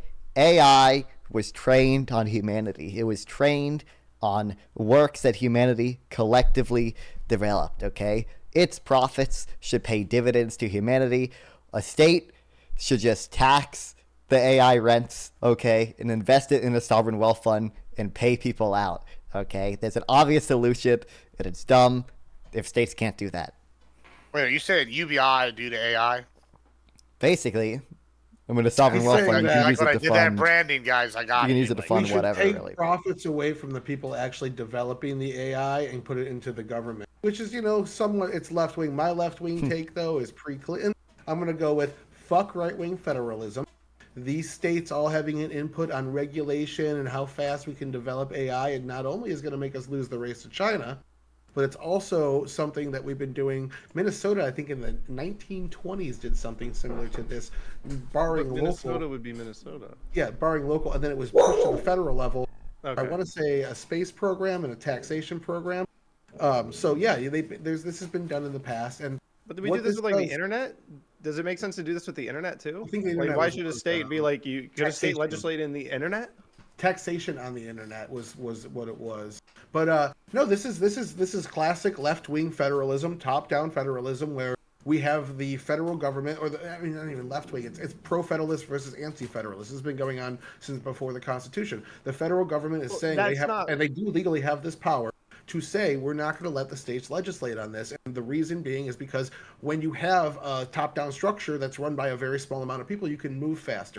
Like if you look at the honest pros and cons of an authoritarian country, in principle, though, what's not legislated by the federal government is left to the states, and there is a supremacy clause. The federal government does govern the states, but this is a little bit different because it's saying that where typically the states would have total right to legislate, it's not that they're being handed legislation that they have to implement or anything like that. They're just being told they can't legislate in that area, which is not exactly the same as the conversation about like the supremacy clause or having like the federal government supersede over the state government. Do you let me I'll play this game because I just think this seems like a pretty like extreme I don't really if have. you're a state governor, are you not like, oh, what the hell? Like maybe we were interested in. Yeah, I'll throw something in here. I don't have a hard opinion on this. I'm gonna be honest, because I've not researched enough on it to be whatever. Why the fuck are we talking about this one thing for so long? I don't care. I don't care. I don't care. Does this not seem to you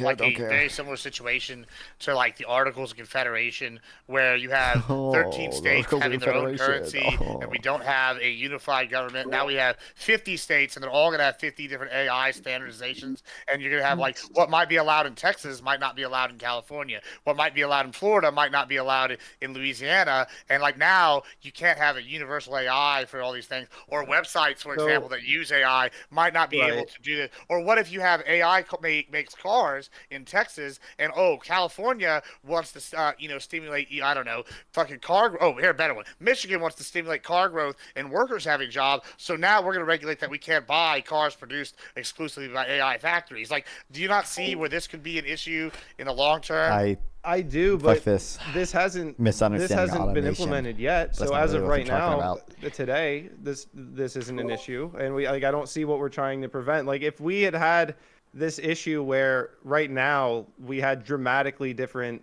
rules and like it was very, very blatant, like AI companies just couldn't do anything in like Idaho or something like that, maybe then it would make sense. Like, but we don't have that really happening. Like, we have, generally speaking, states are interested in AI technology. I don't think states are going to want to like obstruct the development of AI, but the idea is that we're basically saying by passing this, we cannot fathom any reasonable circumstance where a state would want to or needs to regulate in this area. Well, I'll give you an example right now. Whether we can come up with one or not, that like is what would if we could come up with one scenario where we could all agree, like the state absolutely should be able to pass this law and it's within the scope of this moratorium. Sure, I'll give you an example right now. What we're trying to do. This is an easy one, right? So we just talked about AI bartenders, right? What if McDonald's, for example, wanted to replace all the people with AI, right? Okay, and New Jersey, who has gas stations, right, where they require you to have someone else pump your gas station, goes, hey,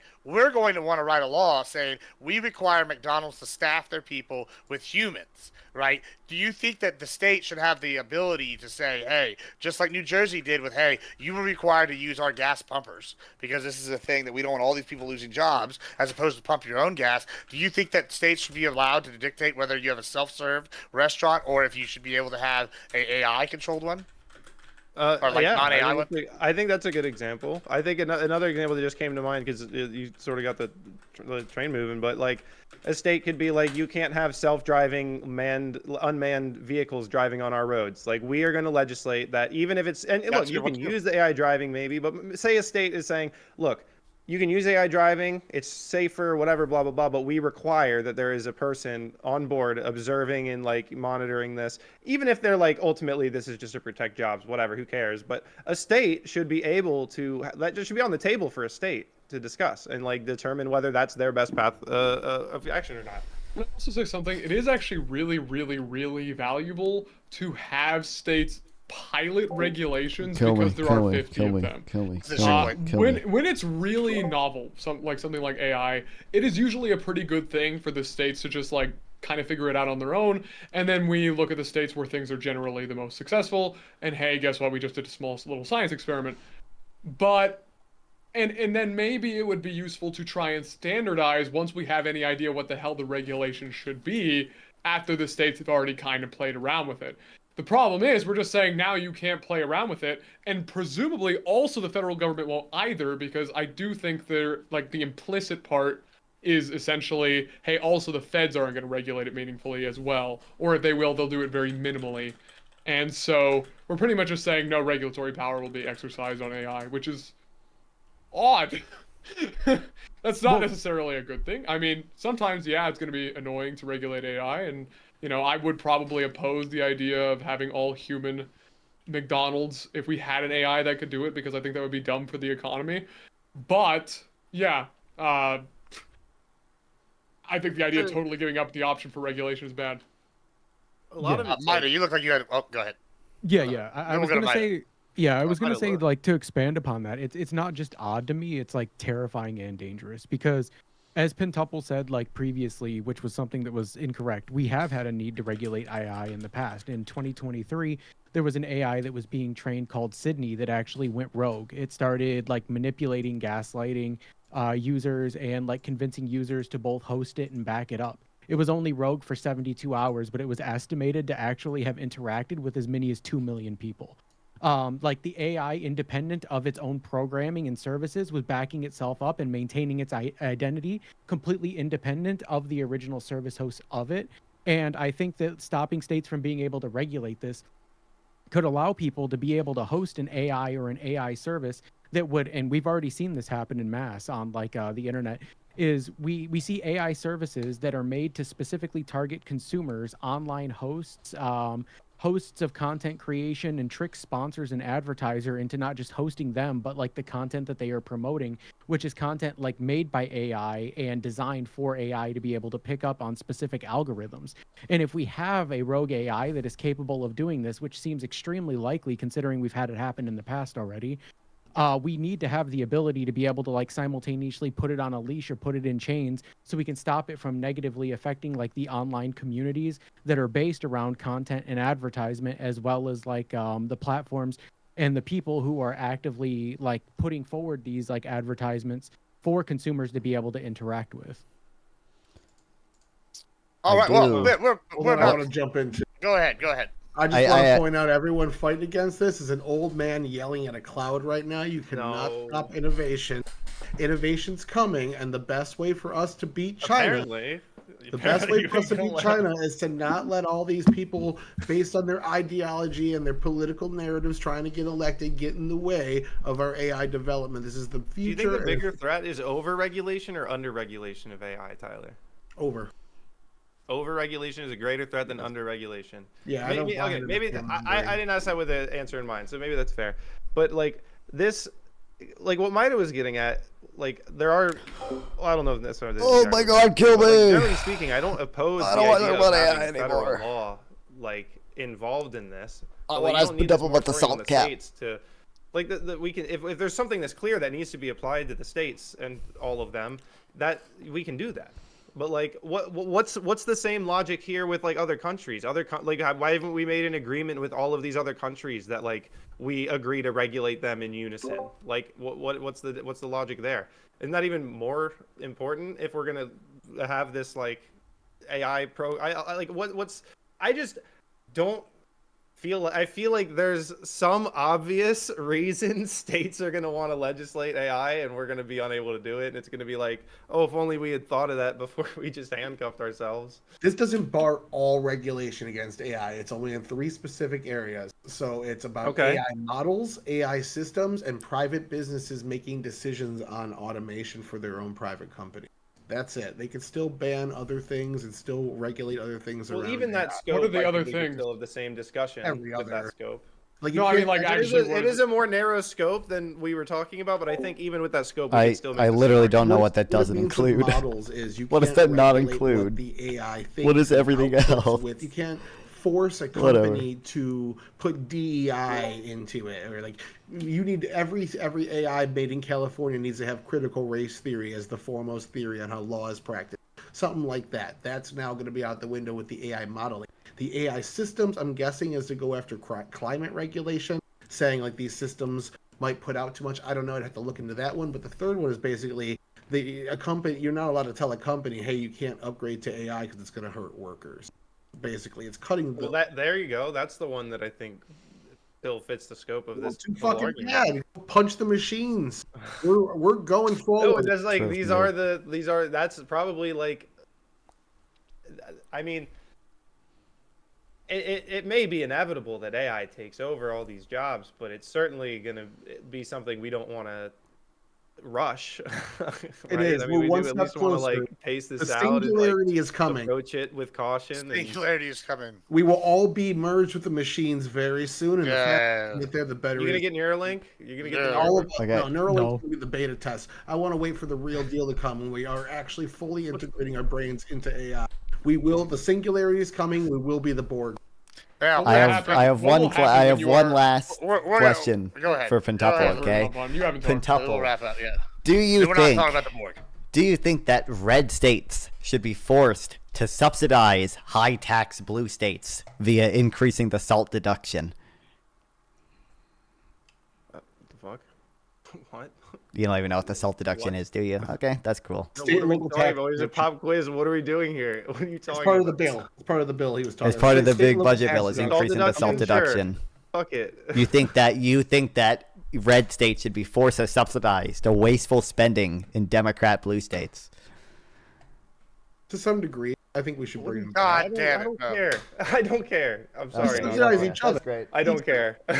All the states subsidize each other. It costs more because Republican states have less people, so it costs them more to have social programs and whatnot. The states. Yeah, but we're talking the other way around. Yeah, but that's what the union is there's all sorts of examples where the states help each other out in these ways. So I don't want to get rid of one while we're keeping the rest. Like, why not? Okay. Why not have some SALT tax? Well, I would all just- right. On that I would note, make let's it do more some efficient. closings, and then we're gonna do some announcements because we got a lot of things to announce here. Some of the people involved. Go ahead. We'll start with you, Tyler. Everything I said was right. We didn't get to all my polling data, but generally, I just want to bring up a couple things. Generally, most people, about 62%, agree that these tariffs are hurting the economy, and then about 52% say in the long term it'll be worth it. So generally, the public's not on board with Trump's current economic decisions, but they are generally on term with his overall stance. And with his national security, crime, border policy, I think he has the political capital to take this risk. And if it succeeds, the Republican Party is going to be the party of the working class very soon. If it fails, they won't get elected for probably 10 more years. Not fun. Yeah, I think basically everything economically Trump is doing is indefensible. More than happy to do a 1v1 with Pentuple or Tyler, really, about the big budget bill or the tariffs. But if Pentuple will refuse, he refuses to talk to me. He refuses to talk to people who even associate with me. He won't do an abortion debate with one of my buddies either. A lot of call-outs. Which think it's telling. Kind of a cunt. No, it's not JC. But yeah, I'm non-fun. I am a neoliberal, okay? I defend the neoliberal global order, okay? Which is efficient taxes, okay? Not these dumb, stupid tariffs, not these dumb, stupid itemized deductions, okay? It is efficient welfare, not just cutting benefits for people, not doing work requirements that don't actually really work or do jack shit other than kick a bunch of low-income people off of Medicaid and add a bunch of bureaucratic hurdles. It's doing efficient taxes and efficient redistribution. You can watch me defend that and also debate tariffs with like 20 other people on my YouTube channel at NonFon, where I upload all my debates, and I stream on Twitch and Kick and Twitter at NonFon420. Fantastic. Mida. Yeah, I will say I think the Trump plan has been somewhat bad. I think about 80% of the decisions made so far have been poor, with about 20% good being like with about 20% being good. And I think that that's mostly as a result of like appealing to like partisan actors and partisan sectors. I won't say that everything has been bad. I never have held that position, but I think it could have done better at reducing government regulations and red tape in the places that needed it the most, but actively went after a lot more of the partisan organizations or people who were against Donald Trump. And as a result of that, we're going to see long-term inefficiencies that weren't necessarily a part of the plan or addressed in any meaningful way. But it could have been handled better, and I'm not necessarily against the implementation of a lot of the things that were put in place, just the way that they were implemented. Fantastic. Shenandoah. Yeah. Oh, hold on. One second. I'm sorry. No. Mida. Oh. Whoa, what happened? Damn. Oh, he really did. He's gone. Fuck. All right, let's just party time. Yeah. Yeah. We're back. I don't know what just happened there. Discord disappeared. Your Hold on, just stream, this I up think, here. also had an issue too. We'll get it back here. Oh, no, it looks like I'm back. Yeah, but we'll go to Mida. Where do they find you? What do you do? What do? I don't do anything right now. I'm currently unemployed, so if you have a job for me, I'd be more than happy to take it. I don't exist. I'm just some random chatter on the internet who like mods for half of Twitch poll. So you'll just see me around. Fantastic. Appreciate it. Senator, go ahead. All right, Mida, you come talk to me after stream. I've been hiring people lately, so we'll talk about that. Hey, get the fuck out of here. He's in my Discord. I'm making my fucking business moves. I'm making my goddamn money. Out of all of you, I'm the only one who's ever owned a fucking... Okay, maybe not Gibbs.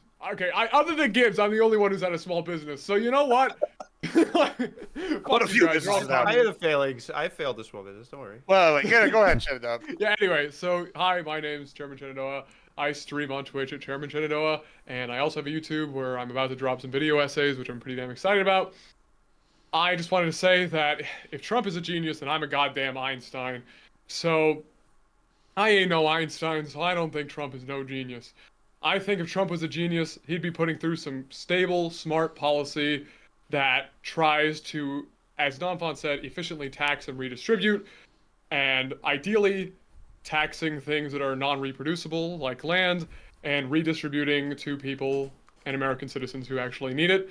Trump taxes the poor, cuts taxes for the rich, blames others, creates deficits, fuels inflation, and is like kind of threatening his central bank. We need free trade, we need stable institutions, and we need some fucking fiscal sanity, because holy shit, nobody is delivering that right now on the left or the right, and that's actually kind of pissing me off. America deserves better. So please watch me on Twitch, because I talk about this a lot more there. Thank you so much. Pentuple. So I'm Pentuple. I'm the host of MAGA headquarters. I like the big beautiful bill. I'll say I like it. So it's 46.5 billion for the border wall. Fucking hell yeah. Also we stream baseball games, and this Saturday at 6 p.m. we will be having our I like the big beautiful bill. I had to ask Grok what was in it, but I don't know what the salt deduction is. A champion will be crowned this Saturday. Will it be Tyler? He won't will do it a be me? 1v1. Will it be Gibbs? It won't be Gibbs because he didn't qualify for the final table. But he could have. He could have. He could have, but he missed it. He missed the boat. So stay tuned for season 2 as well, because that'll start in July. And so if you like poker, baseball, politics, Pentuple. Two things. I was gonna say 2 things. Whoever's the champion, asterisk, because best game didn't get in. 2, listen, make sure y'all watch Pentuple's baseball because it is Pride Month. You know, and we gotta support that. And then 3rd, let's just go through all the exciting things. Homosexual? Well, anybody that plays baseball is. Moving on to that. That's a joke. It's okay. Don't hunt me down. I just believed it. I was like, oh, okay. Yeah. I mean, I don't want to offend the gays. Some of them are nice people, and baseball people sus. Finally, let's just start. Tyler here is going to be on Tuesday. We're going to be having a maturity debate and possibly a DCS 1v1 against Tosh Rules. Tomorrow is also going to be, I think these 2 gentlemen are going to be here. We're going to be discussing the Democratic parties in shambles. What should they do? We're going to have, what can they do? Sunday is going to be interesting. Sunday night, Coach Kurt's hosting his dating show. I will be running a backroom panel. You can call me the Twitch version of Lana. Basically, I'm going to be, if you watch Too Hot to Handle, I'm going to be the cone, telling them what they're doing wrong. It's going to be very entertaining. Monday, I have the Pride thing. Tuesday, we got those 2 things. Wednesday, we're going to have MAGA versus Woke. We're going to have Pentuple versus Wick. Ought to be interesting. Who is the hypocrite? And followed up by our ladies' night panel with some fantastic topics like should women that deceive men about their kids being not their kids and they have them raise it, should they be put in prison and be forced to pay financial compensation to the father? Yeah, that's going to be a fun one. We got some other stuff. Thursday, give me a break. I don't know what the topic is off the top of my head yet. And Friday, you'll find out something exciting in the works. So right now, what we're going to do is we're going to raid, in honor of Tyler getting back from Asia, we're going to raid an Asian, because I am loving DEI. Huge fan here. So that's what we're going to do. Y'all have a great SL's night. Everybody wave. Goodbye. Thanks for being here. I will be back in 30 minutes to game, but we're ending this for editing purposes. Woo! Admiral. Hey, Chairman, did you listen to that song yet? I didn't yet. I didn't get the...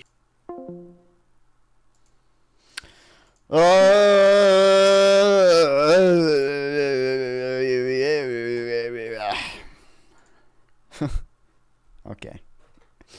We talked about... Fuck that.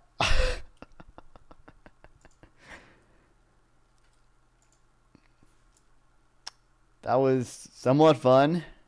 And I like the AI conversation. Oh, I should gotta leave the fucking stream together. Fun talking about tariffs for 5 minutes, and dude, what a insane argument.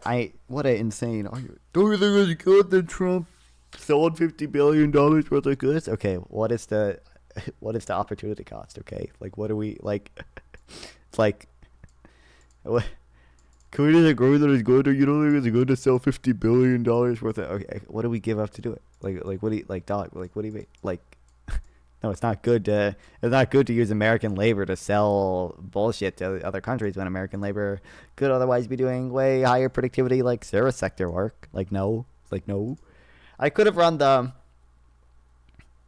I didn't really want to do it. I could have run the like exports are cost, imports are benefit thing. You know, exports are our country using our own resources to give the, or not give the other nations, sell to other nations. Imports are other countries using their resources to supply us with stuff. And exports are the way that we pay for imports, to the way we get foreign currency to pay for imports. I could have run that argument, but no, I didn't feel like it'd work well. But kill me. Apparently, Shanna's coming in a second.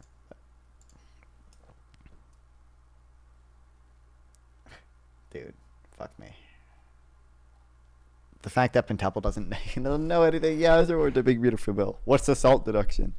Oh, fucking. Yeah, you're out of the show, chat. Don't worry. Oh, I love no tax on tips. Okay, I can't offer you any justification. Pentuple's a good dude. I don't like him. Average debater's a cuck, though. I respect average debater more than Pentuple. I respect Tyler more than Pentuple.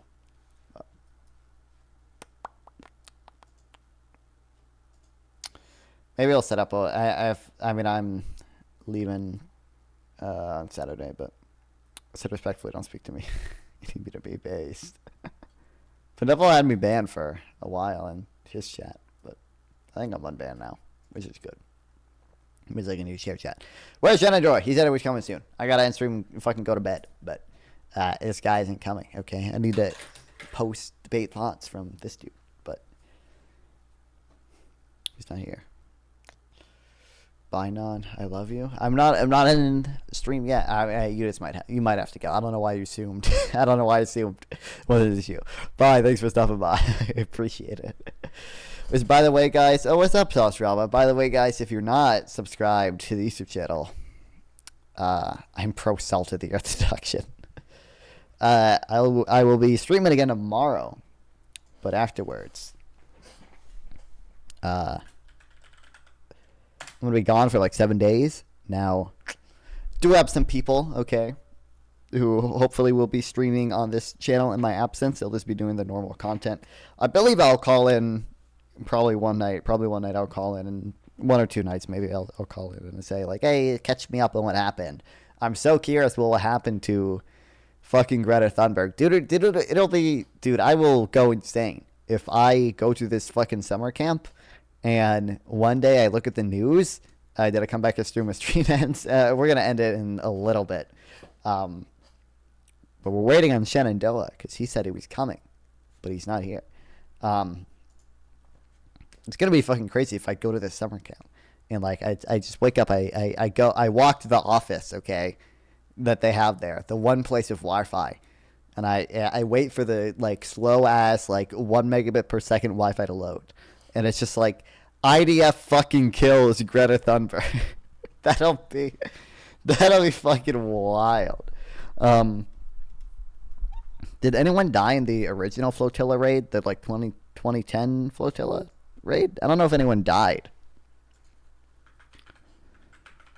And from my understanding, there were people armed on the original flotilla raid. The original flotilla. Oh, casualties. It resulted in the deaths of 10 activists. Oh, okay, 10 were killed. 9 were killed during the raid, and one guy, died after having been in a coma for 4 years. Goddamn.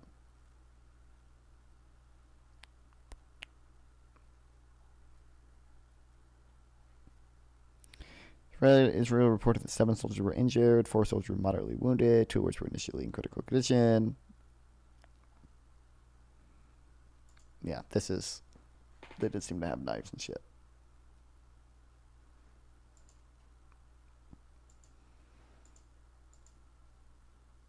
We'll never pay another tax dollar to America if Greta dies. Based.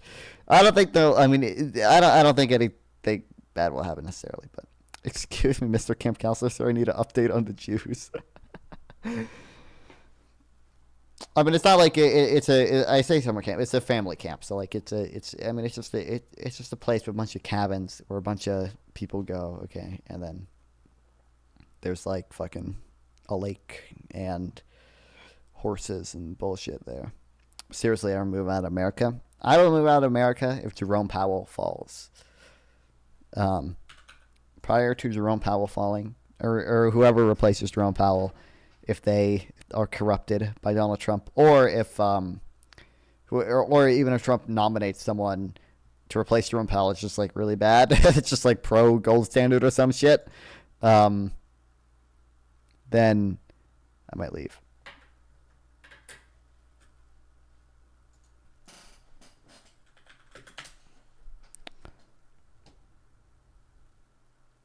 Shenandoah even streaming? I don't think he's streaming. He might have been too tired to even stream it, or he stopped streaming already.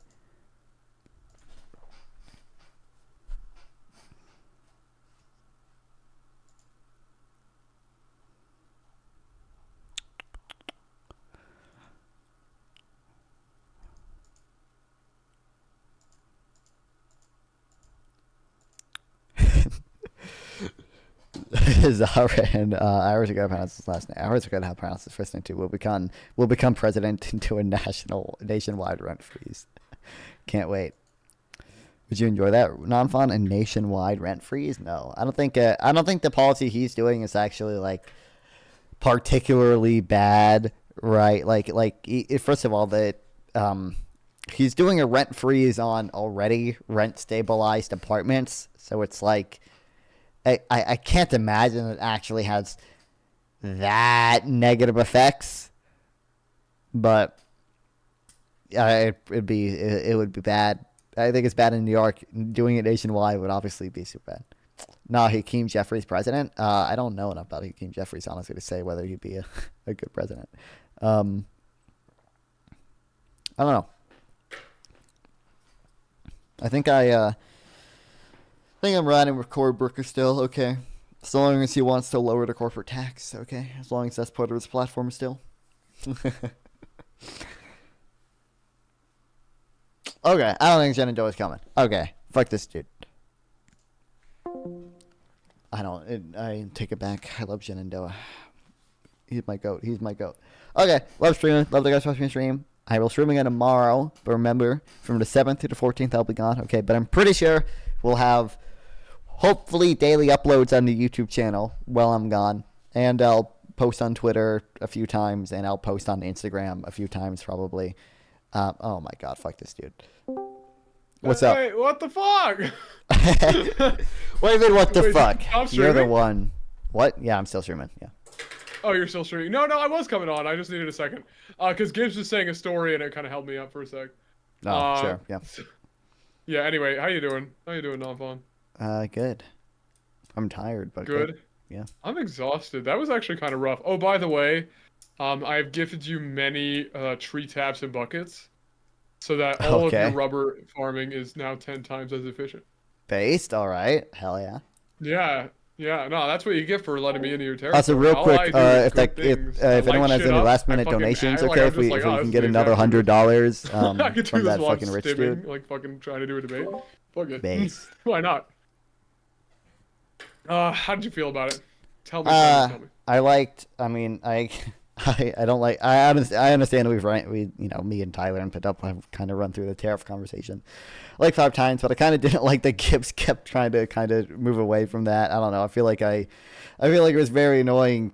Tyler asking this like, oh, don't you think it's good that Trump like stole $50 billion worth of goods or whatever, cut the trade deficit by $50 billion? I'm just like, okay, well, like, the relevant thing is obviously like, what's the opportunity cost? Like, what do we give up to do that? Like, what is? No, exactly. Like, I what was else just is trying to say changing? that, like, something can be a positive without being a net positive. You do understand? Yeah, that, right. Like, yeah. like we could increase domestic manufacturing at a huge cost to ourselves, and that would be bad for the economy. Yeah. And it's obviously like, yeah, we're not only considering the winners here when we're talking about the economy. No, Right. Of course fucking not, right? But- Right? Please. Yeah, Yeah, and then I didn't like. There was like so like little actual defense of the big beautiful bill. Like Quintuple didn't even know any of the shit in it. Like he had to grok it, and he didn't even know. He didn't find out what the salt cap was, and the things he said he did like, he was totally like never defended it or whatever. Like I brought up like, you know, I talked briefly about like why I don't think like no tax on tips is good. Like why it's dumb to have these like random deductions for for people, right? No, I like, thought why that was it's- pretty solid. I thought that was a great argument because everyone was on about red tape, and you were just like, this is genuinely like increasing our red tape. We are using a more inefficient tax system, which is why, of course, I advocate for exactly what. No, actually, I'm not that bad at Georges, but I do. But Right. I do want like a much simplified tax system. And obviously, I did want to work this in somewhere. I was just gonna be like, we really want to raise this revenue, just do a fucking income tax. Like seriously, it's gonna be better at least. Yeah. And I don't know, it was just it was sort of a weird debate. It was sort of all over the place, and there was also like that existing beef between you, Pentuple, and Tyler, where it was like, when he whipped out that fucking argument that was so long, I was like, my already very exhausted 2-day no sleep brain was like, oh fuck, like what the fuck did he just say? I was so glad you answered it, because I was like, what is he saying?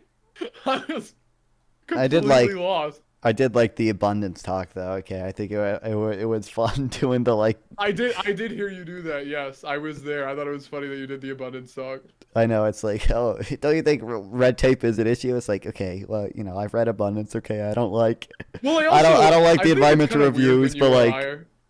But you guys just want to destroy the government. Like you guys just don't want the government to build high-speed rail. Like I want to build state capacity. That's my whole thing. You guys just want to. I want the government to cut the shit it doesn't do well and do things well, and ideally expand its capacity to do shit well. Please and thank you. Like you are right when you say, hey, the government can't do X, Y, Z, but you know, guess what? I want it to. I want it to just be like good. every European government has figured out how to build trains at a reasonable cost. Yeah, and the American government can't fucking do it. Yeah, it's not like Americans are innately stupid or whatever. Yeah, who knows at this point, I mean, actually, maybe but, I don't know. I mean, with how things are going, you know. let's not get too ahead of ourselves, you know. Yeah. No, I totally agree, and I like the state capacity argument. Honestly, I thought it was good. I thought it's always funny to me how every single time I go on a panel with some conservative people, how they always have a caricature in their mind of what I believe because I say that I voted for Kamala Harris. Right. They assume I'm like the general progressive type, and it's like, yeah, of course. I mean, there are elements which I do agree with that on. But I'm a fucking liberal. You guys understand, right? Like, I'm not, like, I want us to have, like, somewhat decentralized government. I want us to have effective and simple government. You know what I mean? I'm not, right. like, you know, I'm not like a communist anymore. And, you know, that shit's beyond me. That shit's past me, man. And it just like, it always cracks me up when they're like, but the Democrats said this, and I'm like, I don't fucking care. I know, dude. That's what's crazy is like, you know, I was talking about Kamala's tax plan and like what my, you know, I did mention Kamala's tax plan and I was like, you did, and you did. But I also just mentioned like, you know, I was mentioning what I think more efficient taxes are. Thank you. Just saying. Listen, it was fun having you there. Don't worry, bro. But Oh no! Don't worry. I know that next time you're gonna be like, this guy's like the fucking genius of our times. So it's like I'm not even worried. That's true. Yeah. Yeah. But it's so funny. And Pentuple has done this before. He's just like, yeah, bro, you can just make the billionaires pay for everything. Like, it's still funny to have Tyler, who will constantly call me like trickle down non-FOD, okay, just because I support free trade and because like, I mean, there were more. I still think it's dumb to call me trickle down non-FOD. There are more justified reasons to call me trickle down non-FOD because I will say like I don't like the corporate tax or whatever. I think the best corporate tax is 0%. Exactly. Yeah, I am, dude, man, no, people forget that I am the true classical Georgist. I am just like, fuck this stuff. I don't like it. I don't fucking want it. Like, yeah. Yeah. Anyway, you were saying, I'm sorry. I just interrupted you. I don't know. It's just funny. It's just funny to have him saying I'm trickle down non-FOD when Pentuple's like, yeah, you could just make the billionaires pay for it. I'm sure that'll work, bro. And it's like, bro, You don't know. Yeah, that's not what I want. Like, yeah, I'm not a Econoboy. For real. Like, yeah. Econoboy's tax plan is good though. I don't know if he's still here. Okay, Econoboy, I will defend your tax policy. No, okay, I love Econoboy. I this is like playful prodding for most people. You know what I mean? Like, I mean, it's obviously any insults to Econoboy are always playful, but yeah, they're made with sincere love. Yeah, I do just think his tax policy, it's just good. But what if Econoboy got on steroids, grew a beard, and became Econo Man? Would that be good for his brand image? I mean, to be honest, maybe. that'd actually be insane. Actually, dude, Econoboy has talked about wanting to set up a streamer boxing event. Okay, he can do it. Okay, I'm pretty sure he used to wrestle or whatever. Econoboy, sign me up. I did MMA for a while. Hell yeah. I'd have to get back in shape, but I did actually do it. So, out of everyone, I am one of the good candidates. Yeah. Maybe not the best, but I think I'm good. Anyway, what was I gonna say? Yeah, I don't know. That was sort of a brutal debate for me. The main problem in that debate for me was just like, what are you guys saying? I'm just in that level of tired where people would say shit and you're like, what? And I was just like suffering through that. That's why I was being quiet so much, is I wasn't gonna just jump in and be like, I know what he's fucking saying, Just make it well, I'm tired too, man. So I gotta go. Oh, you gotta go? You're going? All right. Well, hey, you take care, man. I gotta go eat dinner. I haven't eaten all day, so. I love it, man. We'll talk again soon. Hopefully we'll have another debate panel soon. That'll be fun. Hell yeah. Yeah. Appreciate it. All right. See ya. See ya. Talk to her.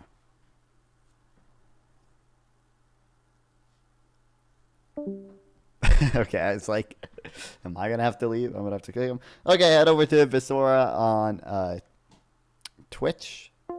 Head over to you're going over to Sarah's channel on YouTube. Ordinarily, okay, I would probably go up to Sarah's panel right now, but I gotta go. Oh shit, I rated early. Fuck, I hit the wrong button. Oh fuck. Okay, whatever. Love the streaming. Love the guys watch me stream. I'll see you guys tomorrow. And then I'm going on vacation. Subscribe, follow, subscribe. Hell yeah, hell yeah. Follow, subscribe.